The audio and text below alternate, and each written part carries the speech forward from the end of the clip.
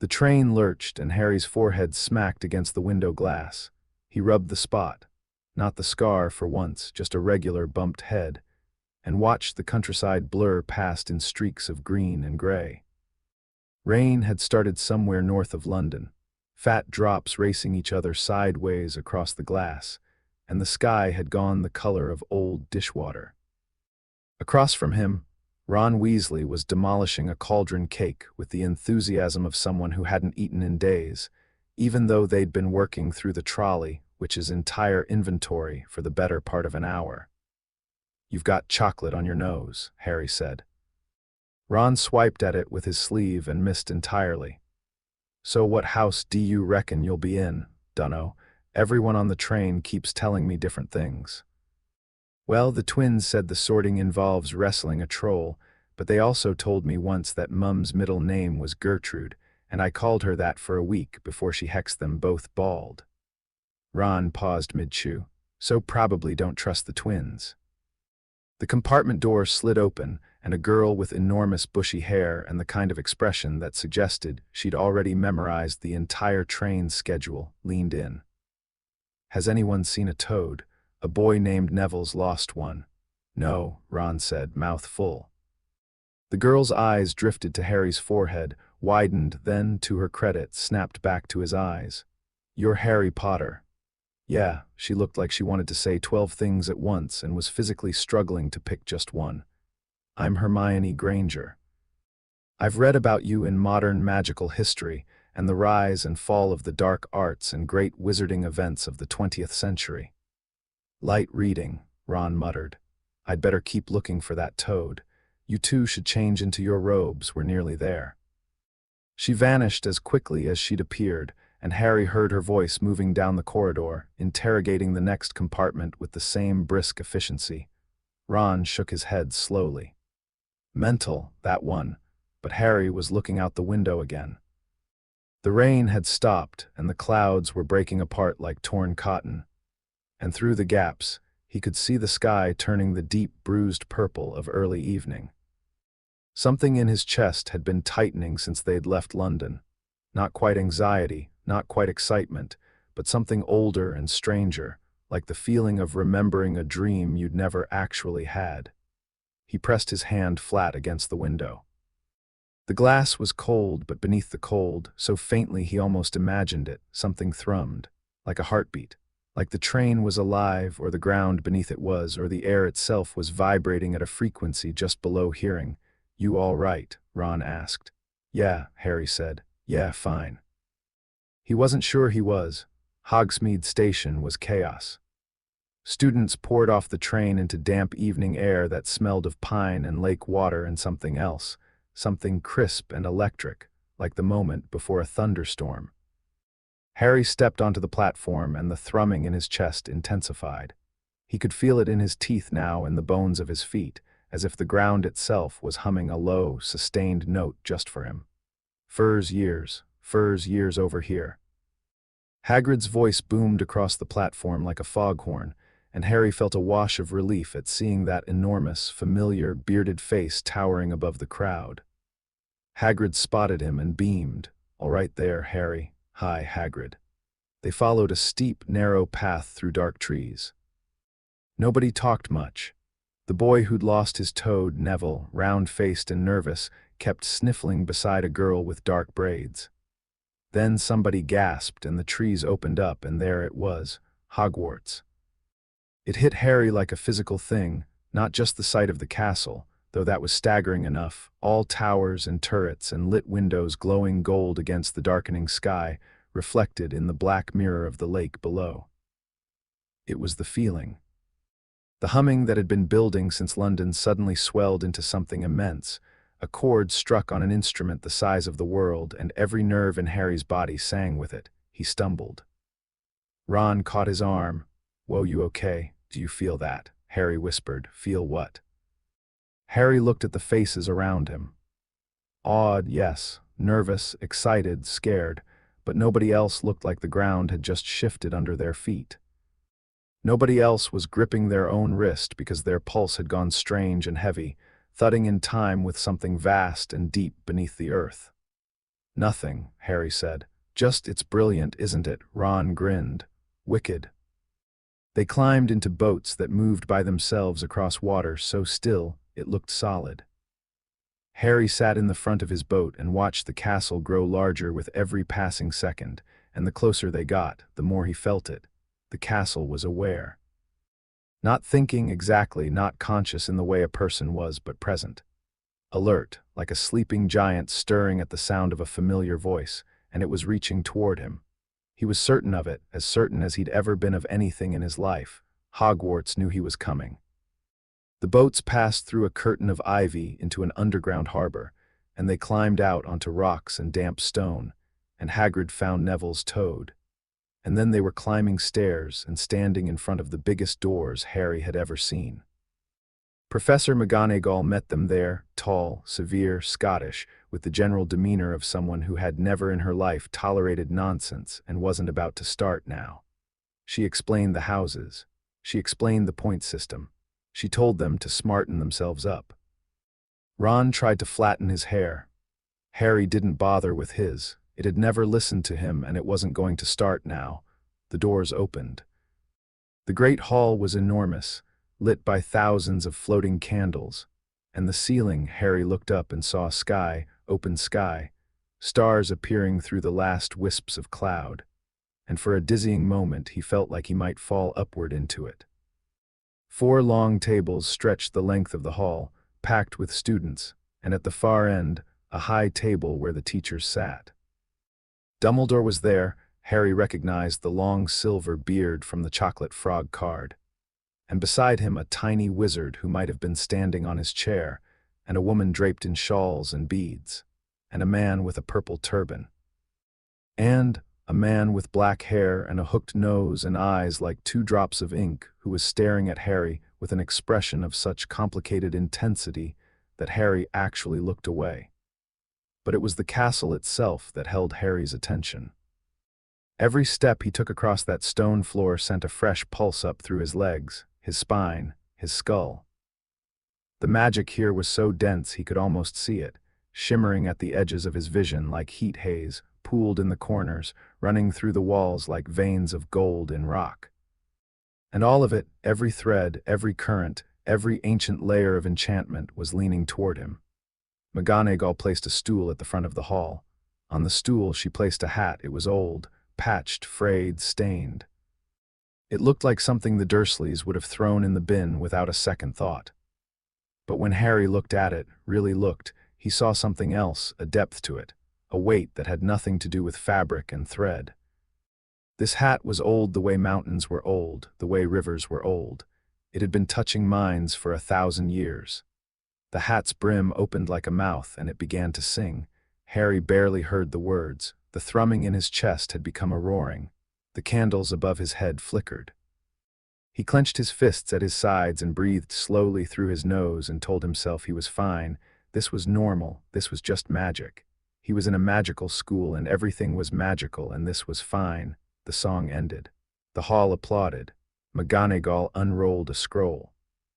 When I call your name, you will put on the hat and sit on the stool to be sorted. Abbot Hannah, a pink-faced girl, stumbled forward and put on the hat. A pause. Hufflepuff, the table on the right, erupted. Harry watched student after student walk up, sit down, get sorted. Bones, Susan Hufflepuff. Boot, Terry Ravenclaw. Brocklehurst, Mandy Ravenclaw. Granger, Hermione. The bushy-haired girl from the train nearly ran to the stool. The hat took a long time with her, almost 4 minutes, before shouting Gryffindor.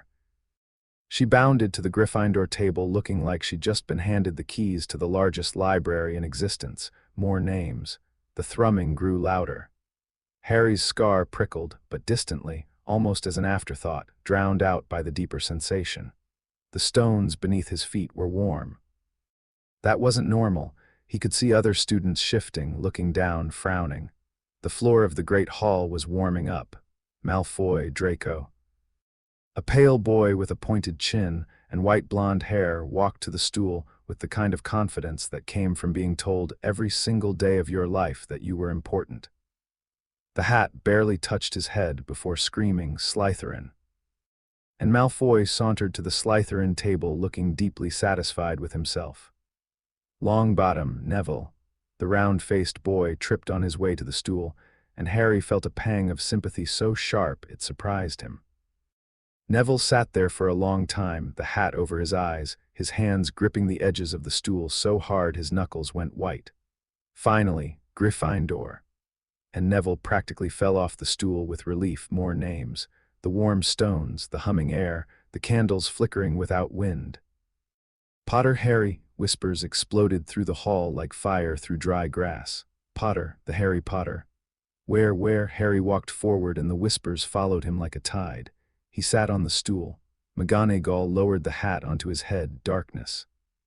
The brim fell over his eyes and the great hall disappeared, and Harry was alone in the dark with the sound of his own breathing and the thrumming, well, said a small voice in his ear. Well. The Sorting Hat's voice was dry, ancient, papery like pages turning in a book that hadn't been opened in centuries. This is, oh my, oh this is, the hat fell silent. Harry waited. The silence stretched. 5 seconds, 10, 20, difficult. Harry offered, because that's what he'd been told it sometimes said. No, the hat whispered, and its voice had changed. The dry amusement was gone. What replaced it was something Harry had never heard before. Not in Uncle Vernon's bluster, not in Aunt Petunia's sharp commands, not in Hagrid's warm kindness. It was awe. The Sorting Hat, a 1,000-year-old artifact that had seen every witch and wizard who'd ever passed through these doors, was in awe. Not difficult at all. I've been waiting for you. What? 1,000 years. Give or take. Godric always said I'd know. I thought he was being dramatic. He usually was, the pompous old lion, but he was right. I know. Oh, I know. The hat was trembling on Harry's head. He could feel it, a physical vibration, the worn fabric shaking. I need you to stay calm, boy. What's about to happen? Stay calm. Don't drop it. Drop what? Something shifted inside the hat. Not a thought, not a voice, a physical, tangible something, heavy and cool, pressing against the top of Harry's skull. He reached up by instinct, his hand going inside the hat and his fingers closed around something solid, a handle.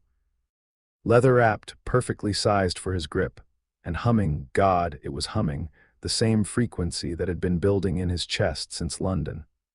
The same note the castle had been singing, and when his hand closed around it. The note resolved into a chord so pure and clear that it rang through every bone in his body like a bell. Pull, the hat whispered. Harry pulled. Later, people would argue about what happened next. The students closest to the front would say the hat screamed. The Ravenclaws, farther back, would say it sang one high, sustained note like a crystal glass being struck.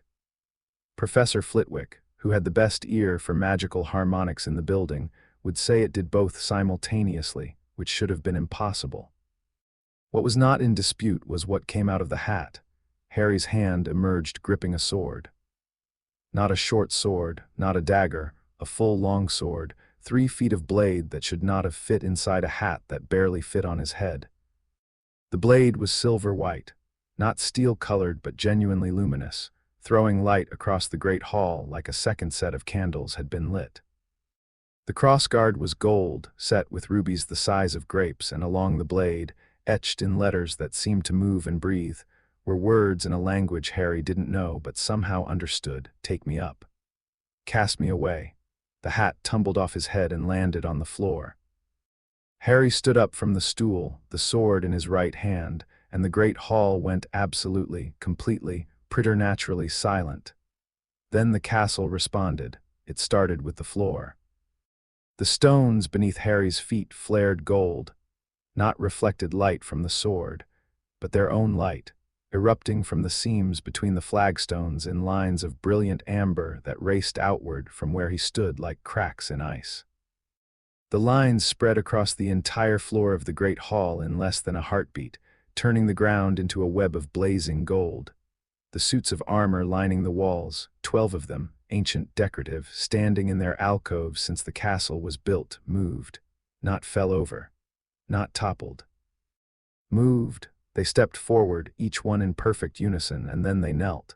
12 suits of empty armor dropped to one knee with a crash of metal on stone that echoed off the enchanted ceiling. And the ceiling, the enchanted ceiling that showed the sky above, changed. The stars vanished. The clouds vanished. In their place, burning against a field of deepest blue, appeared a crest, a crowned lion rampant, wreathed in golden fire, the ancient symbol of the House of Pendragon. The candles flared so bright that students shielded their eyes. The house banners on the walls rippled as if caught in a fierce wind, though the air was still. Somewhere deep below the castle, something groaned, stone moving against stone, old mechanisms waking, doors opening in places no one had entered in a millennium. Harry stood in the middle of it all, 11 years old, too skinny, wearing second-hand robes, holding a sword that blazed like a fallen star. He didn't understand what was happening. He didn't know what the crest meant, or why the armor had knelt, or why the castle was singing to him in a voice he could feel in his marrow. But the sword felt right in his hand. It felt like it had always belonged there. And some deep, instinctive part of him, the part that had survived 10 years in a cupboard without ever quite being broken, understood that whatever was happening he should not let go, so he didn't. The silence lasted an eternity. It lasted 3 seconds. Then everyone lost their minds at once. Students leapt to their feet. Voices erupted, shouts, screams, babbling. At the Gryffindor table, the Weasley twins were standing on the bench, open-mouthed. At the Slytherin table, Draco Malfoy had gone the color of curdled milk. Hermione Granger had both hands over her mouth and tears streaming down her face, though she couldn't have said why. At the high table, Professor McGonagall dropped her scroll. It unrolled across the floor and nobody picked it up. Professor Flitwick fell off his stack of books. Professor Sprout gripped the table edge with both hands and her lips moved in what might have been a prayer. The man in the purple turban, Professor Quirrell, flinched violently and looked away from Harry as if the light from the sword physically hurt him, and Severus Snape went white. Not pale, white. Every drop of blood drained from his face so completely that he looked like a man seeing a ghost, or a prophecy, or the worst fear of his life confirmed. His black eyes were locked on Harry, and there was something in them. Horror, recognition, grief, fury, all tangled together in a knot so tight that his expression was almost unreadable. Almost. Harry caught his gaze for just a moment, and what he saw there made the hairs on the back of his neck stand up. Snape knew. Whatever this was, Snape knew something about it, and then there was Dumbledore. Albus Dumbledore, who had faced Grindelwald without flinching, who had stared down Voldemort at the height of his power, who navigated the politics of the wizarding world with unshakable calm. Albus Dumbledore had risen from his chair with his mouth open, and his blue eyes wide, and his hands gripping the arms of his golden chair so hard that his knuckles were bone-white. He recovered faster than anyone else. Of course he did. 60 years of never being visibly rattled reasserted itself, and the shock smoothed into something more careful, more calculating, but Harry had seen it. For 3 full seconds, Albus Dumbledore had been afraid. Everyone, please remain calm. Dumbledore's voice cut through the chaos, magically amplified, and it carried the particular authority of a man who expected to be obeyed. The noise died down, not entirely, but enough. Please return to your seats. Harry hadn't moved. He stood by the stool with the sword in his hand and the golden light still pulsing from the stones beneath his feet. The hat lay on the floor beside him, and it was laughing, a low, wheezing, delighted cackle that nobody else seemed to hear. Dumbledore came down from the high table. He moved slowly, deliberately, the way you approach a wild animal, or, Harry thought, with a flash of something that might have been anger, the way you approach something you want to control. The headmaster's blue eyes were fixed on the sword. Harry, my boy, what is this? Harry's voice came out steadier than he expected, steadier than he felt. What just happened?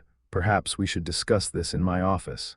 The whole school just watched the castle kneel to me, Professor. I think they'd like to know why. He hadn't planned to say that. The words came out of him with a certainty that didn't feel entirely his own, or maybe it did. Maybe it was just a part of him he'd never had reason to use before. The part that had talked back to Dudley even when he knew he'd get hit for it. The part that had never learned to be properly afraid. Dumbledore stopped, his eyes met Harry's, and something passed between them, an assessment, a recalculation.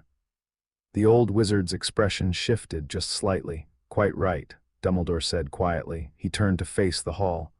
"What you have just witnessed," he said, and his voice filled every corner of the room, "is something that has not occurred in over 1,000 years.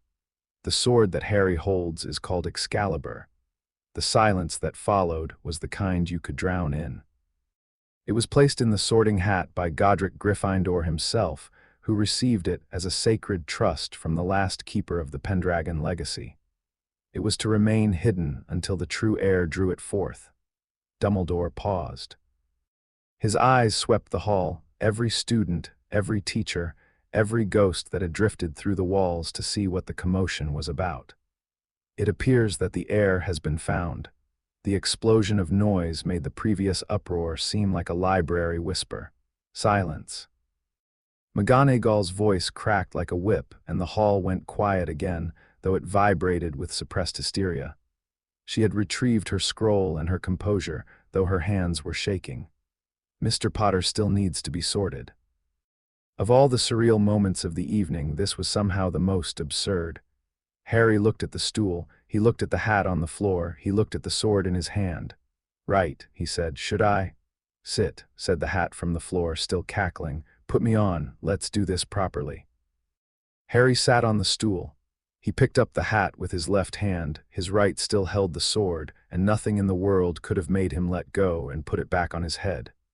"Now then," the hat said in his mind, warm with amusement, "where to put the once and future king? Gryffindor would have you in a heartbeat, obviously. Slytherin would kill for your ambition. Oh yes, you have it, don't deny it. Ravenclaw sees the hunger to understand. Hufflepuff sees the loyalty, but it doesn't really matter, does it? The castle is yours.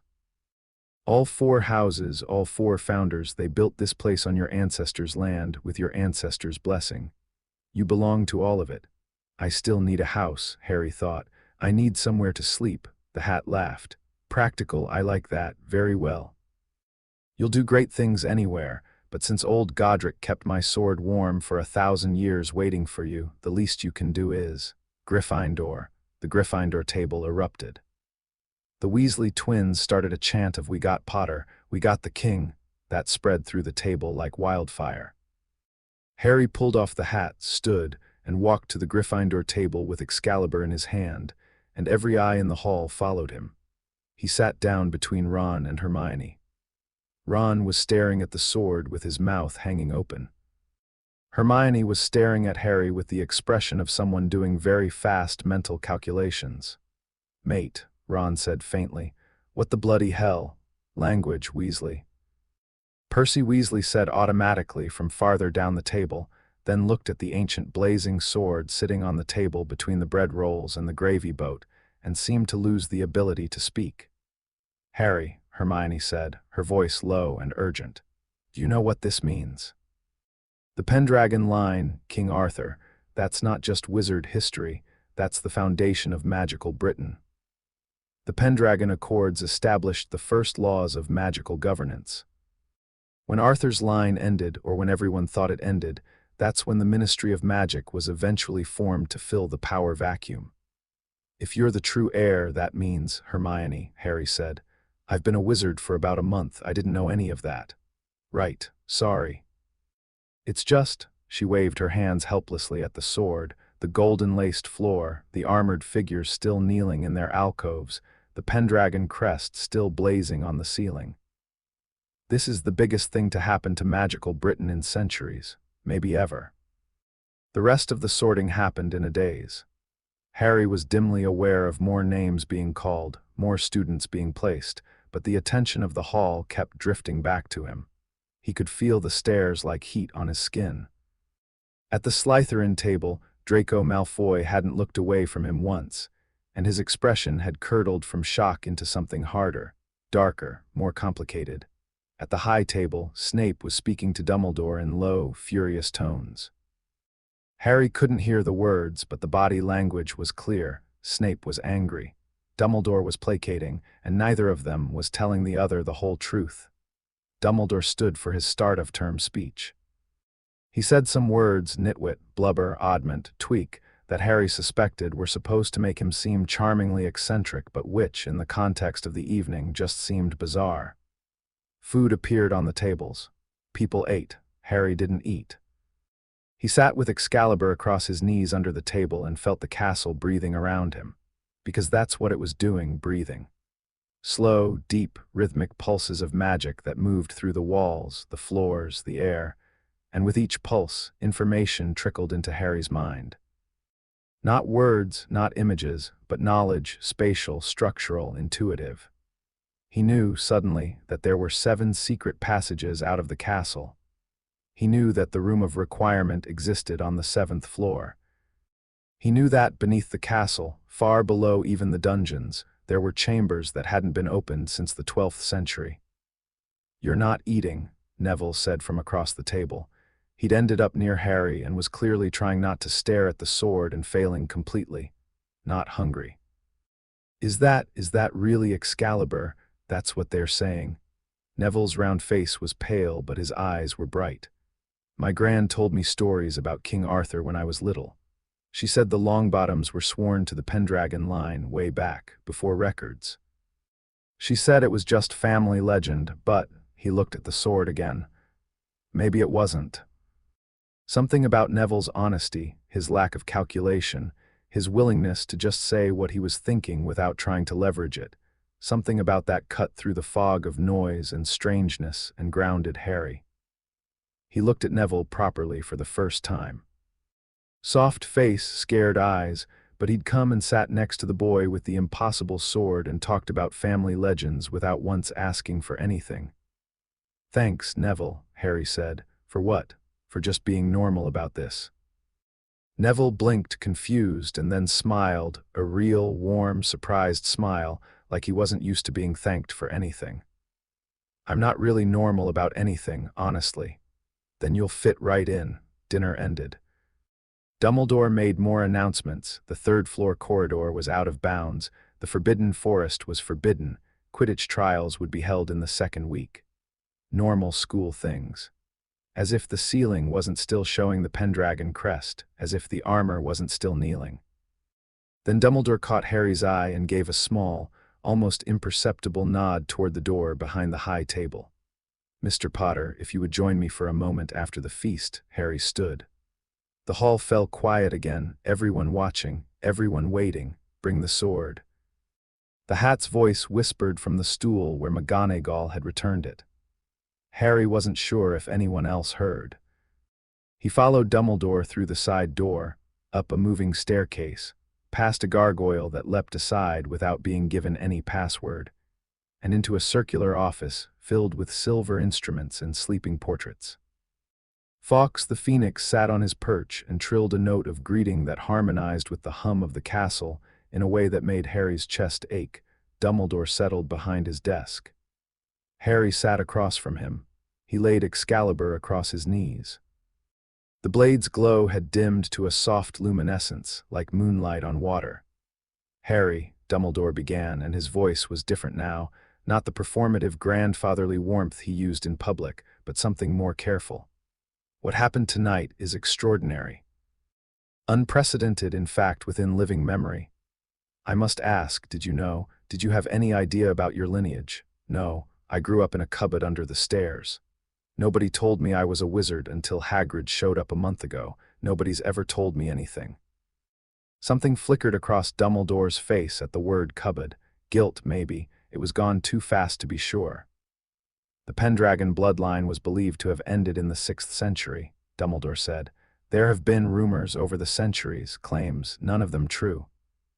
The sword has been in the Sorting Hat since the founding of Hogwarts, and in 1,000 years no one has drawn it.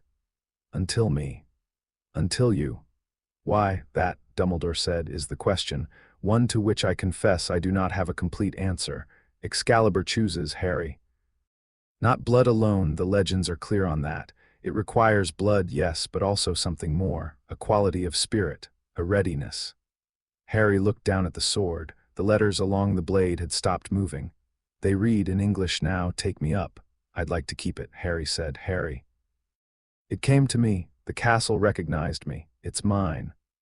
No one is disputing that, but a sword of such power in the hands of a first-year student, there are safety concerns, political implications. You said the castle has been waiting 1,000 years. I've been alive for 11. Neither of us should have to wait anymore. Dumbledore studied him. The blue eyes were sharp, probing, and for just a moment Harry felt something brush against his mind, a whisper of foreign presence, light as a cobweb. It touched the edges of his thoughts and recoiled. Not because Harry pushed it out, because the sword pulsed once, and whatever Dumbledore had done was severed clean. The old wizard blinked. His eyebrows rose. "Did you just try to read my mind?" Harry said. He didn't know how he knew that's what it was. But the sword knew, and what the sword knew he knew. A mild legilimency probe. A habit, I confess, and one I should not have employed. Forgive me. But Dumbledore's eyes had changed. He was looking at Harry differently now, not as a child to be managed, but as something else. Something he hadn't anticipated. The sword protects your mind as well as your body. Good, Harry said. Don't do that again. A long pause. Then Dumbledore did something Harry didn't expect. He smiled. Not the twinkling eye, lemon drop offering smile, but a real one, smaller, sadder, more honest. "You are very much like your mother," he said quietly. "She also never tolerated being handled. Very well, Harry, the sword stays with you.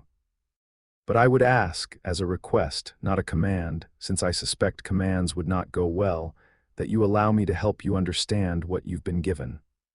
There are things about this legacy that are dangerous. Dangerous how? That is a conversation for another day. You've had quite enough revelations for one evening." Dumbledore stood. "Shall I show you to Gryffindor Tower?" "I already know where it is," Harry said, and it was true. The castle had shown him.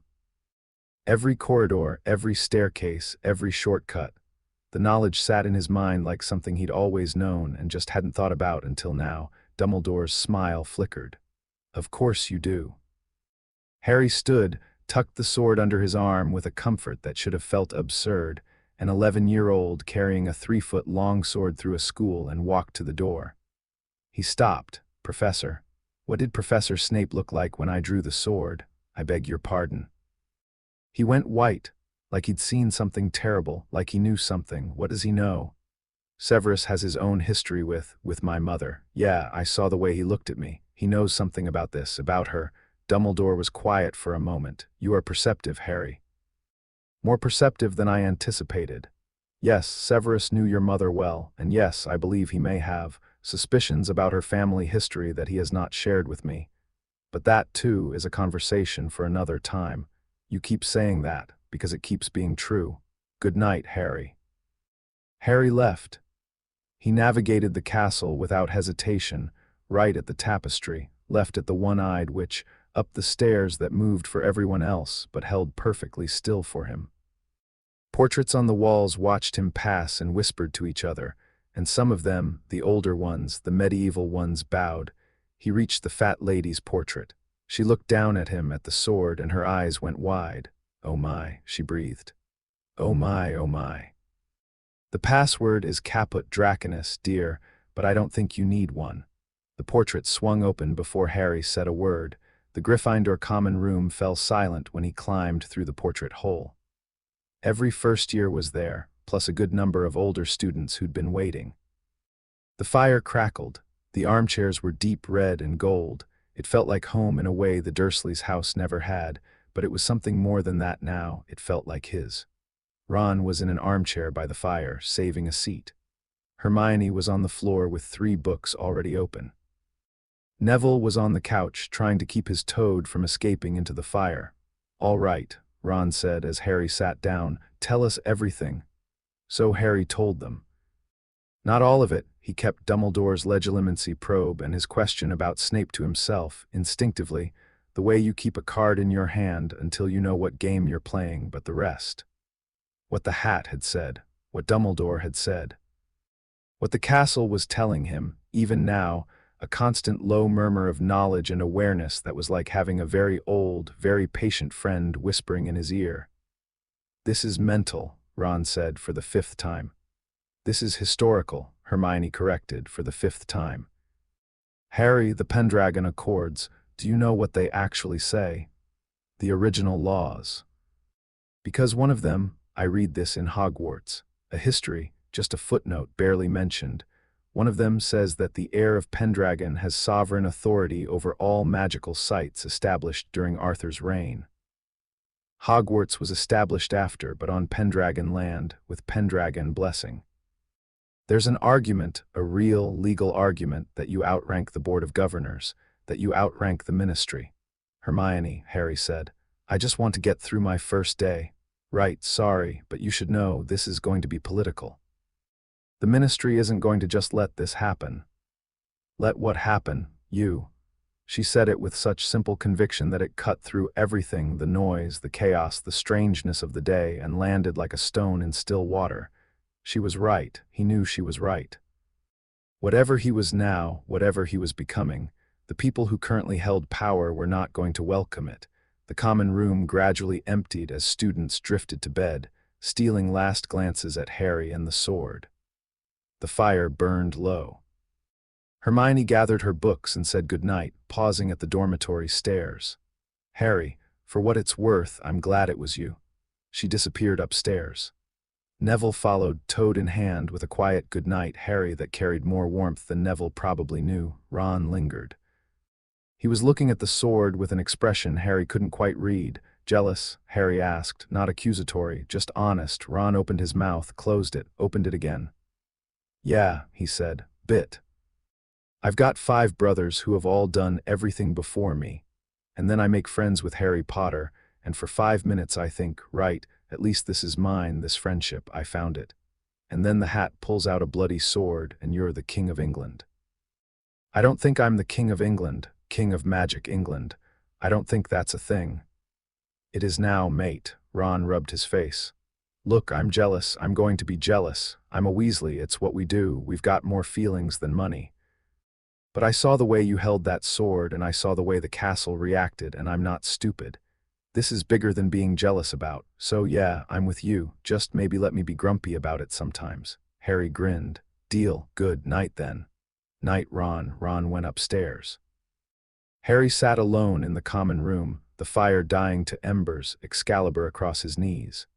The castle hummed around him. The Pendragon crest had faded from the ceiling of the great hall. He could feel it dimming, but the armor was still kneeling, and would kneel until he told it to rise. He looked down at the sword. The blade caught the last of the firelight and held it, a line of molten gold along the silver-white edge. What am I supposed to do with you? He whispered. The sword didn't answer, not in words.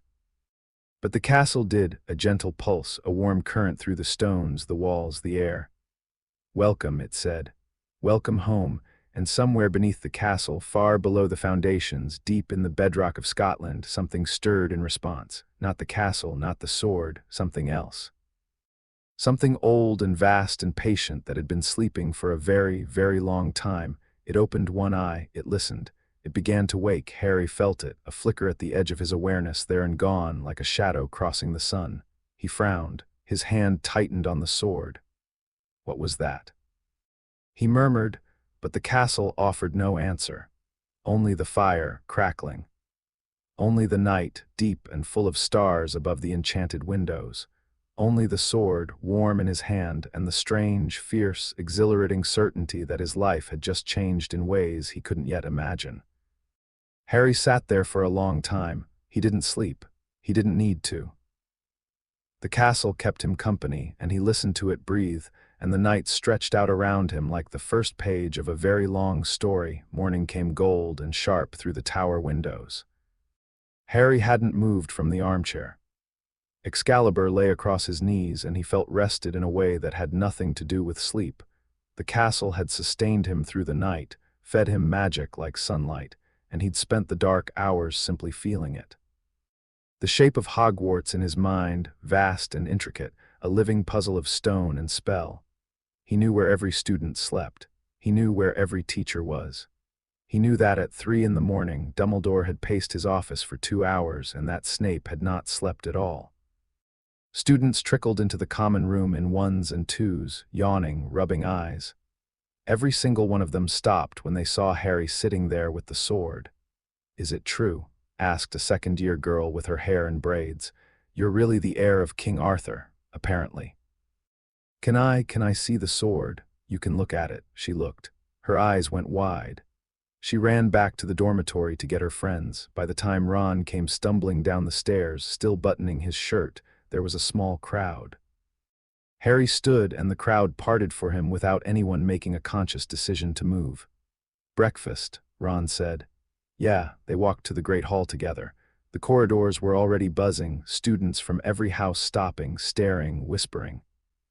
A group of Hufflepuff third years actually pressed themselves against the wall as Harry passed, which made him feel ridiculous. "I'm not going to bite," he told them. "It's the sword," Ron said helpfully. "Big glowing sword makes people nervous. It's not glowing right now. It's still big." The Great Hall went quiet when Harry walked in. Not silent, the whispers just shifted frequency, from scattered to focused. He walked to the Gryffindor table, Excalibur at his side. He'd worked out something during the night. If he concentrated, the sword could shrink. Not disappear, it didn't want to leave him, and he didn't want to leave it. But it could reduce to the size of a long dagger, hanging at his belt in a sheath that the castle had provided, materializing on his bedside table sometime around 4 in the morning. The sheath was leather, old and supple, worked with the Pendragon crest. He sat down and reached for the toast. Professor McGonagall appeared behind him like a very efficient Scottish ghost. "Mr. Potter, your timetable." She handed him a parchment.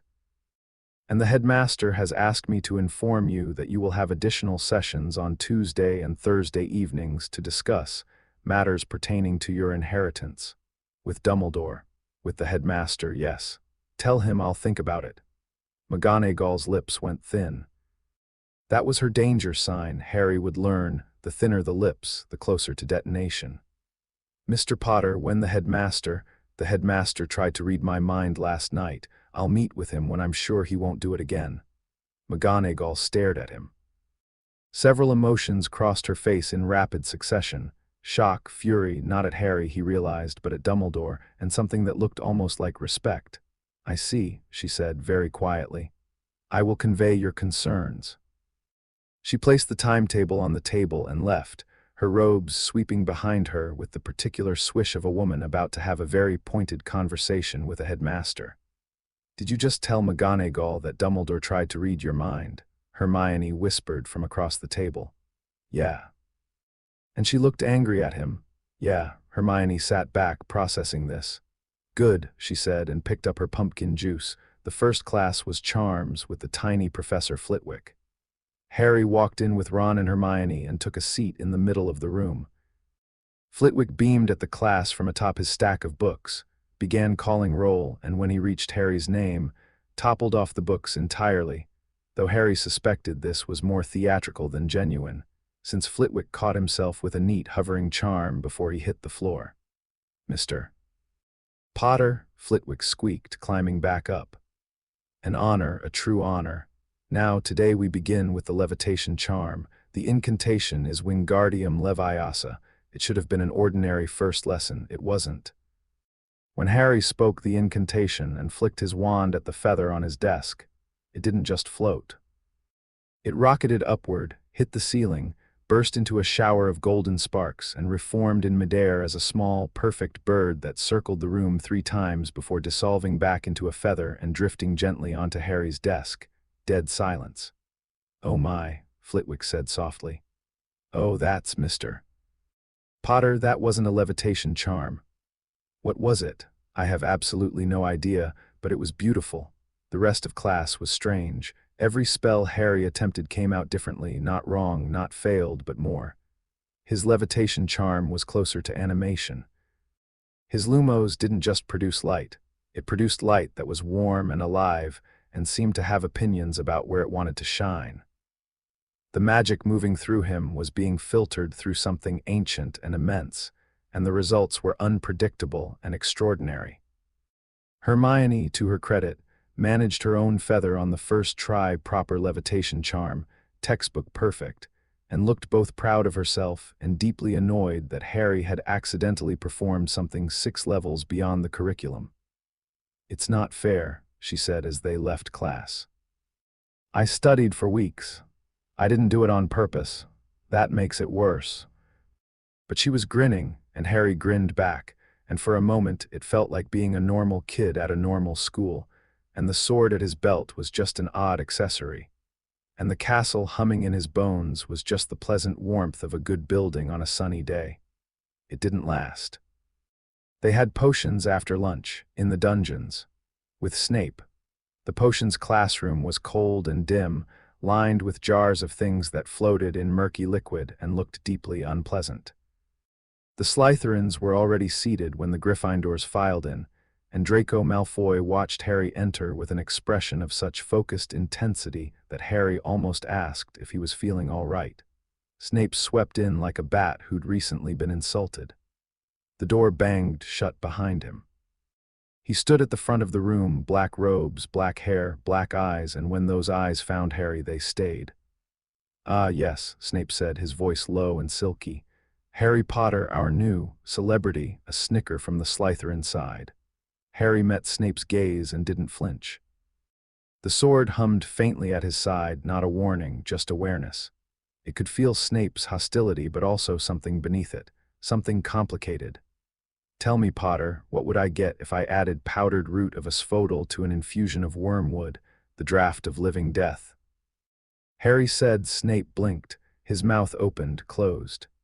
The answer had come from the castle, the knowledge slotting into Harry's mind like a key into a lock, drawn from 1,000 years of potions masters who had taught in this school. "Where would you look if I told you to find me a bezoar?"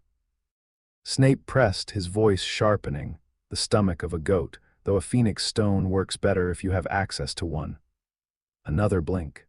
That second part was obscure, pre-ministry-era apothecary knowledge, the kind of thing that hadn't been taught in centuries. Behind Snape, Hermione had her hand up and looked vaguely outraged that she hadn't been asked. "And what is the difference between monkshood and wolfsbane? They're the same plant, also called aconite." Snape stared at him. The classroom was very quiet. "It seems fame has its uses." Snape said, but the venom had gone out of it. He was looking at Harry with that same complicated expression from the feast, the one that was part hatred, part grief, part something else entirely. Or perhaps it's the sword. "The sword doesn't know potions," Harry said. "The castle does."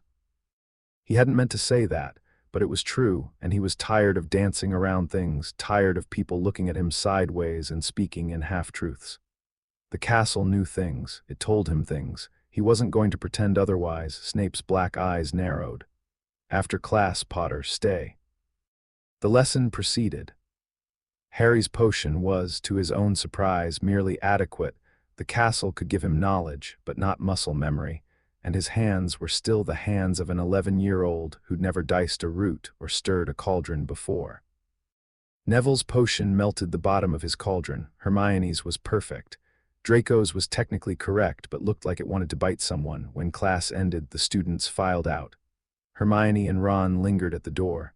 "Go ahead," Harry said. "I'll be fine." They left. The door closed. Harry sat at his desk with the sheathed sword at his side, and Snape stood at the front of the room, and neither of them spoke for a long moment. Then Snape moved. He pulled a chair from behind his desk, placed it across from Harry, and sat. It was such a human gesture, no looming, no intimidation, just a man sitting down to talk, that it caught Harry off guard. "Your mother," Snape said, and his voice was different. The silk was gone. The venom was gone. What was left was raw and rough. Lily Evans. What about her?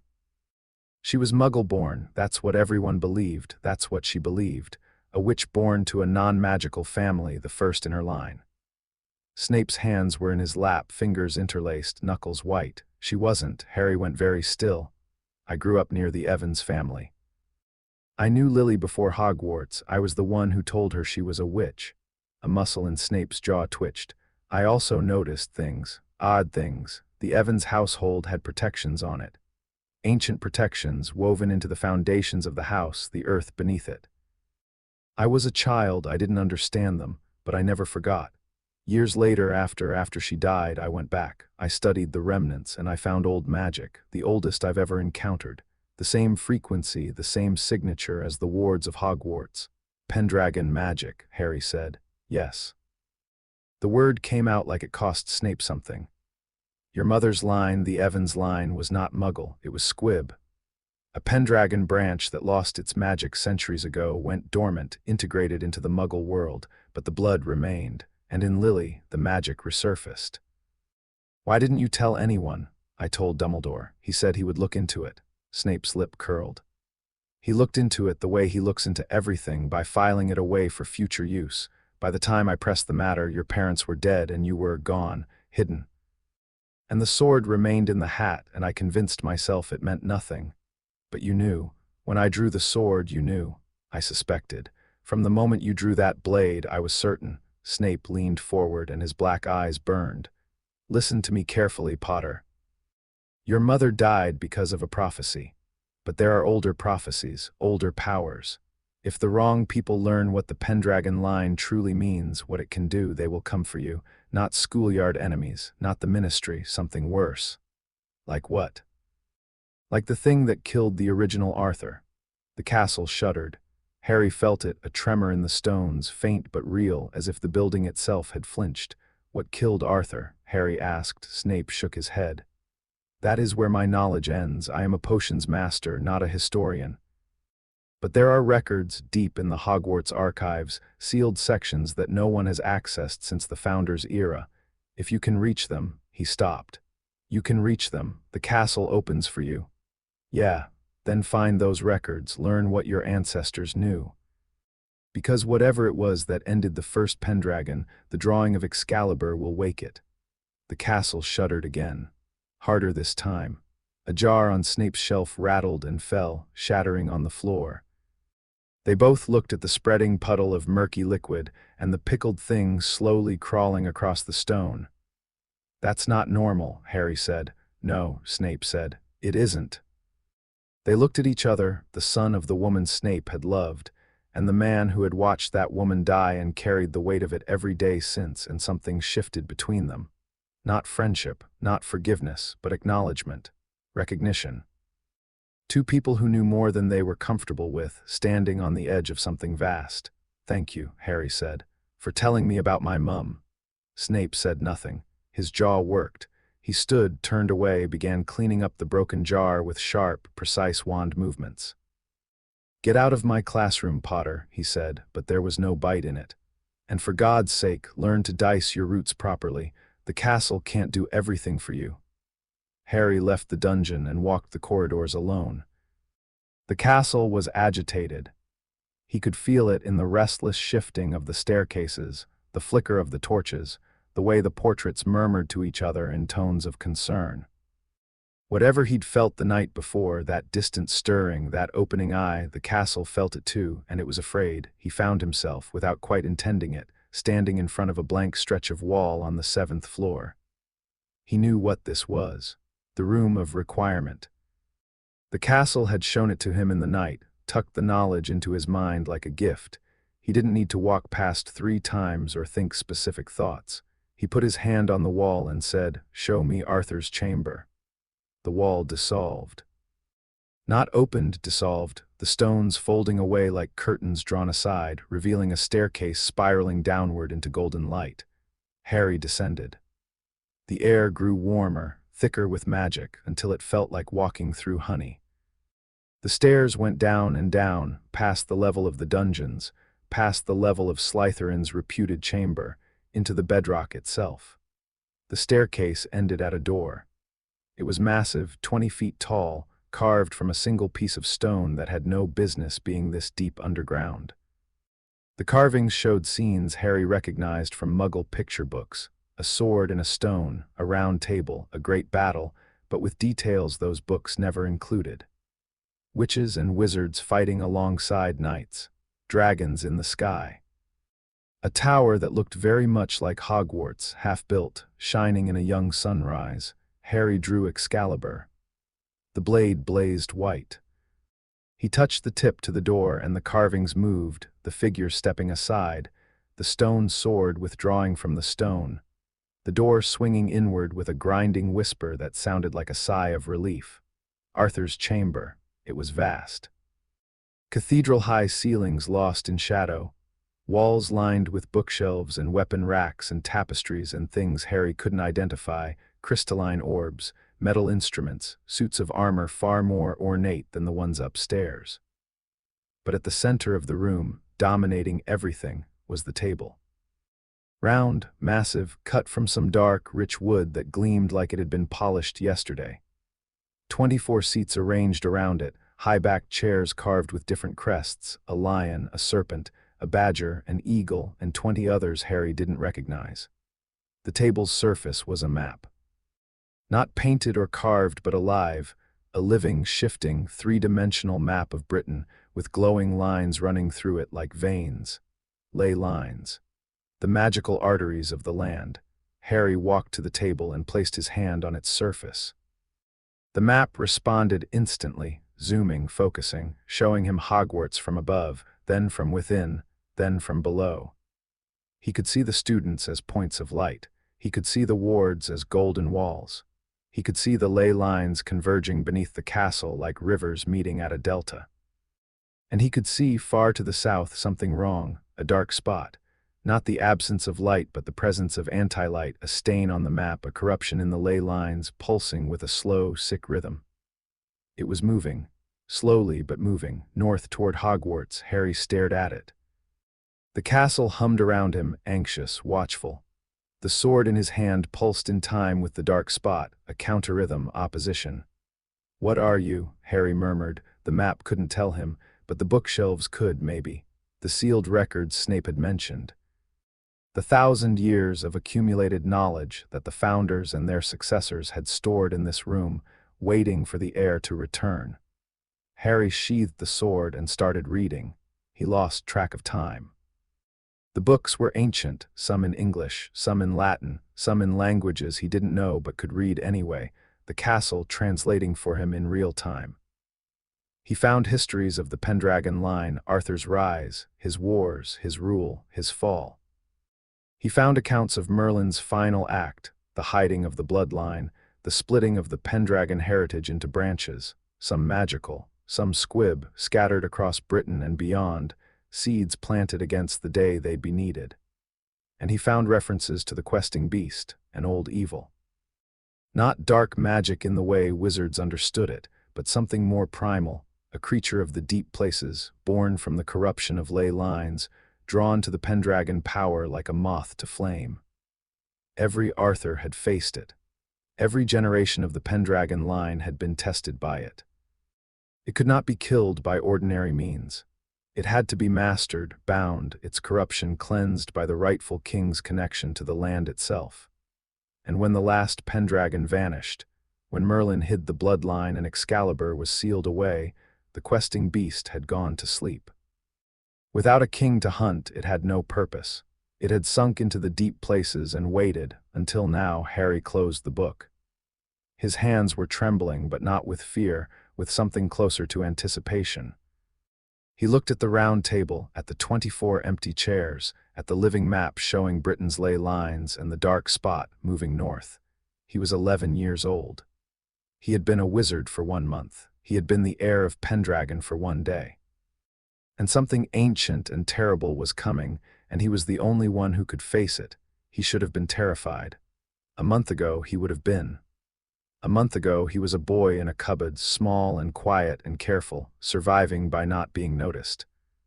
But the sword at his side hummed with certainty, and the castle around him hummed with welcome, and the blood in his veins hummed with something so old and deep that terror couldn't touch it. He stood up. He placed his hand on the round table 1 more time. The map flickered, zoomed out, showed him all of Britain, its mountains, its rivers, its cities and forests and seas, all threaded through with lines of golden light. "I'm here," he said, "not to the castle, not to the sword, to the land itself, the ancient kingdom waiting for its king. I'm here, and I'm not going anywhere."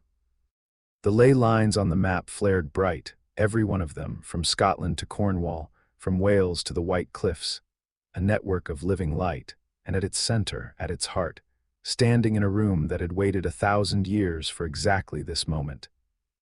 A boy with a sword and a scar and absolutely no intention of backing down. Far to the south, the dark spot pulsed. The questing beast turned its ancient head toward the north. It began to move faster. Chapter 2. The weight of crowns. The daily prophet arrived at breakfast like a hex. Harry was 3 days into his first week at Hogwarts, and he'd started to develop a routine: wake early, descend to Arthur's chamber for an hour of reading before anyone else was up, then breakfast in the Great Hall with Ron and Hermione and Neville, who had become a quiet but permanent fixture at Harry's side. The round-faced boy didn't push, didn't ask for anything, didn't try to leverage proximity into status. He just showed up. Harry found he liked that more than he could say. He was buttering toast when the owls came. Hundreds of them, pouring through the high windows in a storm of feathers and parchment, and the moment the newspapers landed, the great hall went electric. Ron's copy of The Prophet hit the table between Harry's eggs and Hermione's stack of textbooks. The headline screamed in 2-inch letters: "Boy who lived claims Pendragon throne, ministry demands answers." Below it, a photograph of Harry at the sorting. Someone had captured the moment the armor knelt. The golden lines racing across the floor, the Pendragon crest blazing on the ceiling. In the photo, Harry stood with Excalibur raised, looking considerably more heroic than he remembered feeling. "Where did they get that picture?" Harry said. "Could have been anyone," Hermione said, already scanning the article with the speed of someone who read the way other people breathed. "Half the school had their eyes on you. All it takes is one person with a camera or a memory capture charm." Her eyes moved faster. "Oh, this is bad. How bad?" Sources within the Ministry of Magic have confirmed that Minister Cornelius Fudge has convened an emergency session of the Wizengamot to discuss the unprecedented events at Hogwarts School of Witchcraft and Wizardry. Senior Undersecretary Dolores Umbridge stated that the ministry takes the matter of unregistered magical artifacts extremely seriously, and that steps will be taken to ensure the safety of students and the integrity of magical law. There's more. They've got quotes from Lucius Malfoy calling for an investigation, quotes from some historians saying the Pendragon line is extinct and this must be a fraud, quotes from— She stopped. They've got a quote from Dumbledore. What does he say? "I have complete confidence in Harry Potter and urge the magical community to approach this development with the wonder and open-mindedness it deserves." That's it. No confirmation of Excalibur, no confirmation of the Pendragon lineage. He's being deliberately vague. He's hedging, Harry said. He doesn't want to confirm it because then he can't control the narrative. Hermione and Ron both looked at him. Harry shrugged. "I've been reading a lot this week. Arthur's chamber has books on politics that would make your head spin." "Since when do you read politics?" Ron said. "Since I became political." Across the hall, at the Slytherin table, Draco Malfoy was reading his own copy of The Prophet. His father's name was in the article, and whatever Lucius Malfoy had said was making Draco's pale face flush with something caught between pride and discomfort. He looked up, caught Harry's eye, and held it for a long moment before looking away. "He's been watching you all week," Neville said quietly. Harry turned. Neville was looking at Malfoy with an expression of careful observation that surprised Harry. He'd started to realize that Neville noticed far more than people gave him credit for. Malfoy, every meal, every corridor, he doesn't say anything, but he watches. His father's a Malfoy. Ron said, as if that explained everything. They've been playing at magical royalty for centuries. Old blood, old money, seats on the Wizengamot since forever. Then you show up with an actual legendary sword and the actual castle recognizing you as actual royalty, and suddenly the Malfoys are just rich people with good hair. "That's surprisingly insightful, Ron," Hermione said. "I have layers." Harry pocketed the newspaper and finished his breakfast. The great hall was buzzing, every table animated with arguments and speculation. He caught fragments, "Can't really be Pendragon," and "Did you see the armor kneel?" and "My dad says the ministry's furious," and underneath it all, the castle hummed its steady, constant note. Calm, watchful. His. The morning brought transfiguration with McGonagall.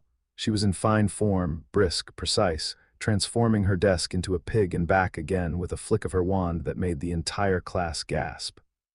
Harry felt a rush of genuine admiration. McGonagall's magic was clean, efficient, beautiful in its discipline. Today we begin with the matchstick-to-needle transformation, she said, distributing matchsticks. Concentrate on the material change, silver, pointed, sharp, visualize before you vocalize. Harry picked up his matchstick. He could feel the magic in it, dormant, potential, waiting to be shaped. He pointed his wand and spoke the incantation, and the matchstick became a needle. But not just a needle. It was silver-white, slightly luminous, and when Hermione picked it up to examine it, she pricked her finger and a single drop of blood welled up, bright red against her brown skin. "Oh, Harry, this isn't just silver. It's Professor McGonagall, look at this." McGonagall came over. She picked up the needle with careful fingers, turned it in the light, and her lips pressed thin, but not in disapproval, in something more complex. "This needle is enchanted," she said. "Mr. Potter, you've not only transfigured the material, but imbued it with a sharpness charm and what appears to be a mild truth compulsion. Anyone pricked by this would find it very difficult to lie for the next several minutes. I didn't mean to do the extra bits. No, I don't suppose you did." She turned the needle over once more, then handed it back. 5 points to Gryffindor for an excellent transfiguration. And Mr. Potter, please do try to limit your output to the assigned task. I don't need enchanted needles loose in my classroom. "Yes, Professor," she moved on. Hermione was staring at Harry with narrowed eyes. "You pricked me with a truth needle. Accident. What's the capital of Bulgaria? What? I'm testing whether it worked. What's? Oh, never mind, I can feel it fading." She rubbed her finger. "That's extraordinary magic, Harry. Truth compulsions are newt level at minimum. Some are ministry restricted. The castle isn't doing your spell work for you. I've been thinking about this. It gives you knowledge, yes. But the magic itself, the power that's coming through you, through Excalibur, through the ley lines, you're not just learning spells, Harry. You're channeling something much older than the Hogwarts curriculum." She was right. He'd felt it in every class that week. His magic wasn't behaving like a first-year's magic should. It was wild, overpowered, infused with that deep Pendragon resonance that turned simple charms into something else entirely. Flitwick had taken to standing behind a reinforced desk during Harry's attempts. Even Quirrell, during their single defense against the dark arts lesson, had kept his distance, flinching whenever Harry raised his wand, his turban seeming to curl tighter against his skull. Quirrell. Harry thought about him as they left Transfiguration and headed for lunch. There was something wrong with the defense professor that went beyond nervousness. The castle didn't like him. Harry could feel it, a subtle resistance in the stones whenever Quirrell passed, as if the walls were trying to lean away. And the turban. Something about the turban made Harry's scar prickle in a way that was distinct from the ley line thrumming, sharper, colder, like a warning. But there were more immediate problems. The ministry moved faster than Harry had expected. He was in the library after lunch, Hermione's idea, research on the Pendragon Accords using the public collection to supplement what he was finding in Arthur's chamber, when Neville came running in, breathless and red-faced.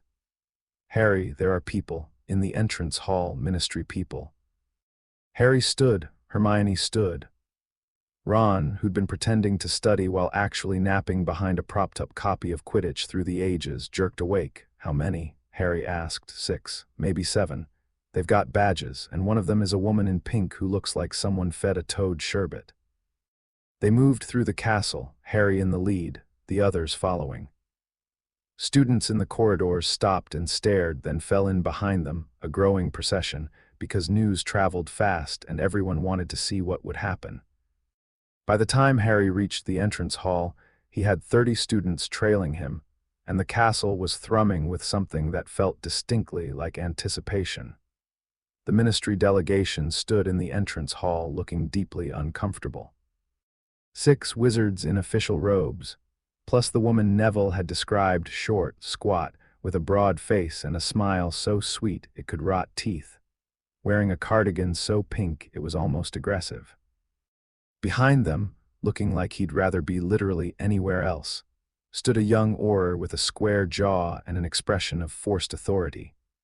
Dumbledore was already there, standing at the base of the marble staircase with McGonagall at his side. His expression was calm, pleasant, and absolutely inscrutable. "Ah, Harry," Dumbledore said, as if this were a happy coincidence, "it seems we have visitors.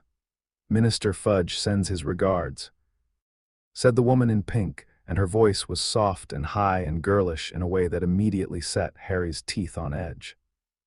"I am Dolores Umbridge, Senior Undersecretary to the Minister. We are here regarding the artifact currently in the possession of one Harry James Potter, a minor, which the Ministry believes may pose a significant—" "It's a sword," Harry said, walking down the stairs. "It has a name, so do I." Umbridge's smile didn't waver, but something behind her eyes hardened. "Yes, dear, the sword. The Ministry has concerns about an unregistered. It's not unregistered. It predates your registry. It predates your ministry." Behind him, Harry heard Hermione make a small sound that might have been approval. He descended the last steps and stood in the entrance hall, Excalibur at his belt, the castle humming through the soles of his shoes. The Auror, Dawlish, his badge read, stepped forward. "Mr. Potter, we have a warrant from the Office of Magical Law Enforcement for the seizure and examination of the artifact known as Show Me." Dawlish blinked. "Excuse me, the warrant, show me." Dawlish looked at Umbridge. She nodded, smile fixed. He produced a roll of parchment and handed it to Harry, who unrolled it and read it, quickly, but thoroughly. Arthur's chamber had given him a solid grounding in magical law over the past 3 days, not encyclopedic, but enough. This warrant cites the Magical Artifacts Registration Act of 1689. Harry said, "That act contains an exception clause, Section 12, Paragraph 4, for items classified as sovereign magical instruments. These are defined as artifacts tied to the magical sovereignty of Britain, including but not limited to the Hallows, the Founder's Relics, and—" he looked up. "The Pendragon Regalia. Excalibur is a Pendragon instrument. Your own law exempts it from seizure." Silence. Umbridge's smile had frozen in place like a mask. "Furthermore," Harry continued, "Hogwarts operates under the Hogwarts Charter of 993 AD, which grants the castle autonomous jurisdiction over its grounds and inhabitants. Even if your warrant applied to the sword, which it doesn't, you couldn't enforce it within these walls without the consent of the castle's rightful authority." He rolled up the warrant and handed it back to Dawlish, who took it reflexively. "That would be me." More silence.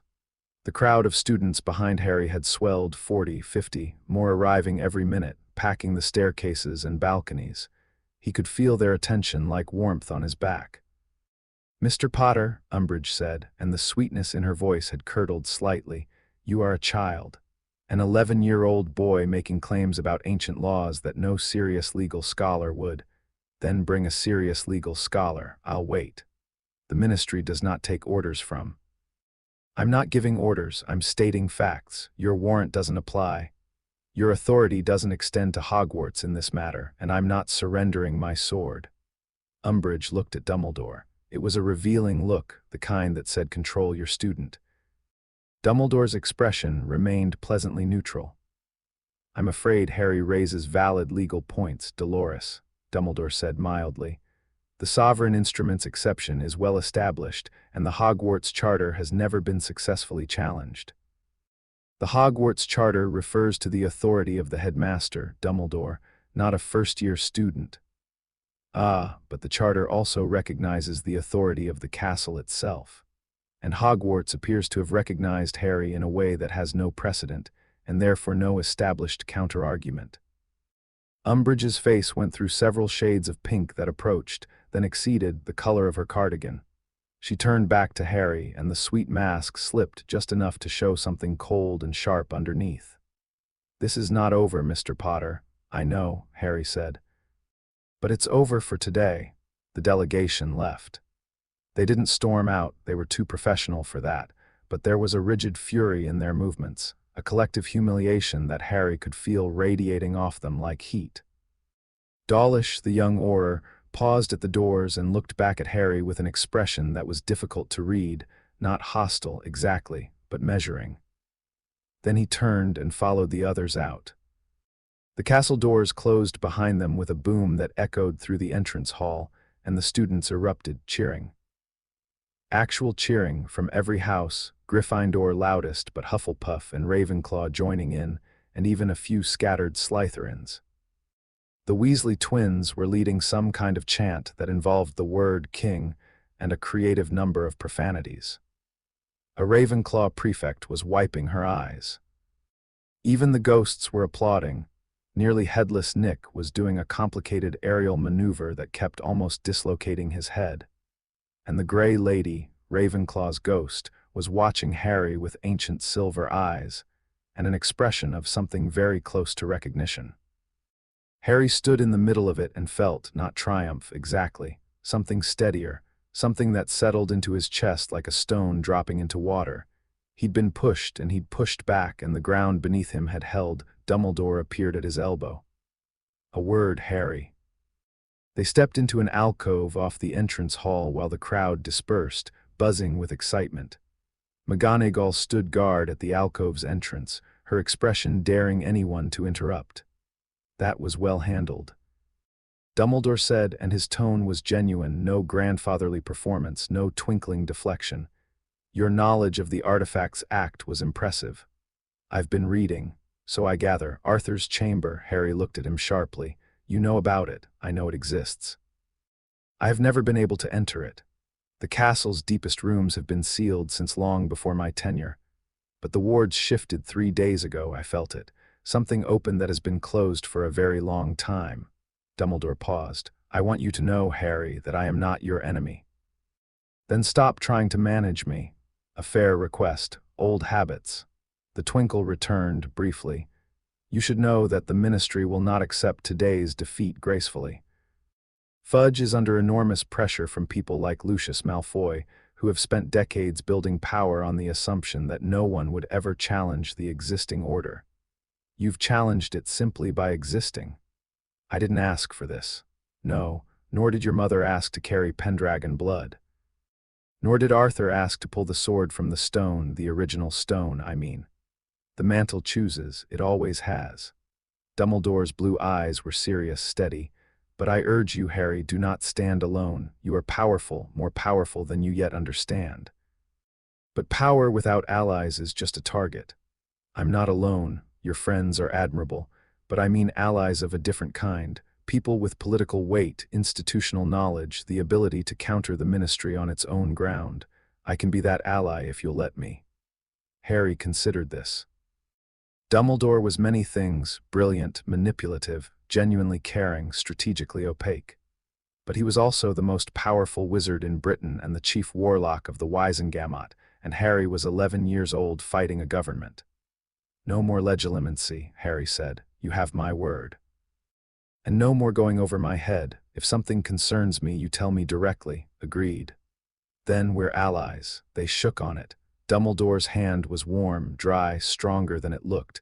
He held Harry's grip for a moment longer than necessary. Your mother would be extraordinarily proud of you. He said quietly, and for once, Harry believed he meant it without any ulterior motive at all. Harry spent the rest of the afternoon in Arthur's chamber. He'd taken to bringing Hermione. The sealed sections of the archive opened for him, and she had a gift for synthesis that he lacked, pulling threads from a dozen different sources and weaving them into something coherent. They sat at the round table, books spread across the living map of Britain, while Hermione talked and Harry listened, and the dark spot on the map pulsed slowly, steadily closer. The questing beast appears in every Arthurian record I can find, Hermione said, flipping pages. But the descriptions vary wildly. Some say it's a serpent, some say it's a leopard, some say it's all of them at once, a chimera of impossible parts. What's consistent is the sound. It makes a noise like 30 hounds baying, which is where the name comes from. The questing is the noise, not the hunting, although it does that too. And every Pendragon has to face it. It's tied to the ley lines. The Pendragon connection to the land, the ability to tap into the ley lines, to draw power from Britain itself, that's not just a gift, it's a bond. And the questing beast is the test of that bond, a corruption that rises when the king rises, to be purified or to destroy. Cheery, it gets worse. The reason the last Pendragon fell, Arthur himself, is that he tried to kill the beast instead of mastering it. He fought it as an enemy instead of recognizing it as a part of the land. You can't separate the corruption from the country any more than you can separate shadow from light. The beast has to be bound, integrated, brought under the king's authority as part of the land he rules. How? The texts are vague on specifics, but they mention the Round Table. The knights. The king can't do it alone. He needs people who are bound to him by loyalty, people who represent different aspects of the land. The table has 24 seats for a reason. The binding requires a court. Harry looked at the empty chairs around the table. 24 seats. He had maybe 4 people he trusted, and he was supposed to build a court, one thing at a time, he said. The beast is still moving. How fast? Hermione leaned over the map. The dark spot had moved north from, roughly, the Salisbury Plain, which made a grim kind of sense. Salisbury, Stonehenge, one of the oldest magical sites in Britain. The thing was heading north along the ley lines, following the veins of power toward the place where they converged most densely. At this rate, Hermione said, doing mental calculations, it reaches Scotland in 3 weeks, maybe 4, it's accelerating. Then we have 3 weeks. Harry, you can't fight this thing alone. You literally just said that. I heard you. I need knights. He drummed his fingers on the table. I need people who are brave and loyal and willing to sit at a magic table and fight an ancient monster. When you put it like that, I'm sure you'll have volunteers lining up. He laughed. It felt good. Hermione grinned back at him, and for a moment, they were just 2 kids sitting in an impossible room having an absurd conversation, and the weight of the crown was bearable. They left Arthur's chamber and headed for dinner. The great hall was subdued. The excitement of the ministry confrontation had faded into something more thoughtful, and Harry noticed students looking at him differently, not just with awe or curiosity, but with a kind of tentative hope. He'd stood up to the ministry. He'd stood in the entrance hall and told the senior undersecretary to the Minister of Magic that her warrant was invalid, and he'd been right, and nothing bad had happened. For students who'd grown up hearing their parents complain about ministry overreach and bureaucratic incompetence and laws that favored the wealthy and well-connected, that meant something. Harry was halfway through his shepherd's pie when a shadow fell across the table. Draco Malfoy stood at the end of the Gryffindor table, alone. No Crabbe, no Goyle, just Malfoy, pale and stiff, his hands clenched at his sides. The Gryffindors nearest him went quiet, then the silence spread outward like ripples. Potter, Malfoy said. A word. Ron bristled. Shove off, Malfoy. I wasn't talking to you, Weasley. It's fine, Harry said. He stood, picked up his goblet, pumpkin juice. He was developing a taste for the stuff and walked to the end of the table. What? Malfoy's jaw worked. He looked like someone chewing on glass, like every word was costing him something he couldn't afford.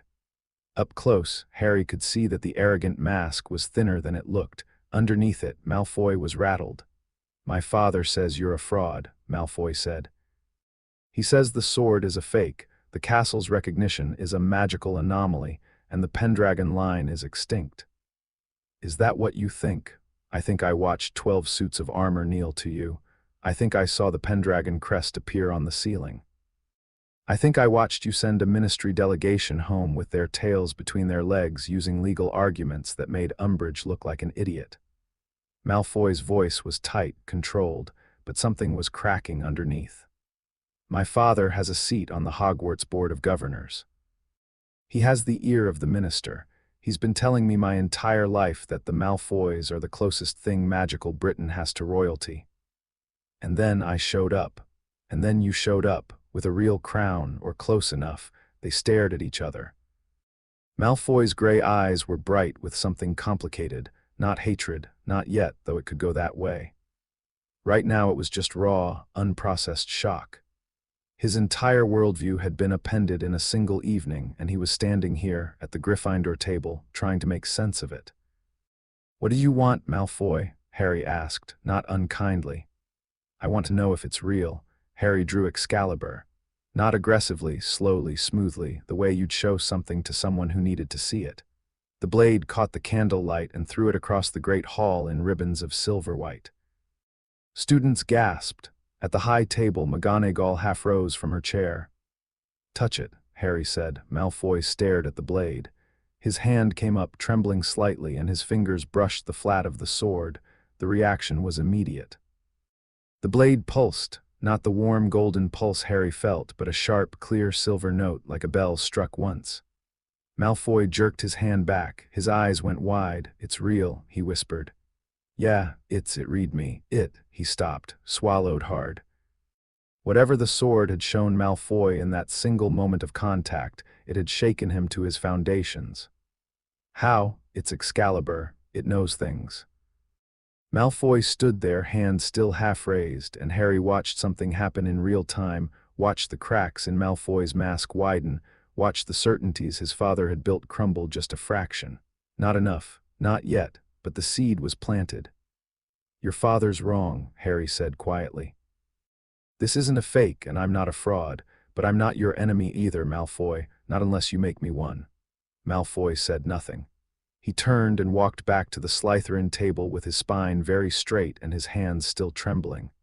Crabbe and Goyle leaned in, asking questions.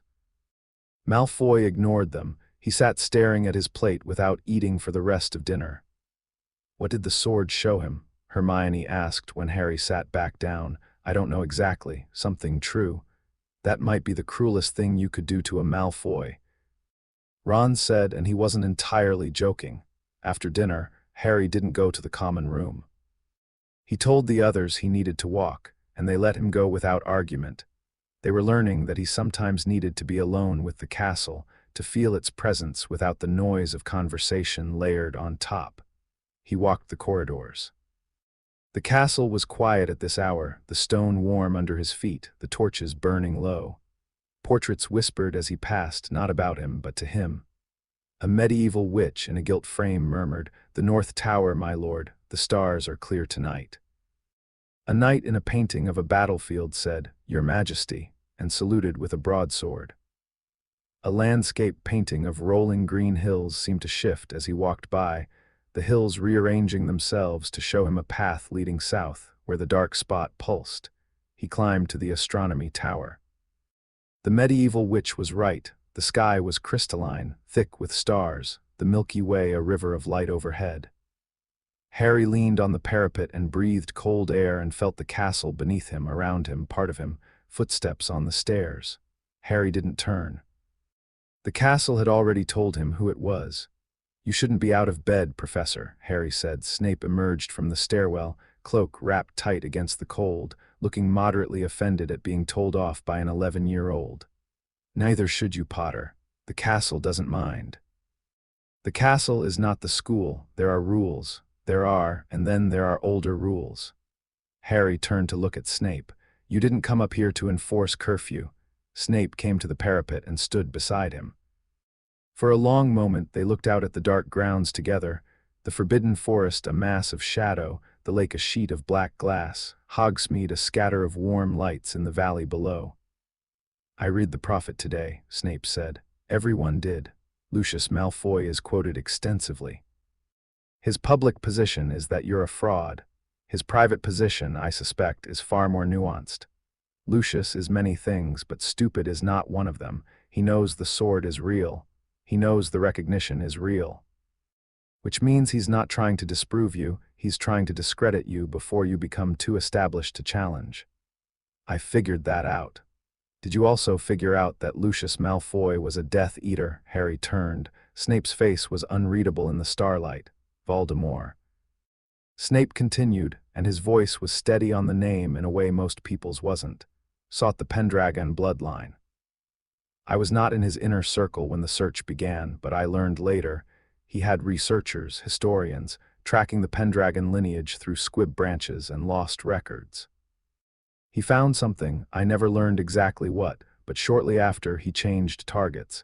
He'd been focused on consolidating power through the ministry. Suddenly, he became obsessed with a specific family.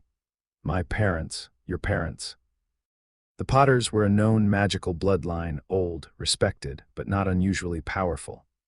There was no obvious reason for Voldemort to target them specifically. The prophecy was part of it, yes, but I have always believed that Voldemort discovered what your mother was, a Pendragon heir. And he wanted that power for himself. Could he have taken it? No, Excalibur chooses, the ley lines choose. You cannot steal sovereignty, you can only claim it or destroy the one who holds it. Voldemort chose destruction. Snape's hands were gripping the parapet, his knuckles white. He killed your mother, he tried to kill you. And the Pendragon blood in you, combined with your mother's sacrifice, did what no other magic could. It broke him. The scar on Harry's forehead throbbed, not painfully, just a deep, slow pulse like a second heartbeat. Is he dead? Harry asked. Snape was quiet for a long time. The wind moved across the tower, carrying the smell of pine and lake water and the faintest trace of something else, something acrid and wrong, blowing from the south. No, Snape said, I don't believe he is. The castle doesn't think so either. Snape looked at him sharply. What do you mean? There's something wrong with Professor Quirrell. The castle flinches when he walks through the corridors. And my scar, it hurts when I'm near him, not the Pendragon magic, something else, something dark. Snape's expression underwent a rapid transformation, surprise, calculation, fury, and then a cold, hard focus that made him look, for just a moment, genuinely dangerous. Stay away from Quirrell, he said. I'm not afraid of him. I'm not telling you to be afraid. I'm telling you to be strategic. If the Dark Lord is connected somehow to Quirrell, then confronting him now, before you understand the full scope of what you're dealing with, would be reckless. You are powerful, Potter, astonishingly so, but power without strategy is a blunt instrument. You sound like Dumbledore. Perish the thought. But there was a ghost of something at the corner of Snape's mouth, not a smile. Snape didn't smile, but the faint acknowledgement that something almost amusing had been said. I am going to do something I have never done before, Potter, and will likely never do again. I am going to offer you advice without ulterior motive. Go on, build your court. You've read about the Round Table, don't look surprised. Of course I know about Arthur's chamber. I've spent 20 years trying to find it. Build your court, find your knights. Not just Gryffindors, the table has 24 seats for a reason, and the land you're connected to doesn't care about school houses. Find people who are brave, yes, but also people who are cunning, and people who are wise, and people who are loyal. You're going to need all of them. Why are you helping me? Snape's jaw tightened. He looked away, out at the dark grounds, and when he spoke again, his voice was rough. Because your mother was the best person I ever knew, and I made choices that contributed to her death. And I will spend the rest of my life trying to balance that debt, and I will never succeed. And the least I can do is make sure her son doesn't get himself killed before his 12th birthday. He turned and walked toward the stairs. At the top step, he paused. And dice your roots smaller, Potter. Your potion work is still atrocious. He disappeared down the stairs. Harry listened to the footsteps fade, then turned back to the sky. Build your court. Find your knights. He looked down at the grounds.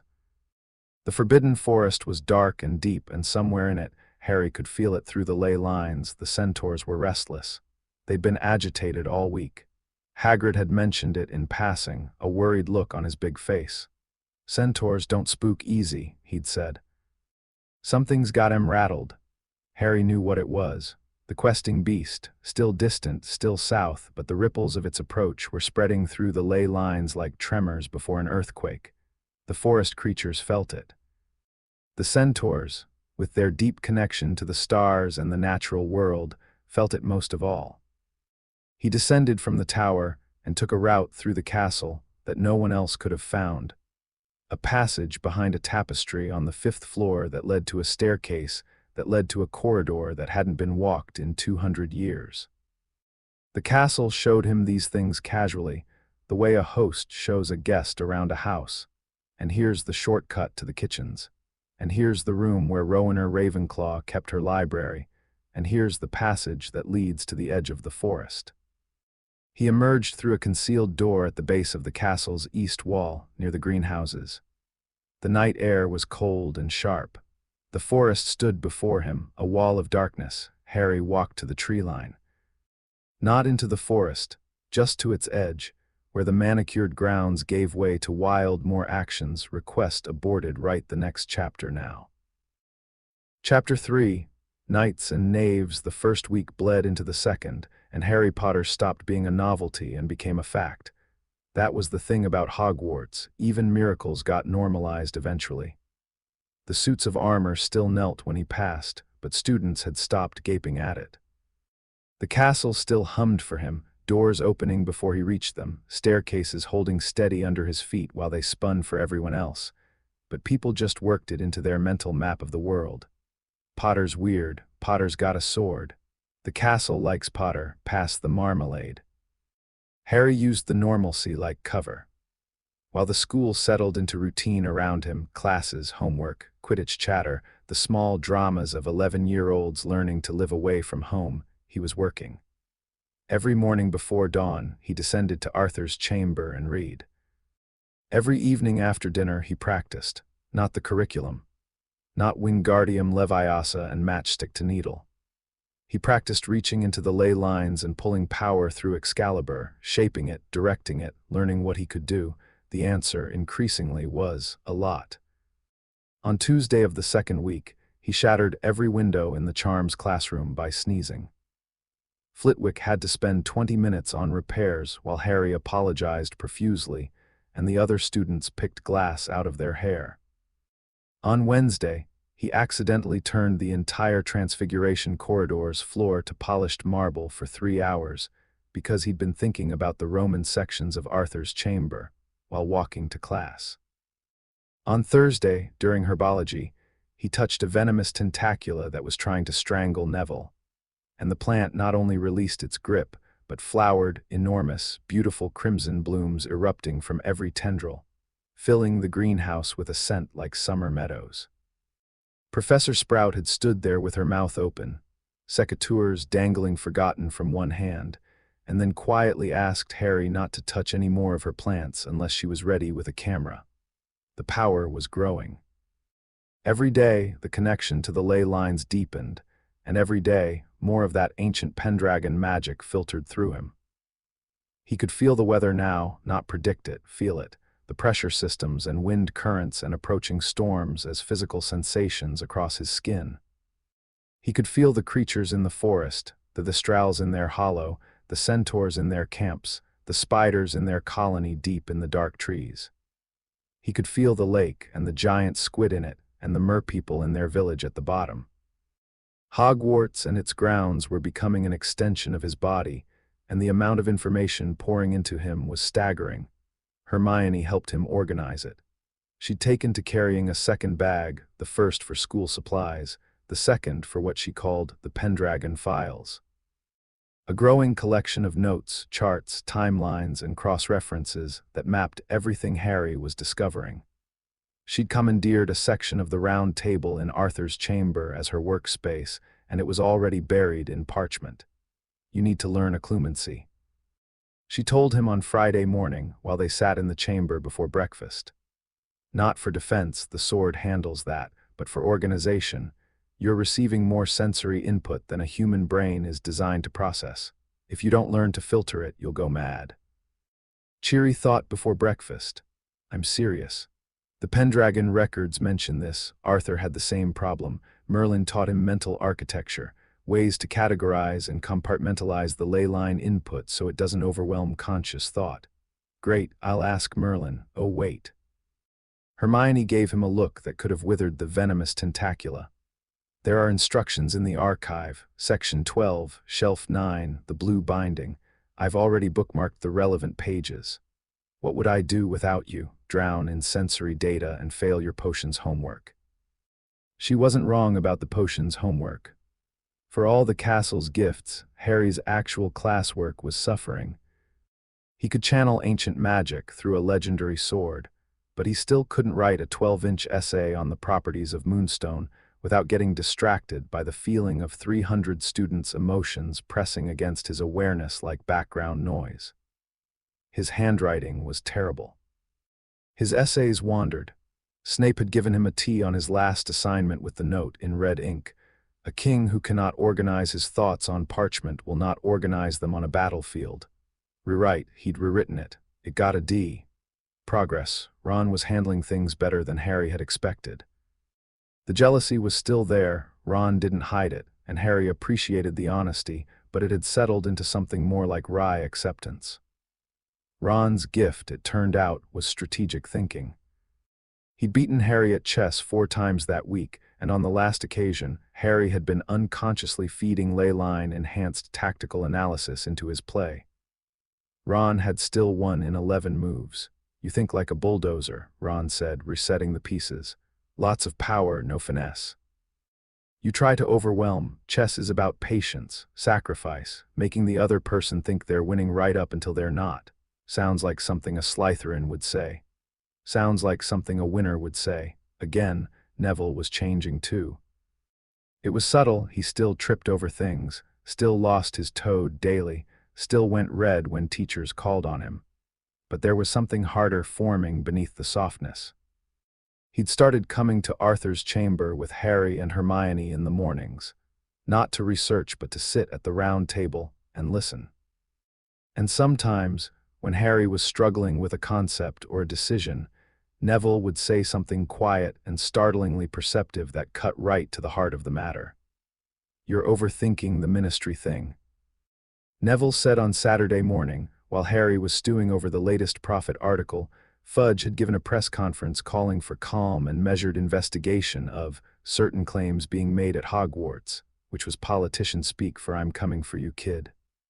"Am I?" "Yeah. You keep trying to win the argument, but Fudge isn't arguing, he's performing. He doesn't care if you're right, he cares if he looks weak." "So what do I do?" "Stop arguing back, make him irrelevant. If you're really the heir of Pendragon, you don't need the ministry to confirm it. The castle already did, the sword already did. The more you engage with Fudge on his terms, the more power you give him. Just be the king, do the things a king does, people will figure out the rest." Harry stared at Neville. Ron stared at Neville. Hermione stared at Neville. "That's brilliant." Hermione said. Neville went pink. "My gran talks about politics a lot. I mostly tried not to listen, but some of it stuck." Harry made a decision. He'd been turning it over in his mind for days, ever since Snape's advice on the astronomy tower and Neville's words crystallized it. He stood up from the round table and looked at the 3 of them, Hermione with her parchment fortress, Ron slouched in his chair with his feet up, Neville petting Trevor the Toad with gentle hands. "I want you to sit at the table," Harry said, "properly, as knights." The room went quiet. The map on the table's surface flickered, the ley lines pulsing. "What does that mean, exactly?" Ron asked, and for once there was no joke in his voice. "The Pendragon court, the round table, it's not just furniture, it's a magical covenant. The knights are bound to the king and to each other, and through that bond, they can access the ley lines too. Not as strongly as me, but enough. It makes us a unit, a force." "You've been reading the Blue Book," Hermione said. "I've been reading all the books, but yes, especially that one." Hermione stood first. Without hesitation, without needing to think about it, she pushed back her chair and walked around the table to one of the 24 seats. She looked at it. It was tall, carved from dark wood, with a blank crest on the headrest, a space waiting to be filled. "Which one's mine?" she asked. "Any of them. The table assigns the crest once you sit." She sat. The chair shimmered. The blank crest shifted, rearranged, and settled into a new image, an open book with a quill crossed over it, surrounded by a wreath of ivy.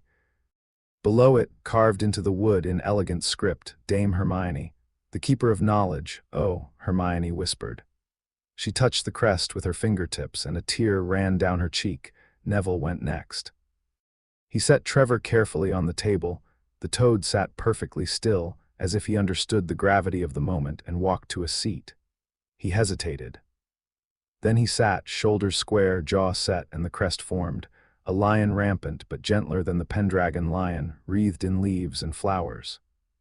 "Sir Neville," the keeper of the green. Neville stared at it. His lip trembled, then firmed. He looked at Harry and nodded once, and in that nod was everything, the boy who'd been told his whole life he wasn't enough, sitting in a chair that said he was. Ron stood last. He ambled around the table with his hands in his pockets, and an expression of studied casualness that didn't quite hide the way his ears had gone red. All right, don't get emotional," he sat. The crest formed, a chess knight, the horse-head piece crowned with a circlet surrounded by crossed swords. Sir Ronald, the Keeper of Strategy. Keeper of Strategy, Ron repeated, a grin spread across his face. That's yeah, all right, I'll take that. The moment all three were seated, the table responded. The ley line map on its surface blazed bright, the golden veins of power flaring across all of Britain, and three new threads of light, silver, green, copper, spiraled out from Harry's position and connected to his three knights. Harry felt it like a physical thing, three new presences in his awareness, warm and distinct, Hermione's fierce intelligence, Neville's deep, stubborn courage. Ron's quicksilver tactical mind, they were part of him now and he was part of them. Whoa, Ron breathed. I can feel you lot. Is that, can you hear my thoughts? Not thoughts, Hermione said, closing her eyes. Impressions, emotions, general awareness. It's like knowing someone's in the room without looking. I can feel the castle, Neville said softly. His eyes were wide and wondering.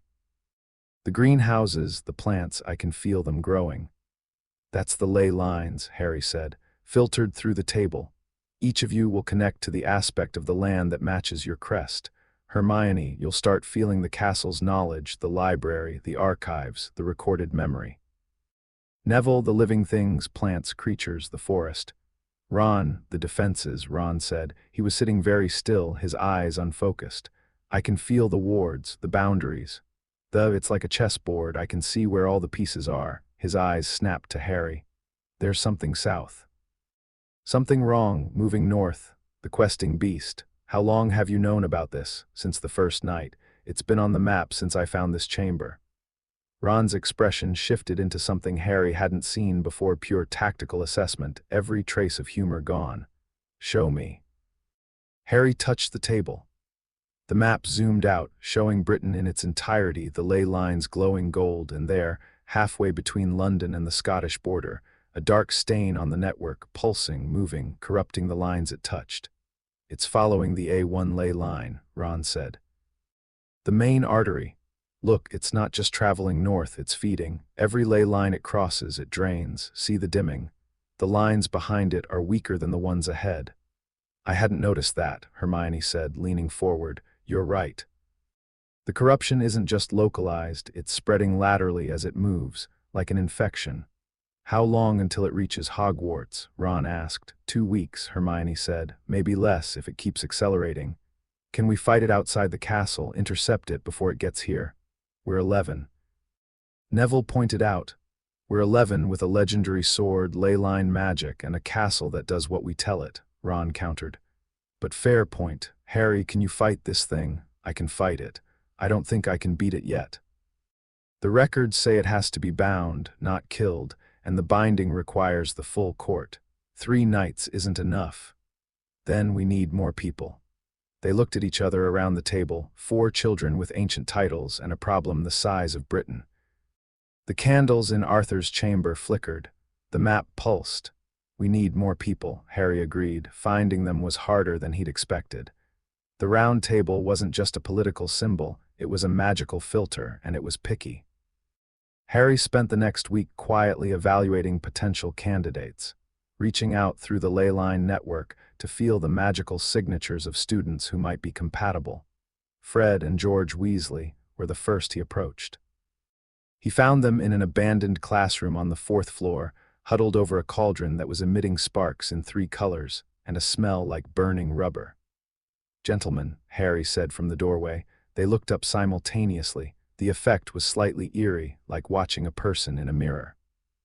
Your Majesty, Fred said, with a sweeping bow that nearly knocked over the cauldron. Your Royal Highness, George added, bowing from the other side. Your Supreme, can I talk to you? They straightened up. Something in Harry's tone must have registered, because the comedy dropped away and what was left were 2 sharp, watchful faces that were far more perceptive than most people gave them credit for. Harry told them. Not everything, not the questing beast, not yet, but about the round table, the court, the ley lines. He told them what sitting at the table would mean, what it would connect them to. And you want us, Fred said. Why, you've got Hermione for brains, Neville for whatever Neville's for. Heart, Harry said. Neville's for heart, right. And Ron for weight, you already asked Ron. Ron's the keeper of strategy. Fred and George exchanged a look of such elaborate sibling outrage that it nearly circled back around to pride. Our baby brother, George said, hand on his chest. A keeper, Fred said, shaking his head. Mum's going to be unbearable. Will you do it? Another twin glance, a whole conversation in a single look. Yeah, Fred said. Obviously, George said, but we have conditions. Name them. We want access to the Hogwarts kitchens whenever we want. Done. The castle will show you the way. And we want you to know, Fred said, suddenly serious, that we're not knights, not really. We're chaos agents. You point us at a problem and we'll take it apart 6 ways from Sunday, but don't ask us to march in formation or say my liege without laughing. I wouldn't dream of it. They came to the chamber that evening. They sat. Fred's crest formed, a fox with 2 tails wreathed in fireworks, Sir Frederick. The keeper of mischief, George's crest formed, a mirror reflecting a door that wasn't there, Sir George, the keeper of illusions. Keeper of mischief, Fred said, deeply satisfied. Keeper of illusions, George said, equally pleased. The table gets us. The ley line connection bloomed, 2 more threads of light, orange and purple, spiraling into the network. Fred whistled as the castle's awareness flooded in. George gripped the arms of his chair and laughed. We can feel the secret passages, Fred said. All of them, even the ones we haven't found yet. There's one behind the statue of Gregory the Smarmy that leads to, George's eyes went wide. Fred, it leads to Hogsmeade. Gentlemen. Harry said, focus, right, sorry, secret passages later, world saving now. Ron showed them the map, the dark spot, the questing beast. Fred and George absorbed the tactical situation with the speed of people who'd spent their lives planning elaborate schemes. They understood logistics, timing, misdirection. Within 10 minutes, George was sketching contingency plans on spare parchment, and Fred was asking penetrating questions about the beast's movement patterns that even Hermione hadn't thought to raise. It's avoiding population centers, Fred noted. Look, it could have gone straight through Birmingham, massive Ley Junction, but it skirted east. It's staying rural. Because it's not ready, Ron said. It's feeding, building strength. It doesn't want a confrontation yet. It wants to be at full power when it reaches Hogwarts. Or it's smart enough to avoid being seen, Hermione added. The moment the Ministry gets evidence of a giant magical beast destroying the countryside, even Fudge would have to respond. Can we use that? Harry asked. Force an encounter before it's ready, we could, Ron said slowly. But that means sending you south, away from Hogwarts, away from the ley line convergence where you're strongest. He's strong everywhere, Neville said. He's connected to the whole network. Connected, yes, but his power density drops with distance from the convergence. At Hogwarts, Harry's drawing on the strongest node in Britain. In Birmingham, he'd be pulling from secondary lines, still powerful, but not the same, so we wait, so we prepare. The beast comes to us on our ground at our strongest point, but when it gets here, we need to be ready. Harry, how many nights do you need for the binding? The records aren't specific, but the implication is that more is better. The binding channels through the court, each night acts as a node, amplifying and directing the ley line energy. The more nodes, the stronger the binding. Then we keep recruiting, Ron said. Carefully, the table won't seat anyone who's not genuine, so we don't have to worry about spies, but we need variety, different houses, different strengths, different connections to the land. The meeting ended late. Harry walked back to Gryffindor Tower with Ron, Neville, and the twins, while Hermione took her own route. She discovered that the castle would create a direct passage from Arthur's chamber to the Gryffindor common room if she asked nicely, and was currently testing whether it would do the same for the library. Fred and George split off at the 5th floor with conspiratorial waves, already deep in whispered conversation about illusion spells and fox-shaped fireworks.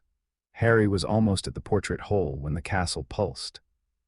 Not the usual background hum, a sharp, urgent throb like a heart skipping a beat. He stopped. "What?" Ron said. "Something in the forest." He could feel it through the ley lines, a disturbance at the edge of the forbidden forest near Hagrid's hut, animals fleeing, trees shaking. And underneath it, a sound that wasn't a sound, a vibration in the earth, deep and rhythmic, like the breathing of something enormous. "Stay here," Harry said. "Like hell," Ron said. "Ron, I'm the keeper of strategy. The strategic decision is not to let you go alone. Come on." They went. Harry, Ron, and Neville, who had been walking behind them and simply didn't stop walking when Harry turned. The three of them moved through the castle and out the front doors, which opened for Harry without him breaking stride, and across the dark grounds toward the forest. Hagrid was outside his hut, crossbow in hand, Fang cowering behind him. The half-giant's face was pale in the moonlight, a deeply unsettling sight because Hagrid's face was not designed for pallor. "Harry, ye shouldn't be. What's in the forest, Hagrid? Don know. Something big." "The centaurs sent a warning. Ronan came to the edge of the trees an hour ago, said something was common, said the stars were wrong." Hagrid's voice dropped. "The unicorns are running. Harry, I've never seen the unicorns run from anything." Harry drew Excalibur. The blade came alive in his hand, silver-white light cutting through the darkness like a lighthouse beam. He could feel the forest through the ley lines, every tree, every creature, every shadow. The normal nighttime symphony of magical creatures was fractured, discordant, replaced by a single overwhelming tone of fear, and beneath the fear, something else. A presence. Not the questing beast that was still miles south. Harry could feel it on the ley line network, a distant dark pulse. This was something different, closer, in the forest, moving through the trees with a silence that belied its size. "Harry," Neville whispered. His connection to the natural world through the round table was singing with alarm. "It's not, it feels like something hurt, something in pain." Harry focused. Neville was right. The presence in the forest was massive and magical and wrong, but the wrongness wasn't malice. It was suffering. Something large was crashing through the forbidden forest, and it was terrified and in agony and looking for help. "Stay behind me," Harry said, and walked into the trees. The forest closed around them like a fist. Darkness absolute, the canopy blocking the moon, the undergrowth so thick that the path vanished within 20 steps.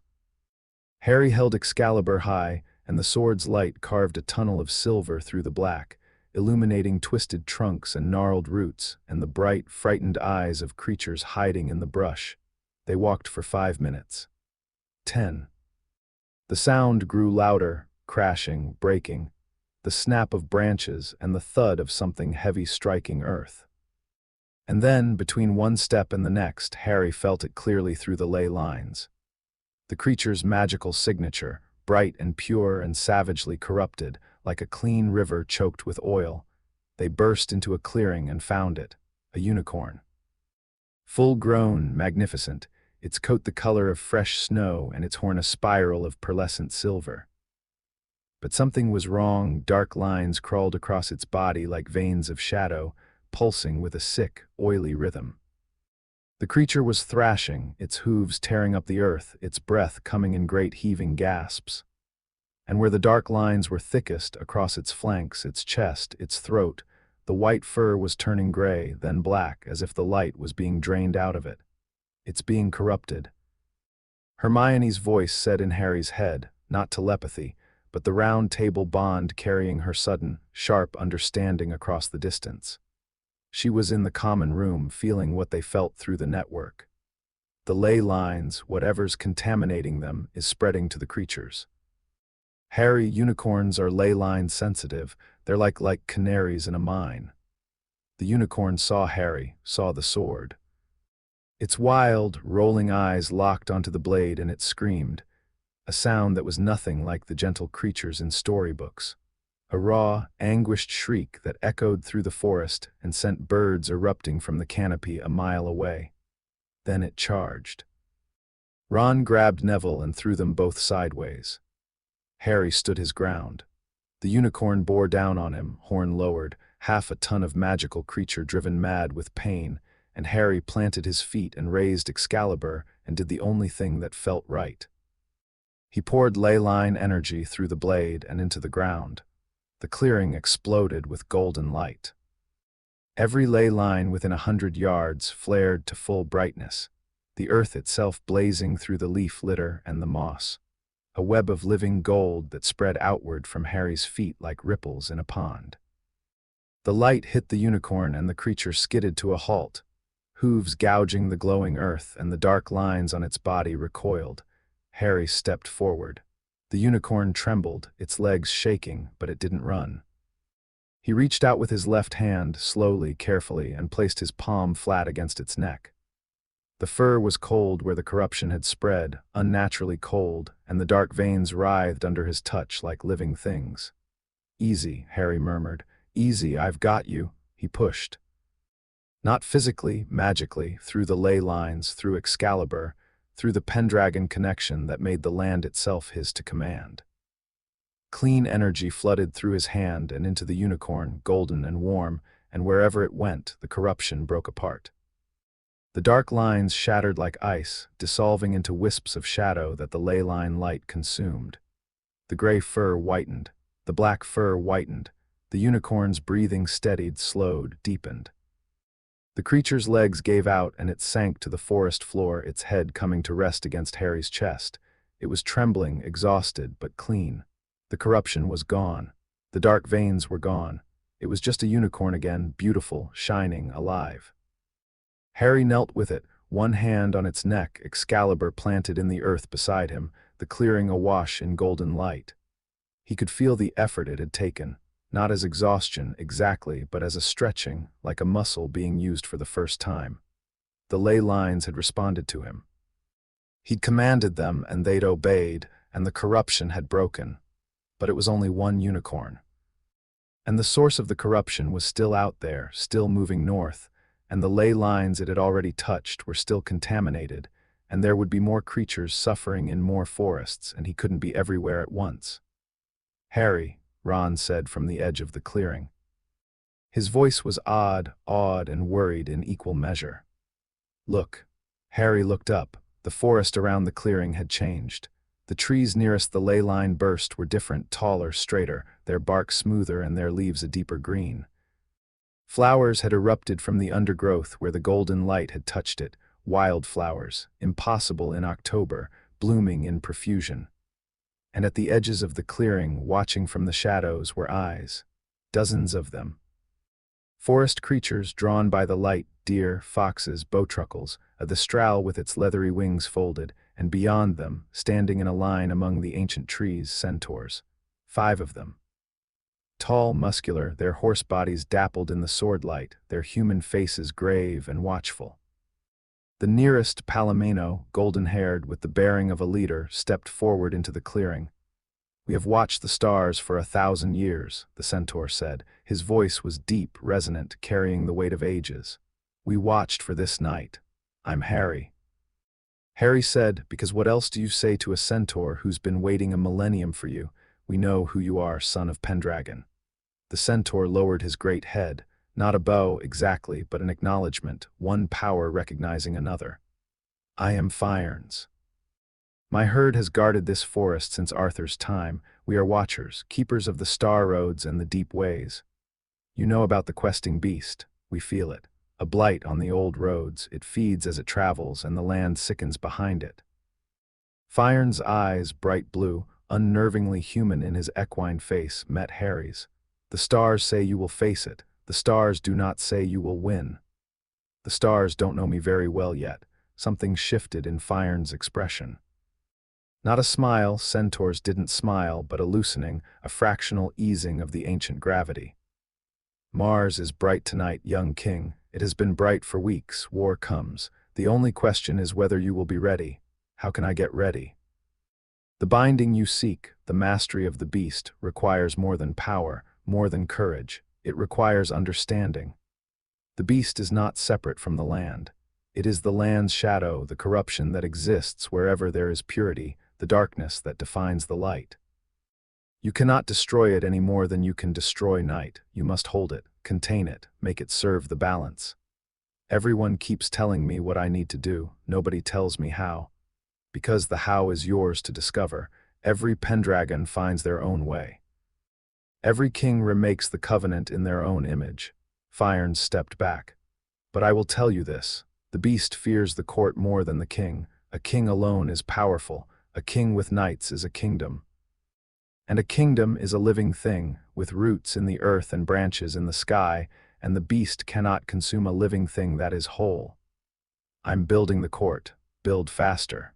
The centaurs withdrew into the forest like smoke dispersing. The unicorn at Harry's side stirred, raised its head, looked at him with liquid silver eyes that held something beyond animal intelligence, and then stood, shook itself, and walked into the trees. At the edge of the clearing, it paused and looked back. Moonlight caught its horn, and for a moment the spiral of pearls seemed to echo the spiral of ley line energy still glowing in the earth. Then it was gone. Harry pulled Excalibur from the ground. The ley line light faded slowly, but the changes to the clearing remained, the taller trees, the flowers, the sense of renewed vitality. He'd healed a small piece of the forest, a start. "We should go," Neville said. He was pale and his hands were shaking, but his voice was steady and his eyes were clear. "Before a teacher notices, we're out." "Neville," Harry said, "you followed me into the forbidden forest in the middle of the night. You're braver than you think." Neville's chin came up. "I know I am," he said, and the surprise of it, the quiet, fierce certainty, was so unlike the Neville of 2 weeks ago that Harry almost laughed. The round table was changing them. All of them. Not making them into something they weren't, but burning away the noise and the doubt and the fear and revealing what was underneath.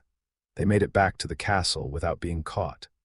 The doors opened and closed silently for Harry. The corridors were empty, the torches low, and the castle murmured its welcome as they slipped through the shadows. Harry barely slept that night. The image of the corrupted unicorn kept surfacing, those dark veins crawling across white fur, the creature's anguished scream, the feeling of the corruption dissolving under his touch. He could do it. He could cleanse the corruption. But one unicorn at a time, while the beast poisoned miles of ley lines with every step, it wasn't enough. He needed more power. He needed more knights. He needed to be ready, build faster, Fyarns had said. Yeah. Harry stared at the canopy of his four-poster bed and listened to Ron's snoring in the next bed and felt the castle breathing around him. Build faster. Monday brought defense against the dark arts and the problem of Quirrell. The classroom smelled of garlic and anxiety. Quirrell stood at the front, turban slightly askew, stammering his way through a lecture on defensive jinxes that would have been insulting even if Harry hadn't spent the past week absorbing 1,000 years of combat magic from Arthur's chamber. Harry sat in the back row and watched. The castle didn't like this room. He could feel it, a reluctance in the stones, a subtle warping of the ley lines around Quirrell's position. The magic in the walls actually bent to avoid the defense professor, the way water flows around a rock, and Harry's scar throbbed. Not the deep, resonant pulse of the Pendragon magic, but a sharp, cold, pointed pain that spiked every time Quirrell turned his back to the class and the turban faced forward. Something was in that turban. Something alive. Something that radiated malice like heat from a furnace, and the castle could feel it, and Harry could feel it, and neither of them liked it one bit. After class, Harry lingered. Students filed out. Quirrell was at his desk shuffling papers, deliberately not looking at Harry. The garlic smell was stronger near the desk. Cloves hung from the ceiling, strung along the walls, draped over the door frame.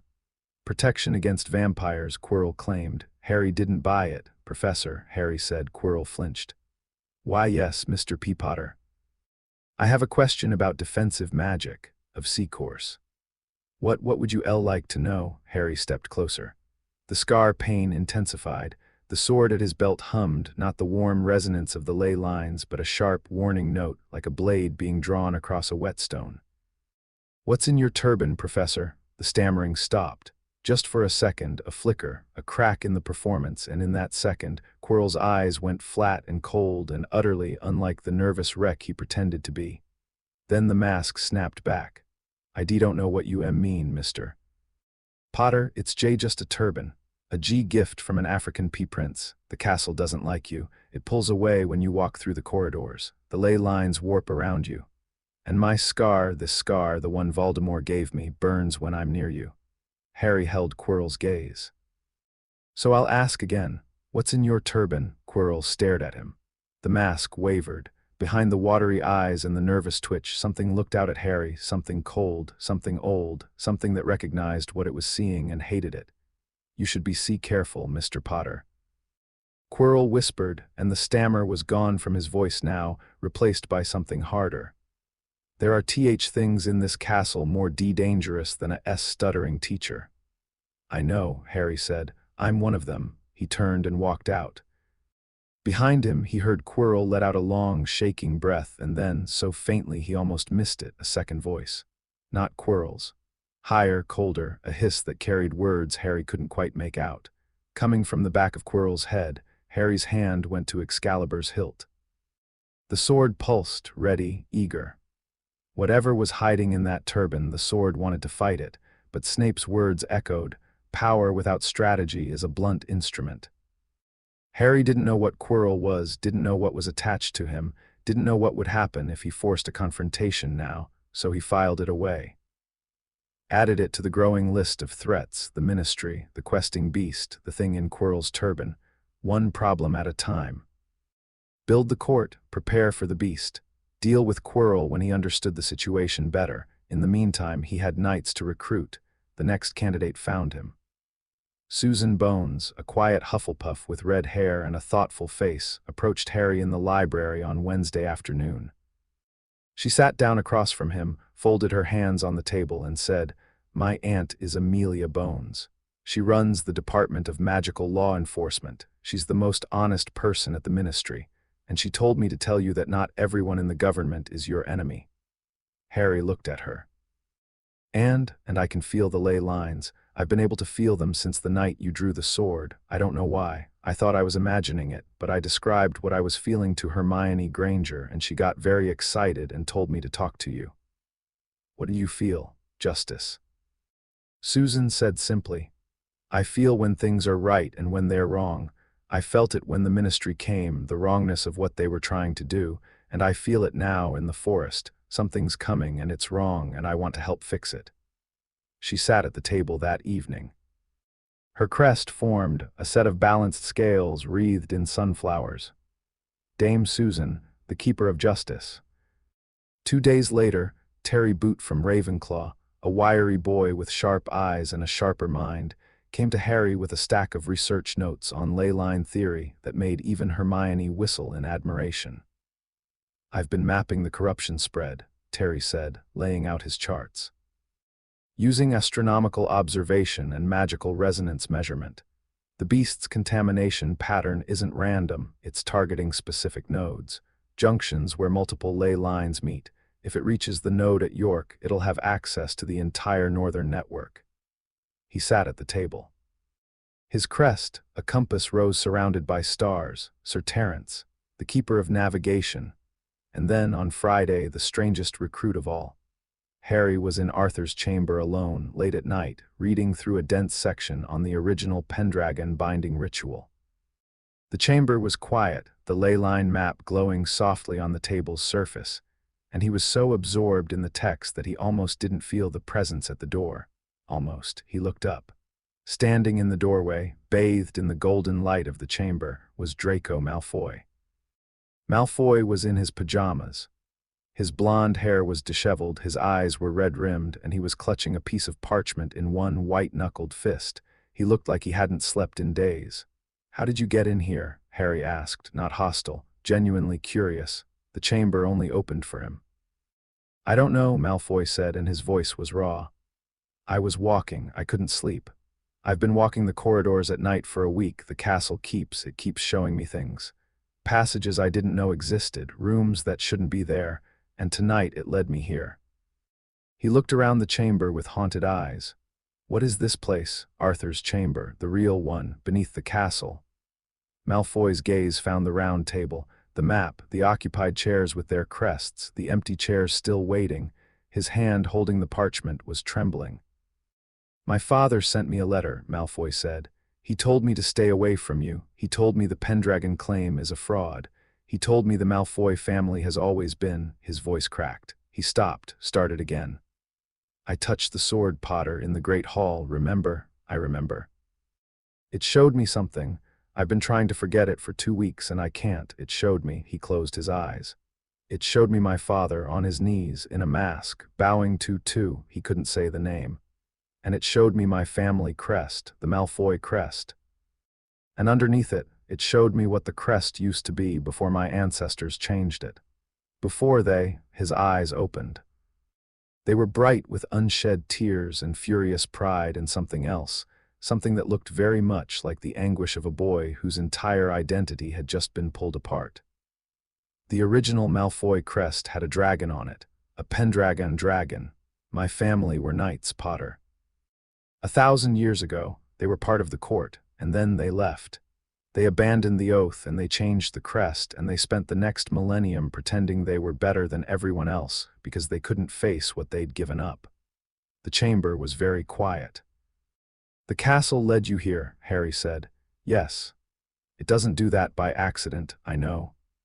They stared at each other across the round table, the golden light between them, 1,000 years of history and betrayal and possibility suspended in the air. My father will disown me, Malfoy said, probably. The other Slytherins will turn on me, some of them. And you'll what, make me a knight? Me, the boy who tried to shake your hand on the train and got turned down. Harry stood. He walked around the table to where Malfoy stood and extended his hand. Not the Malfoy handshake from the train, not the arrogant, entitled, you should be grateful gesture. Just a hand, offered honestly from one 11-year-old to another. I'm not making you anything, Harry said. The table decides. But if you sit in that chair and you mean it, if you're choosing this because it's right, not because your father's version of the world collapsed and you need a new one, then yes.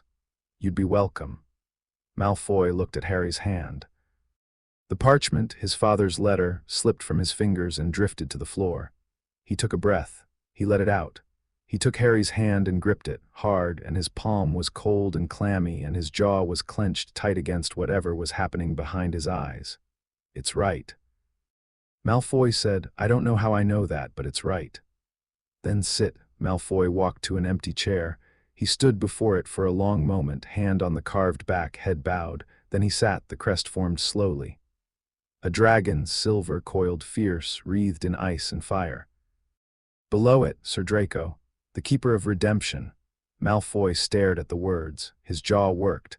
Something broke in his face, not collapse but release, like a dam cracking and letting through a river that had been building for a very long time. A single tear tracked down his pale cheek. He wiped it away savagely. Tell anyone about this and I'll hex you, he said. Noted. I mean it, Potter. I know you do. Harry sat down across from him. Welcome to the court, Malfoy. Draco, Malfoy said quietly. If we're doing this, if I'm betraying my family and my house and everything I've ever been told to believe, you can at least call me by my name. Draco, then. Harry paused. There's a monster coming and the Ministry wants my sword, and there might be a piece of Voldemort stuck to the back of a teacher's head. I think you should know what you've signed up for. Draco's red-rimmed eyes went wide. You're joking. About which part? Any of it, all of it, none of it.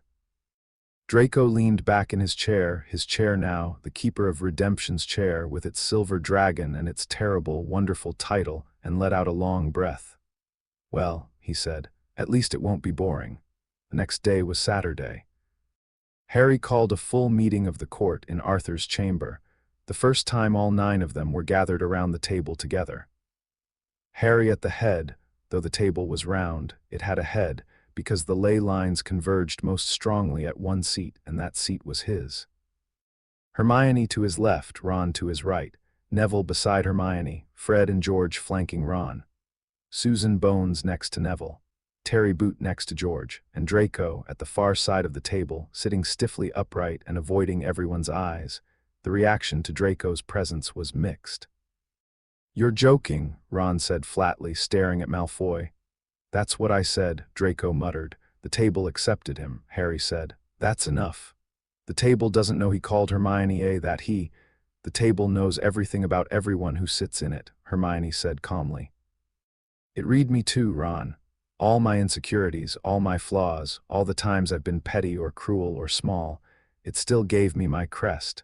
If it accepted Draco, it's because there's something real in him worth accepting." Draco looked at Hermione with an expression of utter bewilderment. She looked back steadily. "Don't make me regret defending you," she said. "I won't." "Good. Now, can we focus? Because there's a giant ley-line corrupting beast heading for Scotland, and I'd rather deal with that than relitigate first-week grudges." The tension didn't disappear. But it receded, pushed aside by the more pressing reality of the dark spot on the map, which had reached the Yorkshire Ley node and was now, as Terry had predicted, feeding on the junction with horrifying efficiency. "It's accelerated again," Terry reported, his charts spread across the table. The York node gave it a massive power boost. At current speed, it'll reach the Scottish border in 8 days, Hogwarts in 10.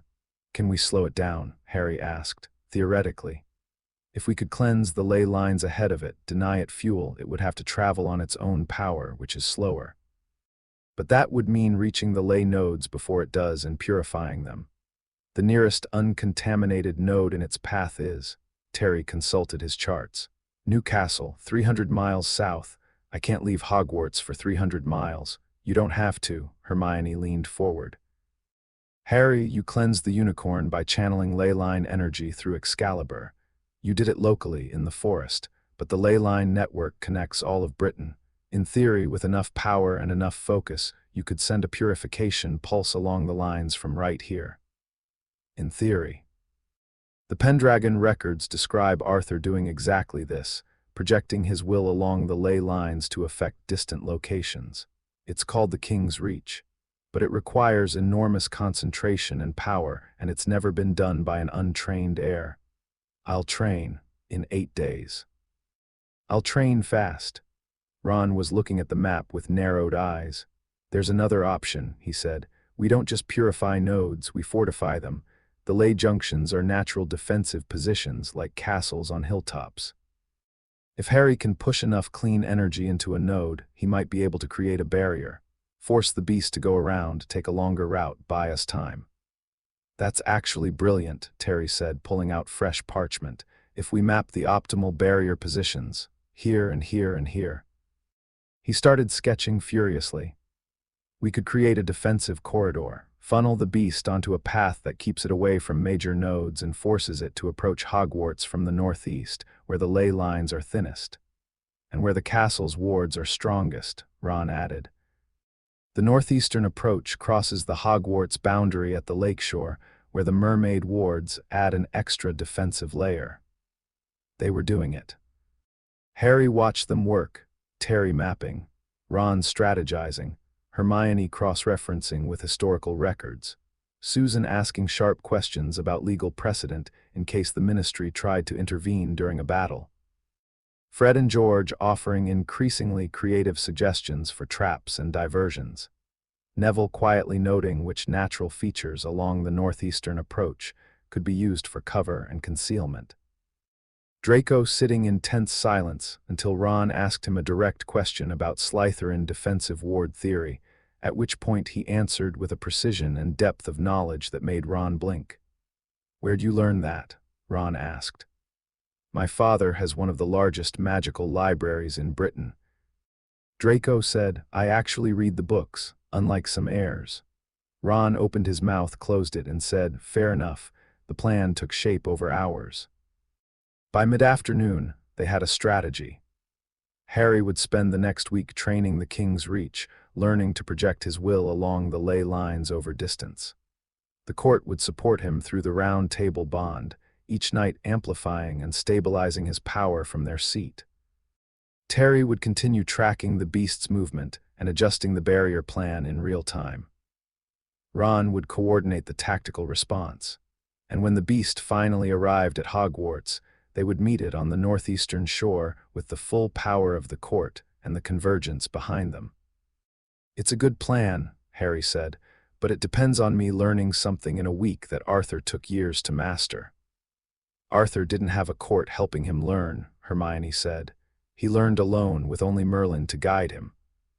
You have 9 people feeding you power and knowledge through a magical bond. That's not nothing." "Also," Fred said, "Arthur didn't have us." "What do you two bring to this specifically?" Draco asked, with a skepticism that was more habit than hostility. Fred and George grinned identical grins. "Chaos," they said in unison. "The beast is intelligent," George continued. "It plans, it strategizes. It takes the optimal path, avoids detection, feeds efficiently." "You know what intelligent creatures can't handle? Unpredictability," Fred finished. "You want barriers and fortifications and clean ley lines. Great. You also want the magical equivalent of someone setting off fireworks in its face while it's trying to think. That's us." Draco looked at Harry. "Your court is insane." "My court is perfect," Harry said, and meant it. They broke for dinner. The great hall was its usual Saturday evening buzz, students relaxed, the week behind them, Quidditch speculation replacing academic anxiety. Harry ate with his court scattered across multiple tables for the first time, Susan at Hufflepuff, Terry at Ravenclaw, Draco at Slytherin, the rest at Gryffindor. But they were connected. Harry could feel each of them through the bond, 9 points of light in his awareness, steady and warm, each one unique. He was halfway through treacle tart when the castle clenched. That was the only word for it. The entire structure, walls, floors, ceiling, foundations, contracted like a body bracing for impact. The candles flickered. The enchanted ceiling rippled, the stars distorting. At every table, students paused mid-conversation, looking up, feeling something even if they couldn't name it. Harry was on his feet instantly, Excalibur in his hand. Around the hall, his knights stood too, all 9 of them, responding to the same pulse through the bond. "What is it?" Ron asked, already beside him. Harry reached into the ley lines. The map in Arthur's chamber was 300 feet below them, but he didn't need it. The network was in his mind now, woven into his consciousness, and he could feel the beast, he said. "It just hit the Newcastle node. That's 2 days ahead of schedule." Terry said, materializing at Harry's other side. "It's accelerating faster than we projected. It must have found a deeper ley channel, something Terry's maps didn't show, an underground current that let it skip ahead." "How long?" Ron asked. 3 days, Harry said. The certainty was absolute, written in the ley lines like text on a page. "Maybe 4. It'll be here by Wednesday." The great hall was fully silent now. Every student staring at Harry, at the sword blazing in his hand, at the 9 other students standing around him with expressions that ranged from grim determination to barely controlled panic. Dumbledore rose from the high table. "Harry, it's coming," Harry said. "Professor, we need to talk." "All of us?" "Now." The meeting happened in Dumbledore's office, but it spilled over, too many people for the circular room. Dumbledore, McGonagall, Flitwick, Sprout, Snape. Harry and his full court, Hagrid, who'd been summoned from his hut looking worried and confused. The ghosts, Nick, the Grey Lady, the Fat Friar, the Bloody Baron, who drifted through the walls and hovered, translucent and grave. Harry stood before them with Excalibur drawn and told them everything. The questing beast, the ley line corruption, the approaching threat, the plan. The room was quiet when he finished. "You've known about this for 2 weeks, McGonagall said, and her voice could have etched glass. "I've been preparing for 2 weeks. You should have informed the staff immediately. I'm informing you now. We have 3 days. Mr. Potter, the arrogance of—" "Minerva," Dumbledore's voice was soft. "He's right. We have 3 days. Recriminations can wait." Snape was leaning against the wall, arms crossed, face unreadable. "The plan is sound," he said, and every head in the room turned. Snape offering praise was roughly as common as solar eclipses. "But it's incomplete. The binding ritual, what exactly does it require?" "The court channels ley line energy through the round table bond to the king," Hermione said. "The king uses Excalibur to direct that energy into the beast, not to destroy it but to contain it." to reintegrate the corruption into the natural balance of the ley network. And you've done this before, practiced it. No, we have 3 days to learn, wonderful, and if it fails, then I fight it the old-fashioned way, Harry said, sword against monster. And I win, because I'm not going to let anything happen to this school. The conviction in his voice filled the room like a physical thing, not arrogance, certainty. The deep, unshakable certainty of someone connected to every ley line in Britain, holding a sword that had waited 1,000 years for his hand, surrounded by people who had chosen to stand with him. Dumbledore looked at Harry for a long moment. Then he nodded. "What do you need from us?" he asked. Not what should we do, what do you need? The distinction was enormous. The most powerful wizard in Britain had just deferred to an 11-year-old, and everyone in the room felt the shift. "Evacuate the students who aren't part of the court," Harry said. "Move them to the far side of the castle, behind the strongest internal wards. Hagrid, I need the forest creatures warned. Can you talk to the centaurs?" "Aye," Hagrid said, his big face set. "I'll talk to him. Professor Flitwick, I need the castle's charm network reinforced. Every protective enchantment at full power." "Consider it done," Flitwick said, already vibrating with focused energy. "Professor Sprout, the greenhouses. Neville says some of your plants have defensive properties." "Several," Sprout said, her eyes brightening.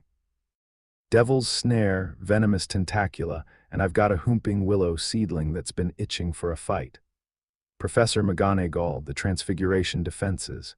Can you animate the castle's stone guardians, the gargoyles?" A fierce smile crossed McGonagall's face. "Mr. Potter, I've been waiting for someone to ask me to do that." Harry looked at Snape last. "Professor, I need you to keep Quirrell contained. Whatever he is, whatever's in his turban, I can't fight 2 battles at once. Can you handle him?" Snape's eyes glittered. "With pleasure." "Then we have 3 days. Let's use them." The meeting dispersed. People moved with purpose, Flitwick practically sprinting to begin his charm work, McGonagall striding toward the gargoyle emplacements, Sprout heading for the greenhouses with the light of battle in her eyes. Hagrid was out the door before anyone else, his heavy boots shaking the floor. Dumbledore lingered. When the room was empty save for Harry and himself, the old wizard placed a hand on Harry's shoulder. "You have surprised me, Harry, again and again and again. I thought I would need to protect you. Instead, you are protecting all of us. I haven't done anything yet. You've built a court. You've earned loyalty, real loyalty, not obligation, not fear. In 2 weeks, that is not nothing. That is, in fact, everything." Harry met his eyes, blue and green, old and young. The wizard who had shaped the world and the boy who was about to reshape it.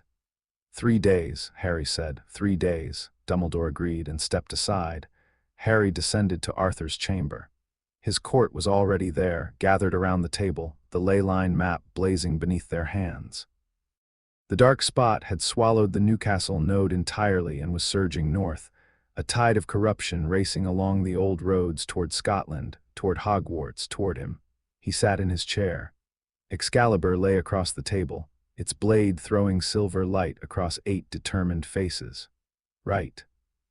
Harry said, "Let's get to work." The castle hummed around them, the ley lines pulsed.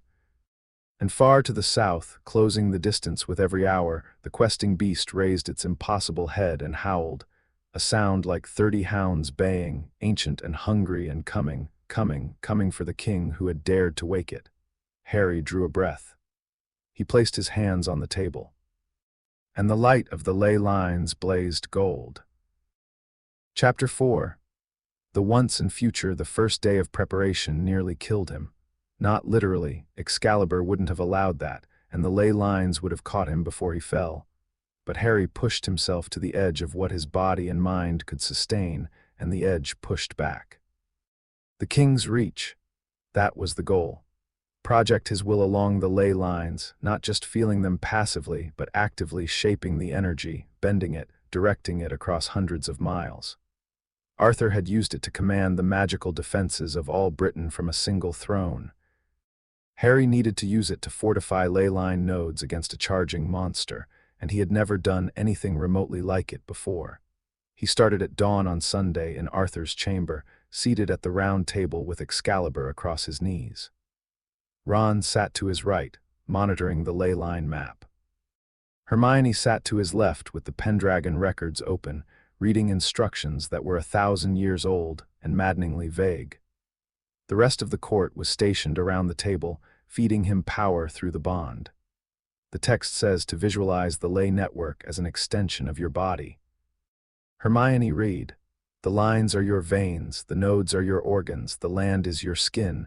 You don't send power along the lines, you move it the way you move your hand, by willing it. Right, move magic across 300 miles by willing it, simple. You asked for instructions. These are the instructions. Harry closed his eyes. He reached into the ley line network. That was easy now, as natural as breathing, the golden web of power flowing through his awareness like warm water. He could feel all of it, the healthy lines around Hogwarts, bright and strong, the dimming lines to the south where the beast had fed, the distant nodes pulsing like heartbeats, each one a junction of ancient power. He focused on the nearest uncontaminated node south of the beast's position. York. The ley junction, there was massive, 7 lines converging in a cathedral of power that had been feeding the magical infrastructure of northern England since before the Romans. If he could fortify York, he could create a barrier that would force the beast into the thinner eastern lines, buying time and channeling its approach. He reached. Not physically, mentally, spiritually, through the bond of blood and blade and ancient right. He pushed his awareness south along the A1 ley line, feeling every mile pass like inches of his own flesh, the landscape translating into sensation. Hills as muscle, rivers as tendons, forests as hair on his arms. Manchester was a knot of energy, busy and chaotic. Leeds was a clean pulse, steady. And York, pain. It hit him like a wall. The corruption was closer to York than Terry's charts had shown, tendrils of the beast's influence creeping along secondary lines, probing the node's defenses like fingers testing a lock. Harry's consciousness slammed into the corruption, and the world went white with agony. It was cold, impossibly cold, the antithesis of the ley line's warmth, a devouring emptiness that tried to swallow his awareness whole. He screamed. Back in Arthur's chamber, his body convulsed. Excalibur blazed so bright that Ron threw up his hands to shield his eyes. The round table bond went taut, as all 9 knights felt Harry's pain and instinctively pushed back against it, pouring clean energy through their connection. And that, the court's response, unplanned, unrehearsed, pure instinct, was what saved him. 9 streams of power braided together and flowed into Harry like sunlight into shadow, and the corruption recoiled, not defeated, not purified. Just pushed back, shoved away from his consciousness like a hand brushing away cobwebs. Harry gasped and opened his eyes. He was drenched in sweat, shaking, gripping the edges of the round table so hard his knuckles were white. Hermione had her hand on his arm. Neville was standing, both hands flat on the table, his face pale but set. Draco was gripping his own chair with a wild expression, feeling the echo of Harry's pain through the bond. What happened? Ron demanded. The corruption, Harry panted. It's God, it's worse than I thought. It's not just consuming the ley lines, it's aware. I touched it and it tried to consume me. Can you get through it? I don't know.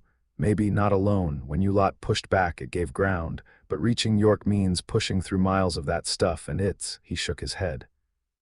It's like swimming through acid. Hermione was flipping through the records with frantic speed. There has to be a way. Arthur did this. He reached across all of Britain. Arthur had Merlin and a full court, 24 knights, not 9. Then we work with what we have. Ron's voice was steady, tactical. He was looking at the map, tracing lines with his finger. Harry, you don't have to push straight through the corruption.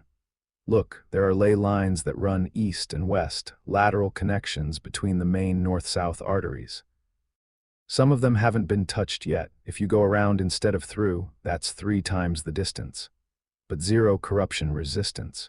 You'd arrive at York from the east instead of the south. It's a longer reach but a cleaner path. Harry stared at the map. Ron was right. The eastern lines were intact. The beast was moving primarily north along the central arteries, and its lateral spread hadn't reached the coastal lines yet. If Harry could send his awareness east to the coast, then south along the clean lines, then west to York, he could reach the node from behind the corruption. That's actually genius, Terry said, leaning over the map. The coastal ley line runs from Aberdeen to Great Yarmouth. It's one of the oldest in Britain, deep and strong. If Harry rides that line south, he bypasses all of the contamination. How far total? About 700 miles, instead of 300. 700 miles of magical projection. Harry said, "Through a network I've been connected to for 2 weeks. Through a network you were born to command," Hermione corrected firmly. "Harry, the distance isn't the issue. The King's reach isn't limited by miles, it's limited by the strength of the King's connection to the land. And your connection is the strongest anyone's had since Arthur himself." He tried again. This time, instead of pushing south into the teeth of the corruption, he went east, through the highlands, following a ley line that ran from the Hogwarts convergence to the coast at Aberdeen. The sensation was different. Not the agony of the corruption, but a stretching, like pulling taffy, his awareness thinning as it extended across the landscape. He felt Aberdeen as a bright node on the coast, saltire and granite, centuries of fishing communities and magical folk living quietly by the sea, then south, down the coast. Dundee, Edinburgh. A blur of cities and countryside, and the constant pulse of the ocean to his east. The ley line running beneath the waves and the shore like a silver thread. His court sustained him. He could feel them pouring power into the bond, Hermione's steady focus, Ron's sharp discipline, Neville's warm endurance, the twins' crackling energy, Susan's balanced strength, Terry's precise calculations, and Draco's, surprisingly, fierce. Almost desperate determination, Newcastle. He passed it and felt the scar of the beasts feeding, the node hollowed out, dark and cold like a tooth socket after an extraction. It made him angry. Not the hot, reactive anger of a child, but the deep, cold, old anger of a king seeing his kingdom wounded. The ley lines around him responded to that anger, flaring brighter, pulsing faster, south. Past Newcastle. Into the contaminated zone, but approaching from the east, along a lateral line that the beast hadn't touched yet. He could feel the corruption now, not in his path but beside it, a wall of oily darkness to his west, close enough to taste. It knew he was there. He could feel it turning toward him, probing, reaching. But he was moving fast, riding the clean lines, and the court was behind him, and Excalibur was singing. York, the node blazed before him, 7 ley lines converging in a cathedral of golden light, enormous, ancient, magnificent. And at its edges, the corruption was creeping in. Black tendrils licking at the junction's defenses, testing, probing, not yet breaking through but close. So close, Harry gathered himself. He pulled power from the court, from the castle, from Excalibur, from the land itself. Every ley line he'd touched on his 700-mile journey, every node, every junction. The power accumulated like a wave building offshore, immense, luminous. And when he had as much as he could hold, when his awareness was so full of golden energy that he felt like he might burst, he released it. The purification wave hit the York node like a sunrise hitting a dark room. Golden light erupted through every ley line, every junction, every capillary of magical power. The corruption at the edges shattered, not just pushed back but broken, dissolved, unmade. The tendrils of darkness evaporated like frost in firelight, and in their place, the ley lines burned clean and bright and strong. But Harry didn't stop at purification. He fortified. Following Ron's plan, he shaped the energy into a barrier, a wall of golden fire across the ley lines south of York, sealing the node behind a curtain of Pendragon power that blazed like a second sun on the magical map of Britain. 700 miles away in Arthur's chamber, the round table erupted with light. The map showed the barrier as a line of blazing gold cutting across the north of England, and behind it, the York node pulsed, healthy and whole, a fortress of clean magic. Harry opened his eyes. He was on the floor. He didn't remember falling.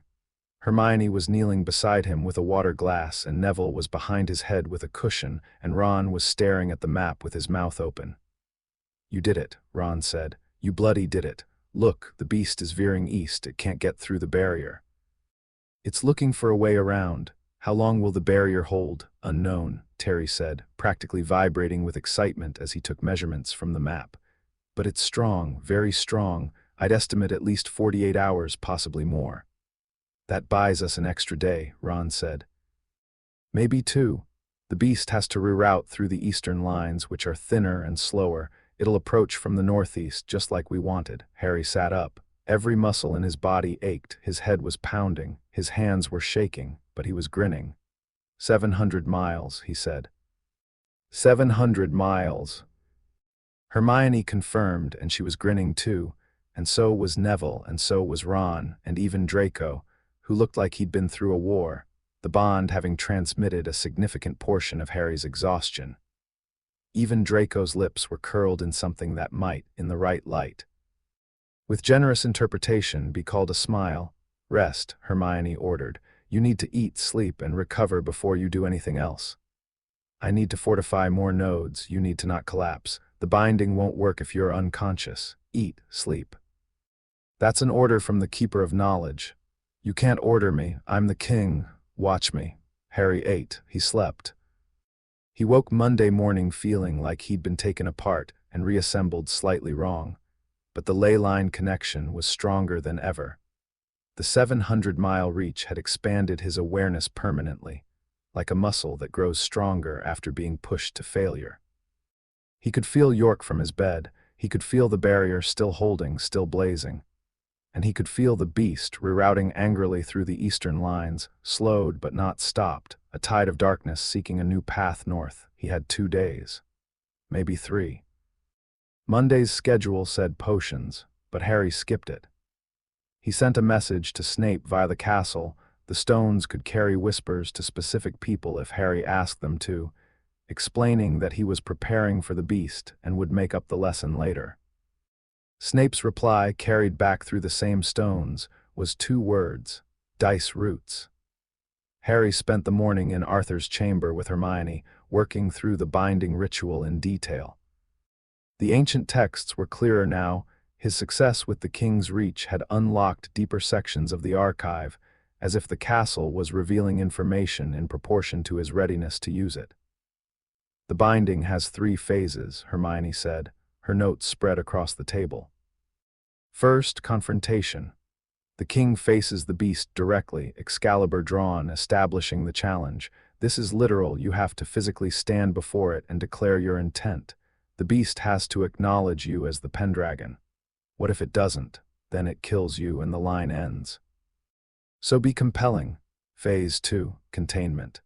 The court channels ley line energy through the round table bond to create a circle of power around the beast. Not a cage, more like a gravity well. The energy pulls the beast inward, compresses it, forces it to confront its own nature. This is where the knights are critical. Each one anchors a point on the circle, and the more knights, the stronger the containment. 9 points. Is that enough? I honestly don't know. The records describe bindings with 12, 15, 20 knights. 9 is the fewest I've found any reference to. But the records also say that the strength of the bond matters more than the number. A small court with deep loyalty can outperform a large court of opportunists. Phase 3, Hermione was quiet for a moment. She turned a page in the oldest of the Pendragon texts, a book so ancient that the pages were not parchment but something closer to pressed bark, and the ink had a faintly golden sheen. "Integration," she said. "The king absorbs the beast." Harry stared at her, not physically, magically. "The corruption that the beast represents, the shadow of the land, the darkness that balances the light, the king takes it into himself. Through Excalibur, through the ley lines, through the Pendragon bond. He becomes the container. The beast doesn't cease to exist, it becomes part of the king, the way a shadow is part of the person who casts it. The king holds the balance, light and dark, growth and decay, the land in all its aspects. And Arthur failed this part. Arthur tried to kill the beast instead. He fought it as an enemy, won the confrontation, held the containment, but at the final step he refused to integrate. He tried to destroy the corruption instead of absorbing it, and the backlash broke the containment, and Hermione paused. It broke Arthur. So the key is acceptance. Not destroying the darkness, but holding it. Yes, the records are very clear on this point. The beast is not evil. It's imbalance, a symptom of a land without a king, a shadow that grows wild when there's no one to hold it. You don't fight it, you claim it. Harry looked down at Excalibur. The blade lay on the table between them, its silver-white surface reflecting the ley line map. Take me up, cast me away. The words on the blade that he could read but hadn't fully understood until now. Take up the light, take up the darkness, hold both. Cast away the distinction between them. I can do this, he said. I know you can. You don't sound worried. I'm terrified. But I've watched you reach 700 miles through a ley line network you've been connected to for 2 weeks, fortify an ancient node against a primordial beast, and build a court of 9 in less time than most people take to unpack their school trunk. Being terrified doesn't mean I don't believe in you. Harry reached across the table and took her hand. She squeezed back hard, and her eyes were bright but steady. Thank you, Hermione, for all of it. The research, the organization, the just being here. Where else would I be? This is the most important thing that's ever happened in magical history, and I have a front row seat. Also, you're my friend, and friends don't let friends fight primordial beasts alone. He laughed. She laughed. The chamber rang with it, and the ley lines pulsed warm, and for a moment the weight of what was coming lifted just enough to breathe. The afternoon brought an unexpected visitor to Arthur's chamber. Snape descended the spiral stairs with his robes billowing, and his expression suggesting that he considered the laws of physics to be a personal inconvenience. He stopped at the entrance to the chamber and looked around with eyes that were hungry and careful and deeply, deeply interested. So this is it, he said. Godric's great secret. Salazar always suspected something was beneath the castle, deeper than his own chamber. They argued about it for years, apparently. You know about Slytherin's chamber? Harry asked. Everyone who has served as head of Slytherin House knows. It's an open secret among the staff, kept from students because the last thing anyone needs is children looking for a basilisk. A what? A conversation for another time. Snape's eyes swept the chamber, the round table, the crests, the bookshelves, the living map. I came because I have information about Quirrell. Harry straightened. Go on. Snape moved to the table and stood behind an empty chair, not sitting. This wasn't his place and he knew it, but leaning on the back, his long fingers wrapped around the carved wood. I've been watching Quirrell since September.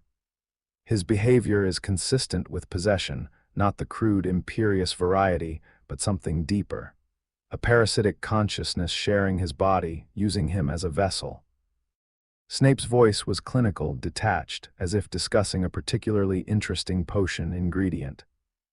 The turban conceals a physical manifestation. I got close enough 2 nights ago to detect it, a face, on the back of his skull, a face that is not Quirrell's. The chamber went cold. Harry felt it, not a change in temperature but a change in atmosphere, the ley lines shuddering with recognition. Voldemort, Harry said, what remains of him?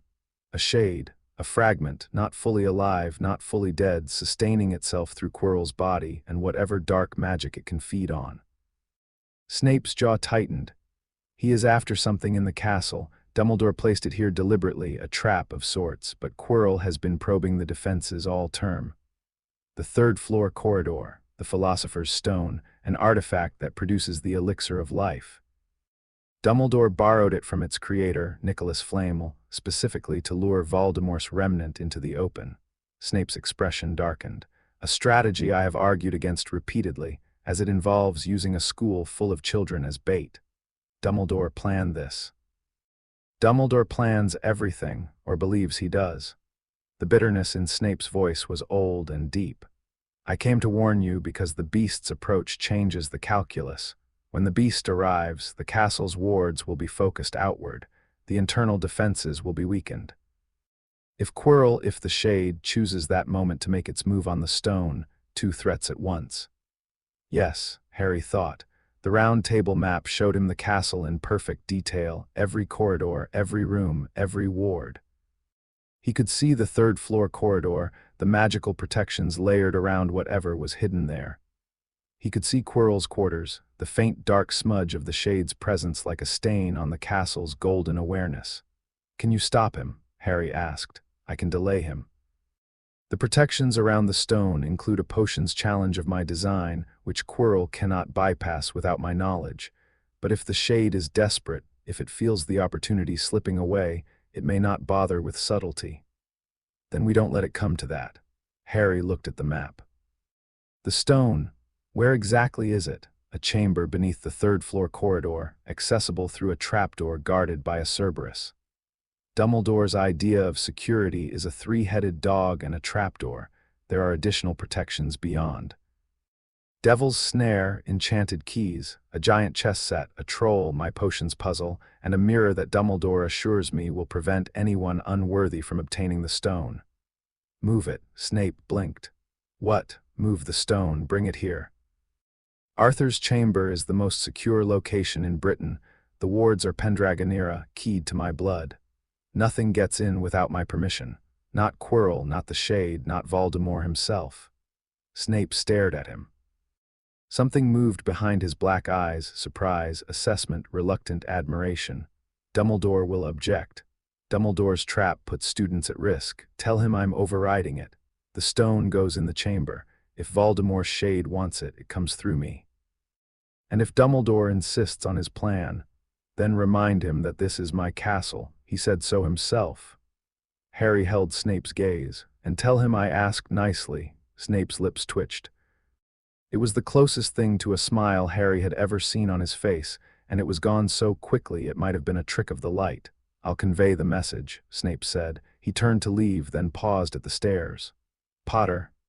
Yeah, the binding ritual, the integration. Absorbing the beast's corruption into yourself.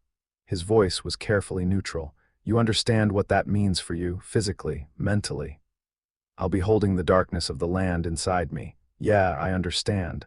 And it doesn't concern you, it terrifies me. But the alternative is letting it run wild, and that's not an option. Snape nodded. Something in his expression shifted, the hardness softening just a fraction into something that might have been respect, or worry, or both. Your mother, he said quietly, held darkness too. The knowledge of what she was. The burden of a bloodline she never asked for. She held it with grace, I believe. He stopped, started again. I believe you will do the same. He left. His footsteps echoed up the spiral stairs and faded. Harry sat alone in the chamber for a long time, his hand on Excalibur, feeling the ley lines breathe. The stone arrived that evening. Snape brought it personally, along with a brief, tightly worded note from Dumbledore that said, I defer to the castle's authority in this matter. Please be careful, Harry. No argument, no power play, just trust hard-won, still fragile but real. The stone itself was unremarkable, a rough red crystal the size of a fist, warm to the touch, pulsing with a low, steady energy that was different from the ley lines. Older in some ways. Alchemical rather than geological. Harry placed it in a niche in the chamber wall that the castle provided, a small alcove that sealed itself behind Pendragon wards so dense they were visible to the naked eye, a lattice of golden light over the stone. Safe. Harry told the empty room, and the castle hummed agreement. Tuesday. 1 day left, maybe 2. The beast had found a way around the York barrier, not through it, Harry noted with satisfaction, but around, following the thin eastern lines through Northumberland and into the Scottish borders. It was slower than the central arteries, just as Ron had predicted, but it was moving with a relentless, grinding inevitability that tightened Harry's chest every time he checked the map. He spent the morning practicing the 3 phases of the binding with his court. They couldn't rehearse the real thing, there was no substitute for the beast itself, but they could practice the energy work, the channeling, the way power flowed through the round table bond from knight to king. It was hard. Harder than the king's reach, harder than anything Harry had attempted. The binding required him to simultaneously project power outward to contain the beast and open himself inward to receive the corruption. and these two actions fought each other like opposed magnets. Every time he tried to hold both states, the energy sputtered and collapsed. "You're thinking about it wrong," Ron said after the fifth failed attempt. They were seated around the table, sweating, exhausted, the ley line map flickering with the afterimages of their attempts. "You keep trying to do two things at once, push and pull, but it's not two things, it's one thing." "Explain." Ron picked up a chess piece from his pocket. He always had one and held it up, the white king. In chess, the king doesn't attack and defend separately. The king moves, and the move is both. Every position is simultaneously offensive and defensive. You don't push the beast down and pull the corruption in. You become the point where both things happen, the center, the still point. "The eye of the storm," Neville said. "Yeah, exactly. Harry, stop trying to do and just be the center, be the place where the energy flows through. Don't direct it, let it direct itself through you." Harry closed his eyes. He felt the ley lines, the court, the castle, the sword. He let go of intention. Let go of pushing and pulling, attacking and accepting. He just sat, let the energy flow. Let the court's power move through the bond without trying to shape it. Let Excalibur hum without directing its song, and something clicked. The energy shifted. Instead of two opposing forces fighting for dominance, there was a single current, a river of power that flowed through Harry like water through a channel, simultaneously outward and inward, simultaneously containing and absorbing. He wasn't doing two things. He was being one thing, the center. The king, the point where all lines converged, the round table blazed. 9 crests flared simultaneously, book and quill, lion and leaves, chess knight and crown, fox and fireworks, mirror and door, scales and sunflowers, compass and stars, dragon and flame. Harry's own chair erupted with golden light, and above the table, visible for the first time, his crest appeared. The Pendragon lion, crowned, wreathed in light and shadow equally, and beneath it, Arthur reborn, the once and future king. "Oh," Hermione breathed. The map on the table responded. The ley lines across all of Britain flared to full brilliance. Every line, every node, every junction, coast to coast, border to border. And at the center of the network, at the Hogwarts convergence, a pillar of golden light erupted from the table and punched through the ceiling of the chamber, through 300 feet of solid rock, through the castle itself, and into the sky above Hogwarts like a beacon visible for 100 miles. In the great hall, students screamed and dove under tables as golden light blazed through the floor. In the forbidden forest, centaurs raised their faces to the sky and stamped their hooves.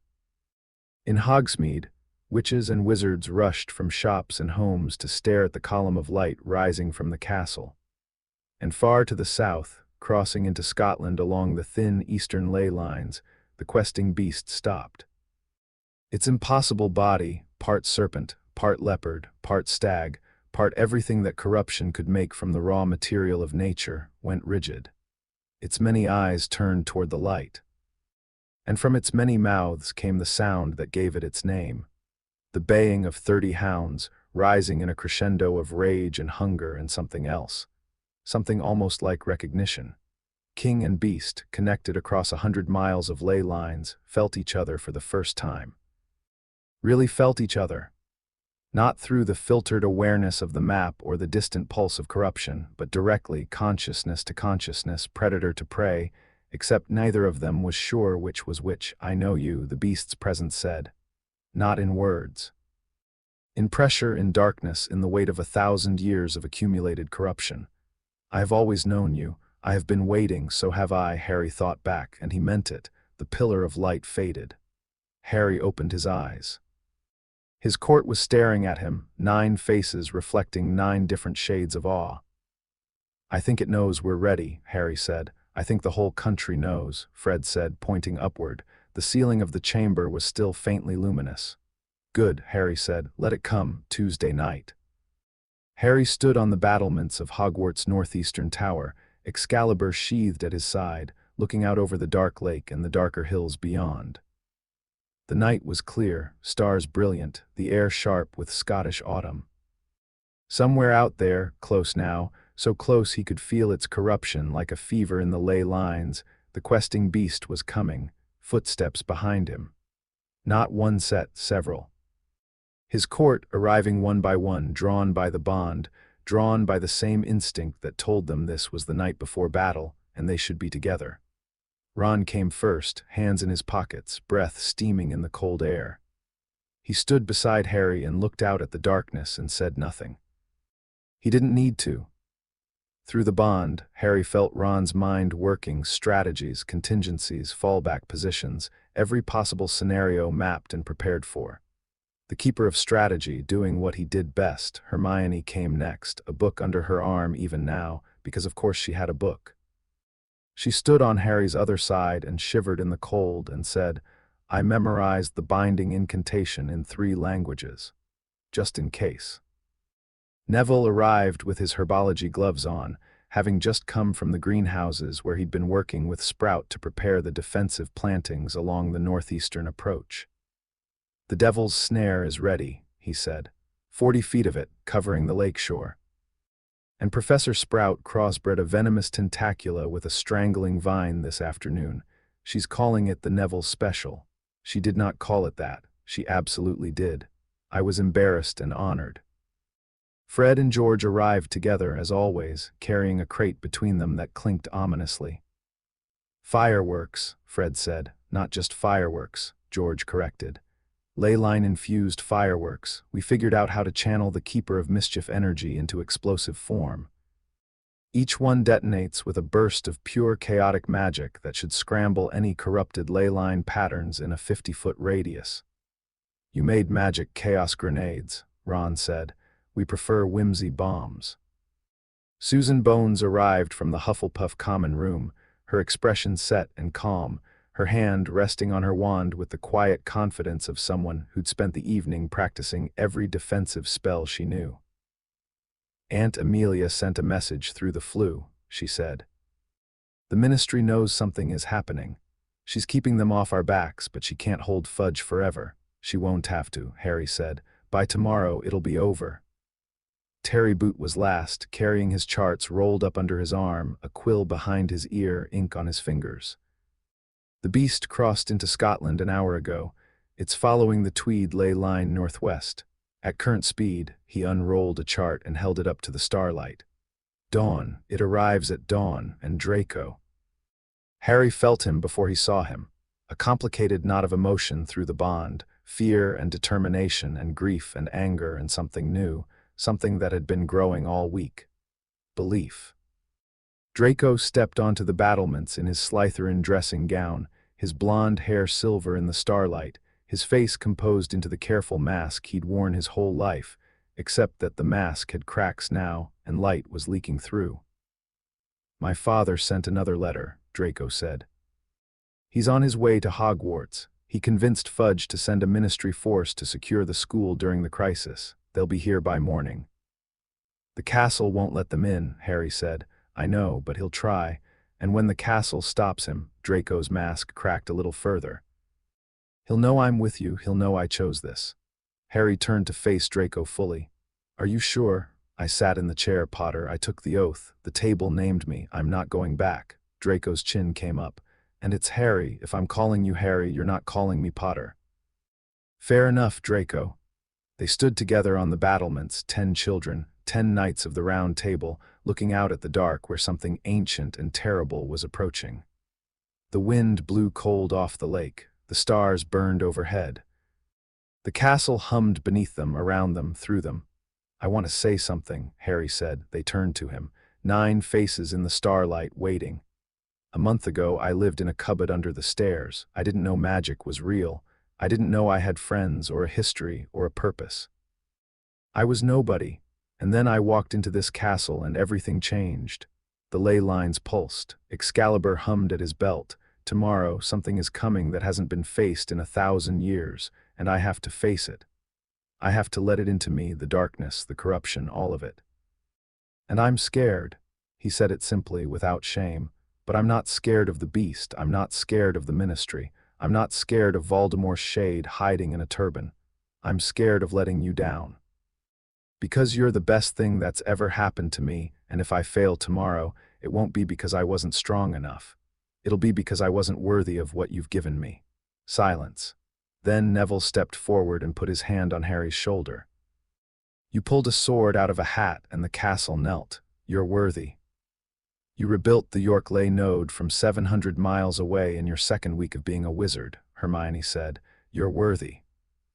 You built a court out of a bookworm, a nervous wreck, 2 menaces, a chess nerd, a Hufflepuff, a Ravenclaw, and a Malfoy, Ron said, grinning.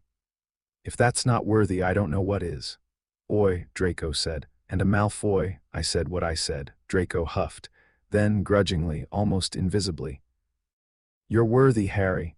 The others echoed it, Fred and George with theatrical bows, Susan with a firm nod. Terry with a salute that was half ironic and wholly genuine. Harry looked at them, his court, his friends, his knights. 9 people who'd chosen to stand with him, not because of the sword or the bloodline or the castle's recognition, but because of who he was underneath all of it, a boy who'd never learned to back down. Right, he said. Then let's go save the world. Nobody slept. They spent the dark hours in preparation.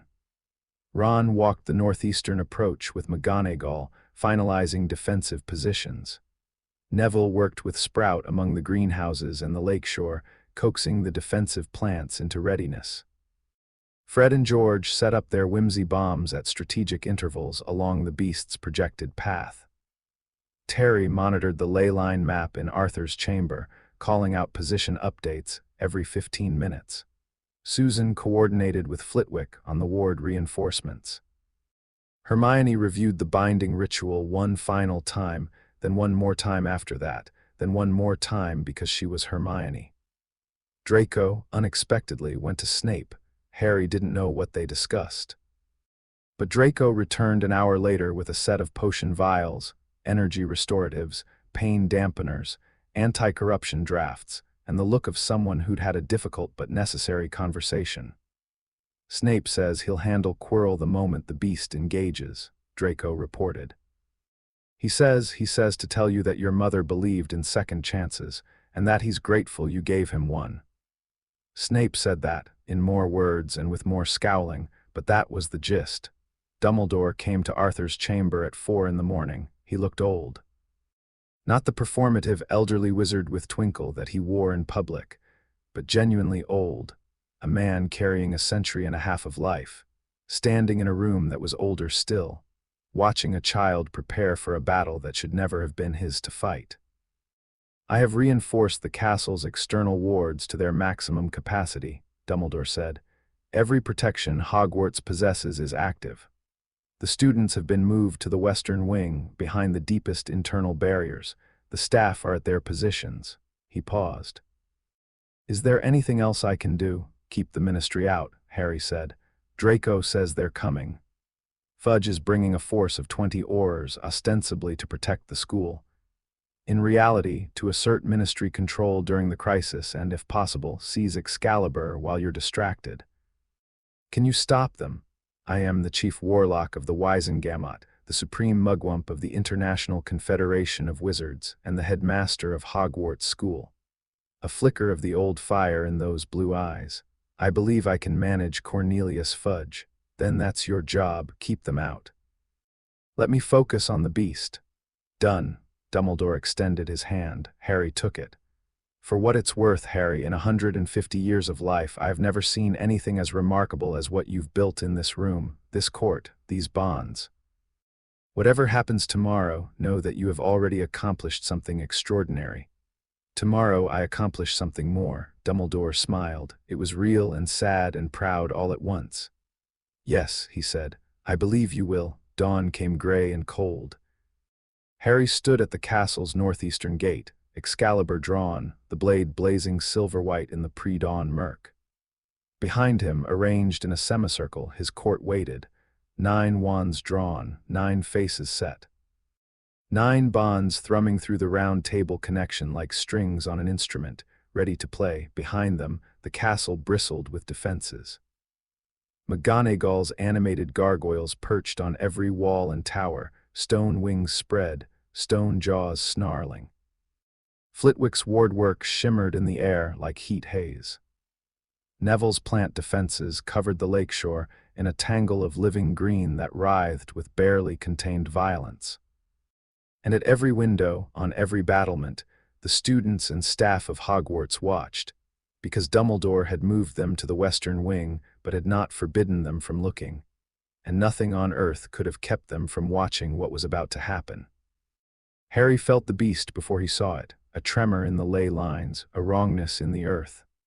The birds went silent, the surface of the lake went flat and still. Even the wind died as if the air itself was holding its breath, then the sound, low at first like distant thunder. Then louder, building, a cacophony of voices, the baying of 30 hounds, just as the legends described, but more than that. Beneath the baying, other sounds, the hiss of serpents, the scream of birds of prey, the deep subsonic rumble of something massive moving through earth and stone. The sound built and built until it was a wall of noise that pressed against Harry's chest and vibrated in his skull, and then it emerged from the hills. The questing beast was not one thing. It was everything. A body the size of a cathedral, shifting and reforming as it moved, now serpentine, now leonine, now something with wings and scales and too many eyes. Its hide was darkness made solid, a roiling surface of shadow that absorbed the gray dawn light and gave nothing back. Where it walked, the ground blackened.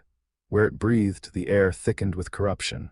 The ley lines beneath its feet screamed, their golden light guttering like candles in a hurricane. It was the most terrible thing Harry had ever seen, and the most sad. Because beneath the corruption, beneath the darkness and the rage and the hunger, he could feel what it truly was, the land's shadow. Britain's own darkness, given form, driven mad by 1,000 years without a king to hold it. It wasn't evil, it was lost. A piece of the world that had been abandoned, left to fester, growing wild and twisted and wrong because no one had claimed it.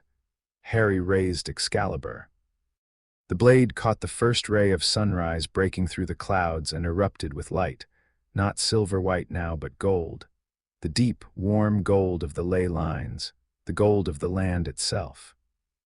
The light streamed from the blade like a banner, unfurling across the sky, and the Pendragon crest blazed above the castle for the second time, but brighter, fiercer, a declaration written in fire. The beast stopped. 100 yards from the castle gates, 100 yards from Harry, it stopped. Its many eyes, dozens of them, scattered across its shifting form like dark stars, fixed on the boy with the sword. Phase 1, Confrontation. "I am Harry James Potter," Harry said, and his voice carried, not magically amplified, but carried by the ley lines themselves, the land transmitting his words across miles. "Son of James and Lily, heir of Pendragon, the once and future king." The beasts' mouths opened, and the baying of 30 hounds shook the ground. "I know what you are," Harry continued. "You're the shadow of this land, the corruption that grew in the absence of the king. You've been alone for 1,000 years, and you're angry and you're lost, and you've forgotten what you're supposed to be." The baying intensified. The beast surged forward 10 yards, 20, and the ground cracked beneath it, ley lines rupturing, corruption spreading like ink in water. "I'm here now," Harry said, "and I'm not going to fight you, I'm going to hold you." The beast lunged. Chapter 5. The crown and the kingdom. The beast hit Harry like a freight train made of nightmares. Not physically, it didn't reach him, not yet. But its presence crashed against his awareness with the force of 1,000 years of accumulated rage. And for one terrible second, Harry's vision went black and his knees buckled, and the only thing holding him upright was Excalibur's point driven into the frozen earth, and his own white-knuckled grip on the hilt. The corruption was overwhelming. A tsunami of darkness, ancient and vast and howling, pouring through the ley lines toward him with the mindless hunger of a starving animal. It carried images, centuries of them, flickering through Harry's mind like pages torn from a burning book. Villages swallowed by plague, forests dying, rivers running black, magical creatures twisted into monsters. The slow, grinding decay of a land abandoned by its king, a kingdom left to rot from the inside out. "This is what you left us to," the darkness screamed. "This is what we became without you." Harry's court felt it through the bond. He heard Hermione gasp, felt Neville stagger, felt Ron's mind go sharp and cold as tactical training overrode panic. Fred and George gripped each other's arms. Susan fell to one knee. Terry's charts scattered in a wind that wasn't wind. And Draco, who knew darkness, who'd grown up marinating in the casual cruelty of pure-blood supremacy and the shadow of a father who'd knelt to a monster. Draco took one step forward and planted himself at Harry's right shoulder and said, through gritted teeth, "Get up." Harry got up. He pulled Excalibur from the earth and raised it overhead, and the blade detonated with golden light. Not the clean, controlled glow of practice sessions in Arthur's chamber. A raw, furious blaze that turned the gray dawn to noon, and threw the beast's shadow a mile behind it across the Scottish hills. The ley lines beneath Harry's feet erupted, golden fire racing outward in all directions. And where the light met the corruption burned. The beast screamed. 30 hounds, 100 hounds, a sound so vast and tortured that windows shattered in the castle behind them, and students clapped their hands over their ears.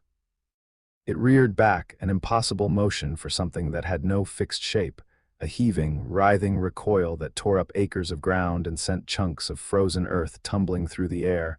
Phase 1 was working. The confrontation was established. The beast saw him, knew him. Acknowledged what he was. The baying changed pitch from mindless hunger to something more focused, more personal. Predator recognizing prey, or prey recognizing predator. The distinction, Harry realized, didn't matter. They were both. Now, Harry shouted, his court moved. They'd rehearsed this, not enough, never enough, but they'd rehearsed it. 9 knights spreading into a wide arc around the beast, each one finding their position with the precision of chess pieces placed by Ron's tactical mind.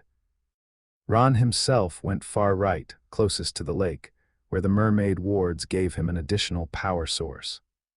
Hermione went far left, near the forest edge, where the ancient trees fed the ley lines with living energy. Neville took the center-left position, the lakeshore, his feet among the defensive plants he'd spent days preparing. Fred and George flanked each other at center-right, their crate of whimsy bombs between them. Susan held the mid-left anchor point, steady and balanced. Terry held mid-right, his charts abandoned now, navigating by pure ley-line instinct. And Draco took the position directly behind the beast, the most dangerous point in the circle, the place where the creature's corruption was thickest and the night most vulnerable. Draco, that position. Harry started. "Is mine," Draco said through the bond, his mental voice sharp and certain. "I'm the keeper of redemption. Where else would I be?" No time to argue. The beast was recovering, its shifting form reconsolidating, its many eyes blinking open with renewed fury. The corruption radiating from its body was thickening, spreading across the ground like oil, and where it touched Neville's defensive plants, the devil's snare writhed and blackened and died. "Neville," Harry called, "on it." Neville dropped to his knees, plunged both hands into the earth, and did something Harry had never seen before. Channeled his keeper energy directly into the soil, bypassing the plants entirely and feeding the ley lines beneath them. Green light erupted from the ground around him, and where it spread, the corruption couldn't take hold. The dead devil's snare crumbled away, but the earth itself became a barrier, a living wall of natural magic that the beast's darkness broke against like waves on a seawall. Phase 2. Containment. "Link up," Ron commanded through the bond, and Harry felt the court respond. 9 channels of power opening simultaneously. 9 streams of energy flowing toward him through the round table connection. He caught the energy, shaped it, and sent it back outward in a single continuous loop. From the knights through the bond to the king, through Excalibur, into the ley lines and back to the knights. A circuit. A circle of power with Harry at its center and the beast inside. The containment field snapped into existence, a dome of golden light, shimmering and translucent, enclosing the beast in a hemisphere of pure ley line energy. The beast hit the barrier and recoiled, screaming, its mouths opening and closing in a frenzy of baying that shook the ground. It threw itself against the containment from every angle, north, south, east, west, above, and each impact sent shockwaves through the bond that Harry's knights absorbed and redirected. Holding, Ron called. The containment is holding, but it was taking everything they had. Harry could feel the strain through the bond, Hermione's focus stretched to breaking, Susan's balance wavering, Terry calculating desperately as the beast probed for weaknesses in the geometry of the containment. Fred and George were burning through their chaotic energy at an alarming rate, their whimsy bombs going off inside the dome in bursts of rainbow light that scrambled the beast's corruption patterns, but couldn't stop them entirely. And the beast was learning. It was intelligent, not human intelligent, but cunning in the way of ancient things, with 1,000 years of survival instinct compressed into its churning form. Each time it hit the barrier, it hit differently, probing, testing, looking for the weak point. It found one. The gap between Susan's position and Neville's. The widest space in the 9-point circle, the inevitable vulnerability of too few knights stretched over too much ground. The beast's corruption flowed toward that gap like water finding a crack, pooling, pressing, and the containment barrier thinned. Harry, the left side, Terry started. The beast punched through, not all of it. A tendril of corruption, thick as a tree trunk and blacker than midnight, snaked through the gap in the barrier and lashed outward. It struck Neville in the chest and sent him flying 20 feet backward into the lake. Neville, Hermione screamed. The containment wavered. Neville's channel went dark in Harry's awareness. Not dead, he could still feel the boy's life force, but stunned, the bond disrupted by the direct hit. The circle had 9 points. Now it had 8, and the gap was wider, and the beast was pressing through with everything it had. Harry made a decision in the time between heartbeats. He didn't reinforce the barrier, didn't try to close the gap. Instead, he dropped the containment entirely. "Harry, what are you?"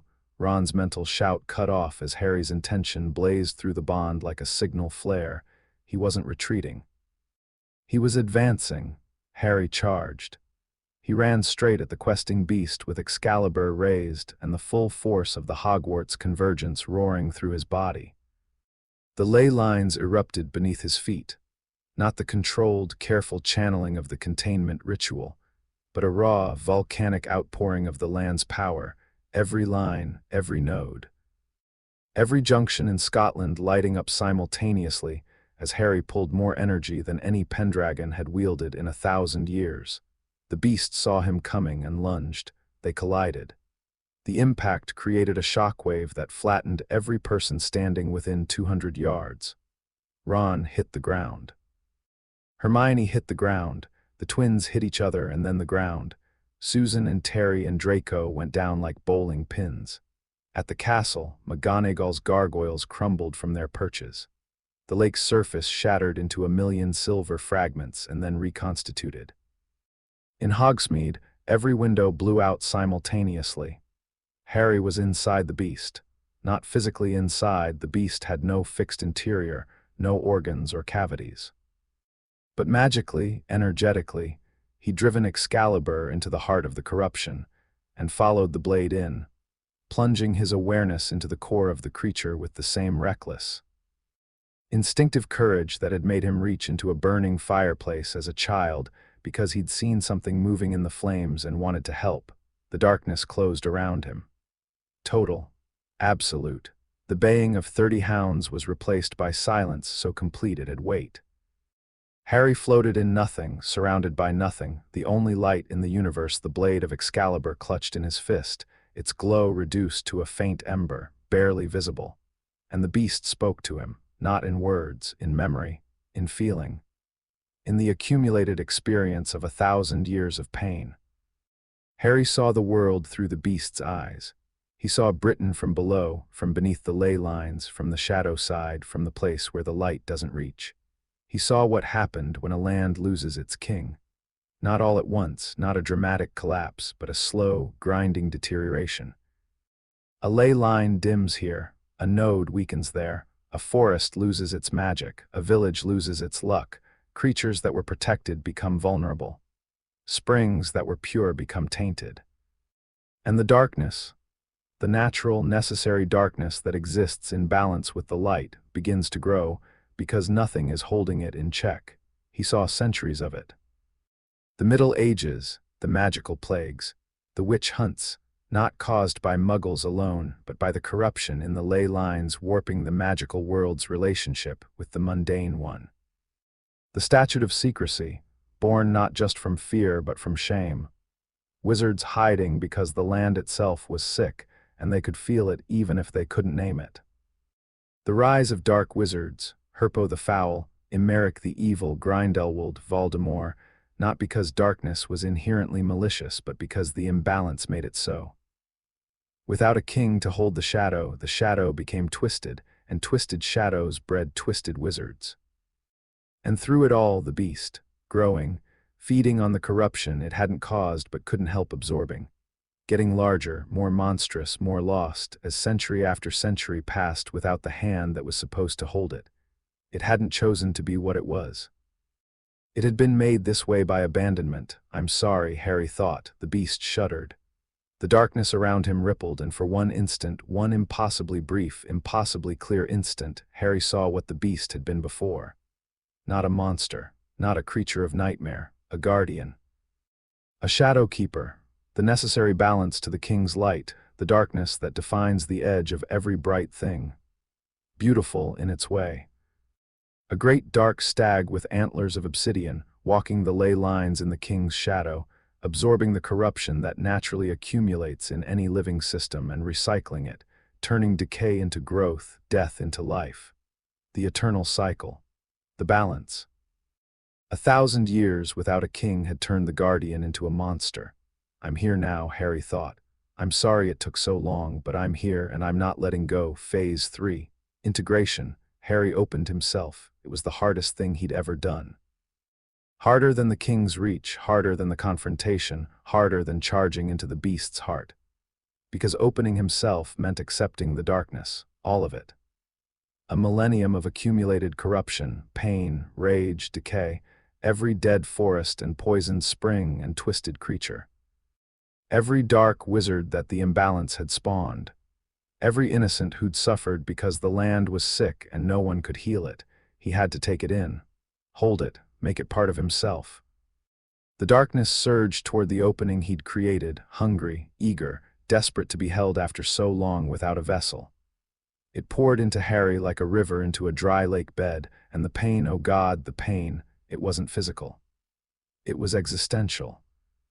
The weight of a millennium of suffering, compressed into a single consciousness, every loss and every failure and every wasted chance pouring through him at once. He screamed, and the scream echoed through the ley lines, and his court, still on the ground outside, still connected through the bond, screamed with him. But they didn't let go. That was the thing. That was the whole thing. 9 knights battered and stunned and terrified, and not one of them let go of the bond. Not one of them pulled back. Instead, they pushed forward, into Harry, into the darkness. Sharing the load the way the round table was designed to share it. Not one king bearing the weight alone, but a court, a kingdom, a family of people who had chosen each other. Hermione took the knowledge. The centuries of history, the accumulated record of the land's decline. She absorbed it into her encyclopedic mind and organized it, cataloged it, turned the chaos of raw memory into structured understanding. She wept as she did it, tears streaming down her face where she lay on the cold ground, but her mind never wavered. Ron took the strategy. The beast's tactical intelligence, its cunning, its ability to find weakness. Ron absorbed it and integrated it with his own gift, and instead of corrupted predatory instinct, it became something cleaner. A deeper understanding of conflict and resolution. A strategist's mind enhanced by a predator's awareness. Neville took the nature.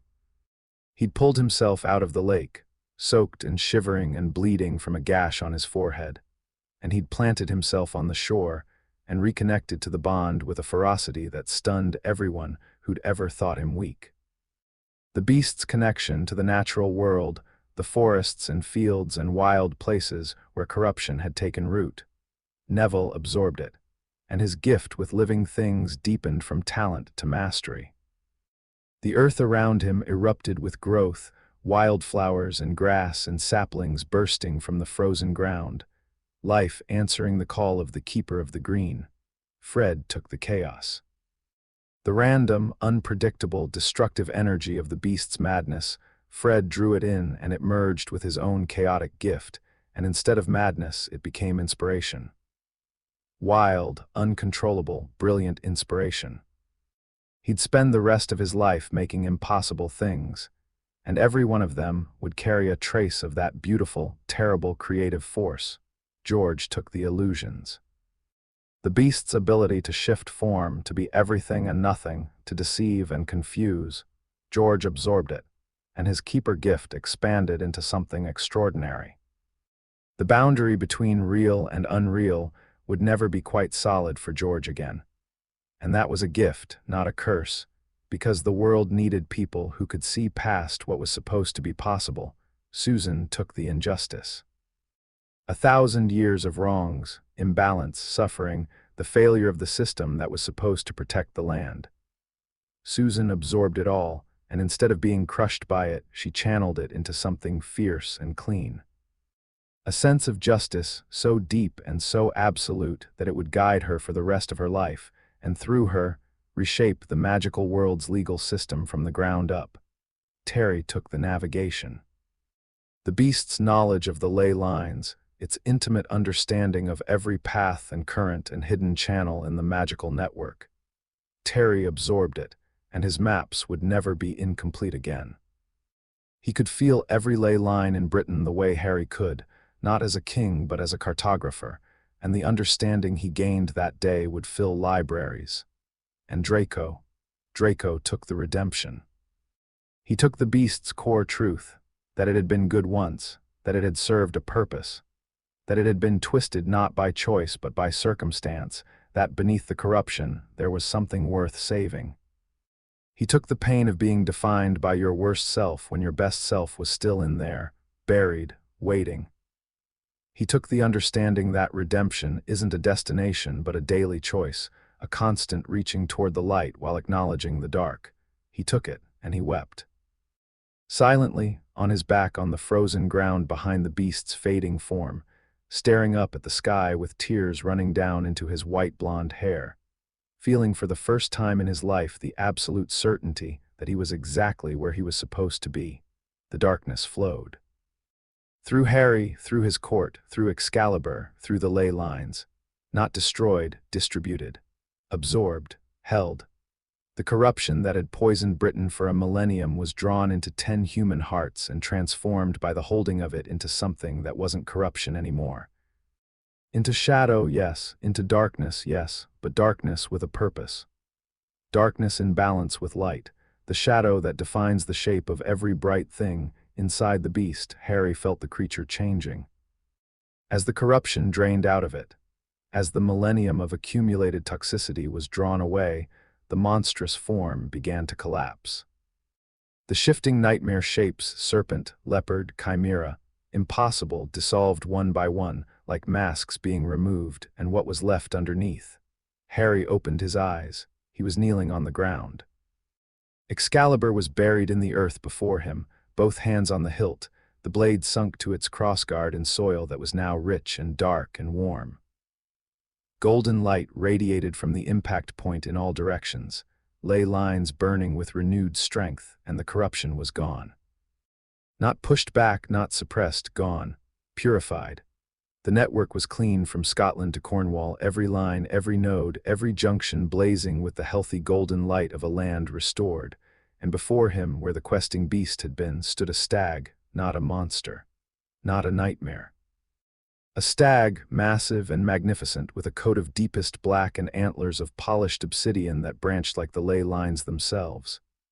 Its eyes were dark and ancient and calm, and when it looked at Harry, there was no rage in them, no hunger, only recognition, only gratitude. Only the deep, patient peace of something that has finally been brought home. The stag lowered its great head, its antlers touched the ground before Harry. A bow, the beast, the guardian, restored, acknowledging the king who had held it. Harry reached out and placed his hand on the stag's brow, between the bases of its antlers. The fur was soft and cold like touching shadow, and beneath it, the creature's energy hummed in perfect harmony with the ley lines. In balance, complete. "Welcome back," Harry said. The stag raised its head. It looked at Harry with those ancient eyes, and then it turned and walked into the forbidden forest, each footstep leaving a print that filled instantly with wildflowers. At the tree line, it paused and looked back once, and the morning sun caught its antlers and turned the obsidian to something almost luminous. Not light, but the beautiful edge of light, the necessary shadow that gives brightness its shape. Then it was gone.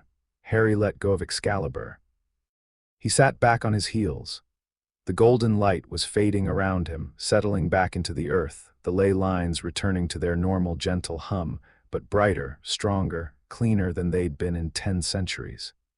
He could feel the difference across all of Britain. It was like a patient drawing their first free breath after a long illness. The land was alive in a way it hadn't been since Arthur's time. He was very tired, and his hands were shaking. And there was a darkness in him now that hadn't been there before, not the beast's corruption, but its shadow, its weight, the responsibility of holding it. He could feel it at the edges of his consciousness, a depth that was new and permanent. He would carry it forever. That was the price. That was the privilege. Harry. They reached him at the same time, Hermione and Ron from the left and right. Neville from the lakeshore with water still streaming from his robes. The twins from wherever the shockwave had thrown them, Susan and Terry from their positions, and Draco from behind. All of them converging on the spot where their king knelt in a circle of wildflowers with a sword in the ground before him. Hermione got there first because she was fastest when she was scared. She dropped to her knees in front of him and grabbed his face with both hands and stared into his eyes with an intensity that bordered on clinical. "Your eyes," she said. "Harry, your eyes have changed." "What? They're still green, but there's gold in them now, around the edges. Like ley line light." "Is that bad?" "I don't know. Are you okay? Are you you?" "I'm me. I'm tired. I'm me." She hugged him. Hard, he hugged her back. Then Ron was there, and Neville, and suddenly it was a pile. A ridiculous, undignified, beautiful pile of 11-year-olds hugging each other on the frozen ground of the Hogwarts northeast lawn at dawn. Laughing and crying and shaking with the aftermath of something that would be written about for the next 1,000 years. "Keeper of strategy reporting," Ron said into Harry's shoulder. "Strategy worked, mostly. The bit where you dropped the containment and charged a primordial beast was not in the plan. I improvised. You gave me a heart attack. Sorry. Don't be sorry. Be less reckless. No promises." They untangled. Harry pulled Excalibur from the earth and sheathed it, and the blade went quiet, not dormant, never dormant, but resting. Content. The sword had waited 1,000 years for this, and it was done, and it was satisfied. The castle's doors burst open, and people poured out.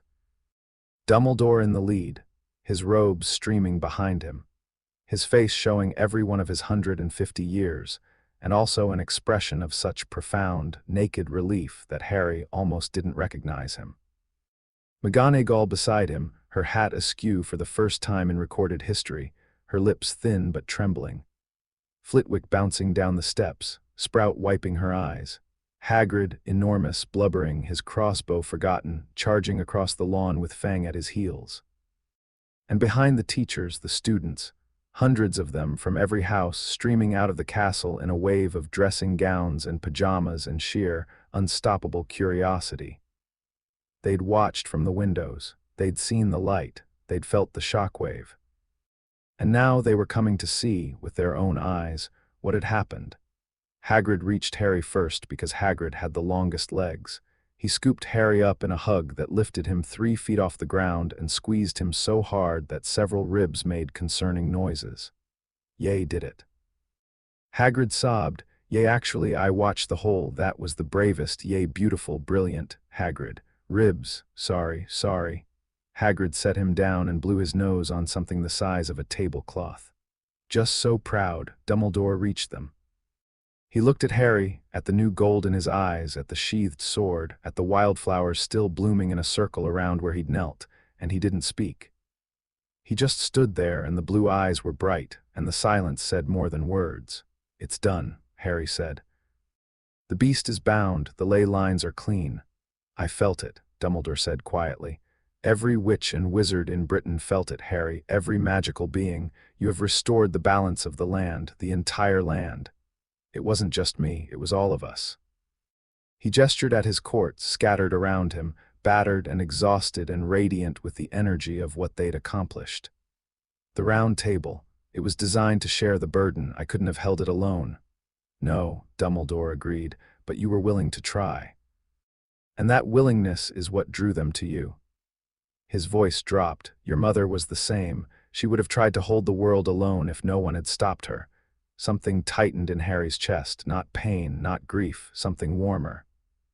The knowledge that he was part of a line, not just the Pendragon line, but the human line, the line of people who see what needs to be done and do it, not because they're special, but because they're there. "Professor," Harry said, "there's something else. Quirrell dealt with." Snape's voice, coming from behind Dumbledore, flat and precise. The potions master emerged from the crowd looking slightly singed but grimly satisfied. The shade attempted to reach the stone's previous location during the battle. It found the protections intact and the stone missing. In its frustration, it revealed itself. A thin, cold smile. "I persuaded it to depart. Quirrell is in the hospital wing." The shade, what remained of the Dark Lord, fled. It was substantially weakened by the ley line purification. Whatever form it has been sustaining itself in, it will take years to recover, if it can recover at all. Is Quirrell, he will live. He was a victim in this as much as an accomplice. Dumbledore can decide what to do with him. Snape's black eyes met Harry's, and something passed between them that neither would ever fully articulate. "You did well, Potter." From Snape, it was the equivalent of a standing ovation. The crowd of students had formed a semicircle around Harry and his court, keeping a respectful distance but radiating an energy that was half worship, half barely contained hysteria. Someone started clapping, then more. Then the whole crowd was applauding, cheering, stamping their feet, and the sound rolled across the grounds and echoed off the castle walls and the mountains beyond. Harry looked at his court. 9 faces, exhausted and changed and alive with something new. Hermione with her keeper's knowledge burning behind her eyes. Ron with the predator's awareness sharpening his gaze. Neville with wildflowers growing from the soil around his shoes. Fred and George with identical manic grins that were somehow wider than before. Susan with a jawline that could cut glass and a sense of justice that already felt immovable. Terry with his eyes unfocused, seeing ley lines that no one else could see. And Draco, standing slightly apart, slightly uncertain, his face still wet with the tears he'd shed during the integration, but standing. Present, "It's a bit much, isn't it?" Ron said, looking at the cheering crowd. "It's exactly enough," Neville said. The morning unfolded from there in a blur of chaos and warmth, and the peculiar normalcy that reasserts itself even after miracles. Madame Pomfrey swept down from the hospital wing like an avenging angel and insisted on examining every member of the court, tutting over bruises and checking for magical exhaustion with the practiced efficiency of someone who had spent decades cleaning up after magical mishaps. She pronounced them all alive and told Harry he needed rest and food, and preferably a week, without any ley line manipulation, which Harry agreed to with the sincerity of someone who had absolutely no intention of complying. The students drifted back into the castle in groups, buzzing with excitement, the story of the battle already taking on the polish of legend. By lunchtime, there were at least 4 different versions circulating, one in which Harry had wrestled the beast with his bare hands, one in which the twins' fireworks had been nuclear, one in which Neville had single-handedly tamed the creature with a houseplant, and one surprisingly accurate account from a 7th-year Ravenclaw who'd been watching through an omniscular from the astronomy tower and had the good sense to write it all down. Harry ate lunch in the great hall surrounded by his court, and for the first time they sat together, not at separate house tables but clustered at the end of the Gryffindor table. Slytherin and Hufflepuff and Ravenclaw mixed in without anyone caring. The house system felt smaller now, insufficient. These 9 people were bound by something deeper than school sorting. The enchanted ceiling showed a clear blue sky. The Pendragon crest had faded, but something of its presence lingered, a warmth in the air, a depth to the light, as if the great hall itself remembered what had blazed there and was holding the memory close. Draco was eating toast and pretending he was fine when the owl arrived. It was a massive eagle owl, the Malfoy family bird, and it dropped a scarlet envelope on Draco's plate with the precision of a bombardier. The envelope began to smolder. "Howler," Ron said, with the grim experience of a boy who'd received his share. Draco stared at the envelope. His face went blank, the old mask, sliding back into place by reflex. But underneath it, through the bond, Harry felt the turmoil, fear, grief, a strange, painful, not quite dead flicker of hope that the letter might contain something other than what he expected. "You don't have to open it here," Harry said quietly. "Yes, I do," Draco said. "If I take it somewhere private, it wins." He picked up the envelope and broke the seal. Lucius Malfoy's voice erupted into the great hall at maximum volume, cold, precise, every syllable a weapon. "Draco Abraxas Malfoy, you have disgraced this family. You have betrayed your blood, your name, and everything I have taught you. You have aligned yourself with a half-blood fraud and his collection of blood traitors and mudbloods. You are no longer welcome at Malfoy Manor. You are no longer my son. The House of Malfoy will strike your name from the family tapestry and disown you formally through the Wisengamot. You have chosen your side, boy." Live with IT, the howler shredded itself. Scraps of scarlet paper drifted down like bloody snow. The great hall was dead silent. 500 students stared. At the high table, McGonagall had risen half out of her chair. Even Dumbledore's expression had hardened into something dangerous. Draco sat very still. His hands were flat on the table. His face was empty. Through the bond, Harry felt the devastation. Not surprise, Draco had expected this. But the difference between expecting a blow and receiving one is the difference between theory and bruise. Harry didn't say anything. Didn't offer comfort or platitudes or a speech about how Draco was better off. Instead, he reached across the table and picked up the scraps of the howler, one by one, and placed them in a small pile. Then he drew Excalibur. The hall gasped. Harry touched the tip of the blade to the pile of scarlet scraps, and they ignited, not with destructive fire but with clean golden light, Pendragon light. The scraps burned to nothing, and in their place a small golden feather materialized on the table. A phoenix feather, new growth from ashes. Harry picked it up and handed it to Draco.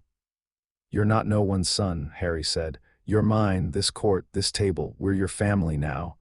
Draco looked at the feather. His mask crumbled entirely. Not dramatically, there was no breakdown, no sobbing, no theatrics. Just a quiet, total dissolution of the wall he'd built around himself since birth. And what was left was a boy, just a boy, 11 years old, scared and brave and fundamentally decent in a way that his father had spent a lifetime trying to stamp out. "Thank you," Draco said. His voice was steady. His eyes were not. "Don't thank me, thank the table. It saw you before any of us did." Draco's fingers closed around the golden feather.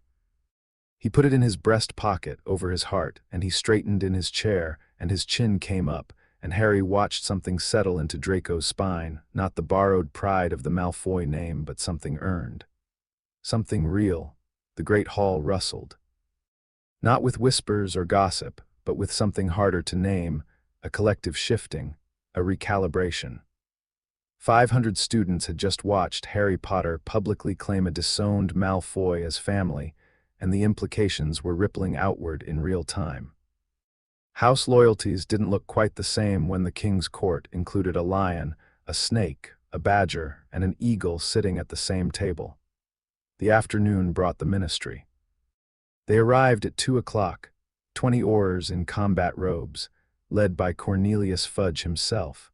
flanked by Dolores Umbridge in her most aggressive pink and Lucius Malfoy in black with a face like carved granite. They marched up the path from Hogsmeade with the purposeful stride of people who intended to take control and the vaguely uneasy air of people who'd felt the ley line purification that morning and weren't entirely sure what they were walking into. Dumbledore met them at the gates. Harry knew this because he could feel it through the castle. Every footstep on the grounds, every ward boundary, every stone and beam and enchantment feeding him information. He was in Arthur's chamber with his court, gathered around the round table, watching the confrontation play out on the ley line map like a chess game viewed from above. 20 oars, Ron said, studying the map. Standard V formation. Dawlish in the lead again, 4 flankers, the rest in a block. Fudge and Umbridge in the center, protected, and Malfoy Sr. on the right wing. The gates, Harry asked, sealed. The castle won't open for them. Good. Through the castle's awareness, Harry listened to the conversation at the gates. Dumbledore's voice, mild and implacable. Fudge's voice, blustering and increasingly shrill. Umbridge's voice, sweet and toxic. Absolutely unacceptable, Dumbledore. A magical creature of unknown classification attacks a school and you didn't notify the ministry. This is a clear violation of. The creature has been dealt with, Cornelius, by the students, I might add, rather admirably. Dealt with, by children. This is exactly the kind of reckless, irresponsible. The heir of Pendragon exercised his sovereign right to protect the lands under his authority. I fail to see how the ministry has jurisdiction. There is no heir of Pendragon. The Wizengamot has not recognized. The land has recognized him, Cornelius. The ley lines have recognized him. This morning, every witch and wizard in Britain felt the purification of the ley line network, a purification that has not occurred in 1,000 years. You felt it yourself, I'm quite sure. That slight warmth, that feeling of things being suddenly, inexplicably right. That was Harry Potter. That was the Pendragon heir, and no amount of Wizengamot votes can change what the land itself has decided. Silence from Fudge.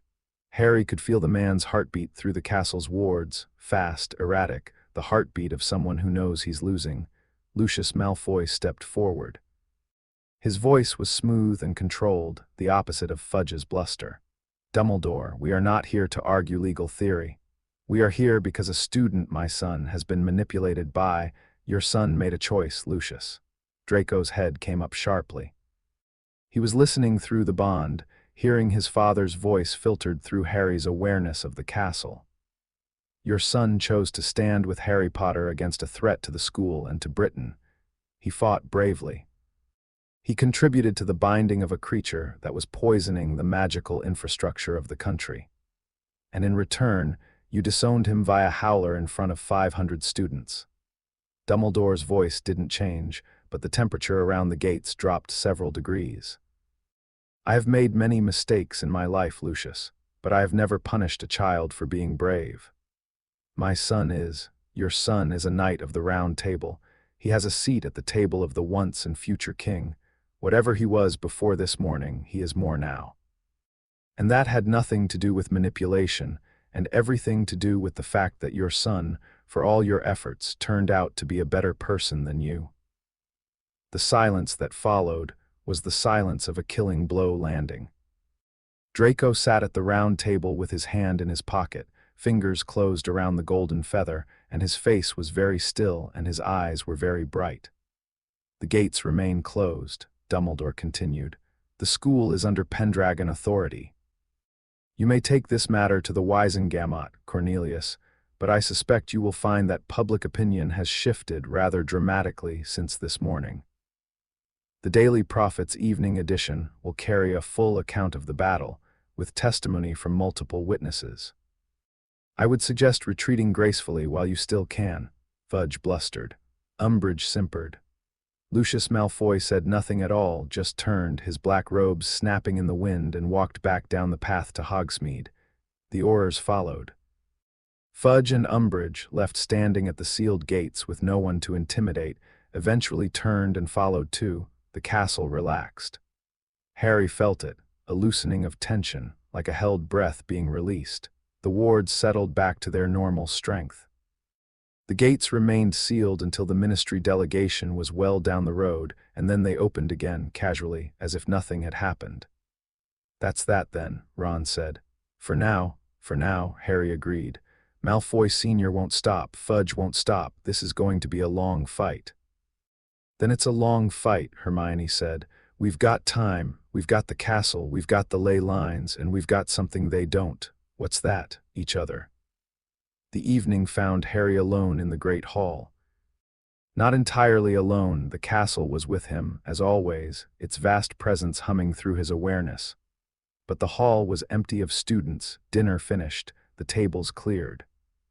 He'd asked for a few minutes, and his court had given them, retreating to common rooms and dormitories, with the understanding that sometimes even kings need solitude.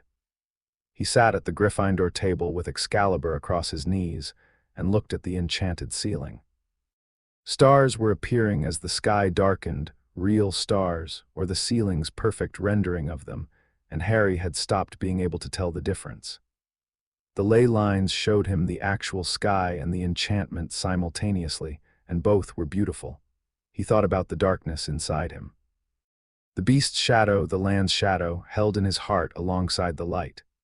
He could feel it, a weight, a depth, a constant low presence that was new and permanent. It wasn't painful, it wasn't evil, but it was there, and it would always be there, and he would have to learn to live with it. He thought about his mother. Lily Evans, born to a squibline, carrying Pendragon blood she never knew about, sacrificing herself to save a son she loved more than her own life. The blood magic, the Pendragon magic, the mother's love. All tangled together, all part of the same thing. The deep, fierce, irrational insistence that some things are worth dying for. He thought about the Dursleys, the cupboard, the hunger and the loneliness and the grinding smallness of that life, and he didn't feel anger, not anymore. He felt gratitude, strange as that was, because the cupboard had taught him something that no castle and no sword and no ley line network could teach, what it felt like to have nothing and still survive. Still hope. Still refuse in the deepest part of himself to accept that this was all there was. That refusal had pulled the sword from the hat. Not blood, not destiny. The stubborn, unbreakable human refusal to be less than you are. Footsteps in the hall. Harry didn't turn, he knew who it was. Neville sat down beside him. For a long time, neither of them spoke. They just sat in the empty hall, two boys who'd been nobody a month ago and were now something else. Something that didn't have a name yet. "I sent a letter to my Gran," Neville said eventually. "Told her everything. The round table, the beast, the binding." "What did she say?" "She hasn't replied yet, but I think she'll be proud." A pause. "She spent my whole life wishing I was more like my parents, braver, stronger, more magical, and I spent my whole life believing she was right, that I wasn't enough." He looked at Harry. "The table named me the keeper of the green, not the keeper of almost good enough, not the keeper of trying my best, the green, the living world, all of it. You are enough, Neville, you always were, I know." And there was no hesitation in it, no self-deprecation, no qualification. Just a simple, solid truth, rooted as deep as the wildflowers that still grew where Neville walked. "I know." They sat together as the stars came out, and the castle breathed around them, and the ley lines pulsed with clean golden light from one end of Britain to the other. Harry Potter was 11 years old. He had been a wizard for 6 weeks. He had been a king for 3. He had a sword that blazed like a fallen star, and a court of 9 who had stood with him against a nightmare, and a castle that sang for him, and a land that called him home. He had darkness in his heart and light in his hands, and a scar on his forehead that didn't hurt anymore. He had classes in the morning, Transfiguration with McGonagall, and he still couldn't write a decent essay, and his matchstick-to-needle kept producing enchanted objects that McGonagall had to confiscate, and Snape's latest note on his potions homework had said simply better. D+, he had enemies. The Ministry. The remnant of Voldemort, weakened but not destroyed, Lucius Malfoy and the Old Guard who would fight the changing world with everything they had. And deeper threats, ones he could feel at the edges of the ley line network, stirring, ancient, drawn by the same light that had drawn the beast. But he had friends. He had a family, he had a purpose, and he had time. The school year stretched out before him, months of classes and Quidditch and homework, and the small, precious, ordinary moments that made up a life. He would learn. He would grow. He would make mistakes and fix them and make new ones. He would sit at the round table with his knights and argue about strategy and laugh at the twins' jokes and watch Draco slowly, painfully, beautifully learn how to be the person the table had seen in him. He would write terrible potions essays and produce extraordinary magic and try Hermione's patience and earn Neville's quiet loyalty and lose to Ron at chess and accept Dumbledore's guidance and hold Snape's grudging respect and carry the weight of the crown with the grace his mother would have. Wanted, he was the once and future king, and the future was very long and very uncertain and very, very bright. Harry sheathed Excalibur. He stood, he clapped Neville on the shoulder. "Come on," he said, "it's almost curfew." They walked out of the great hall together, two boys in second-hand robes, and behind them the enchanted ceiling blazed with stars, and beneath them the ley lines hummed with the steady, golden heartbeat of a kingdom reborn, and somewhere in the forbidden forest a great black stag raised its obsidian antlers to the sky and stood watch, as it had always been meant to, in the shadow of the king.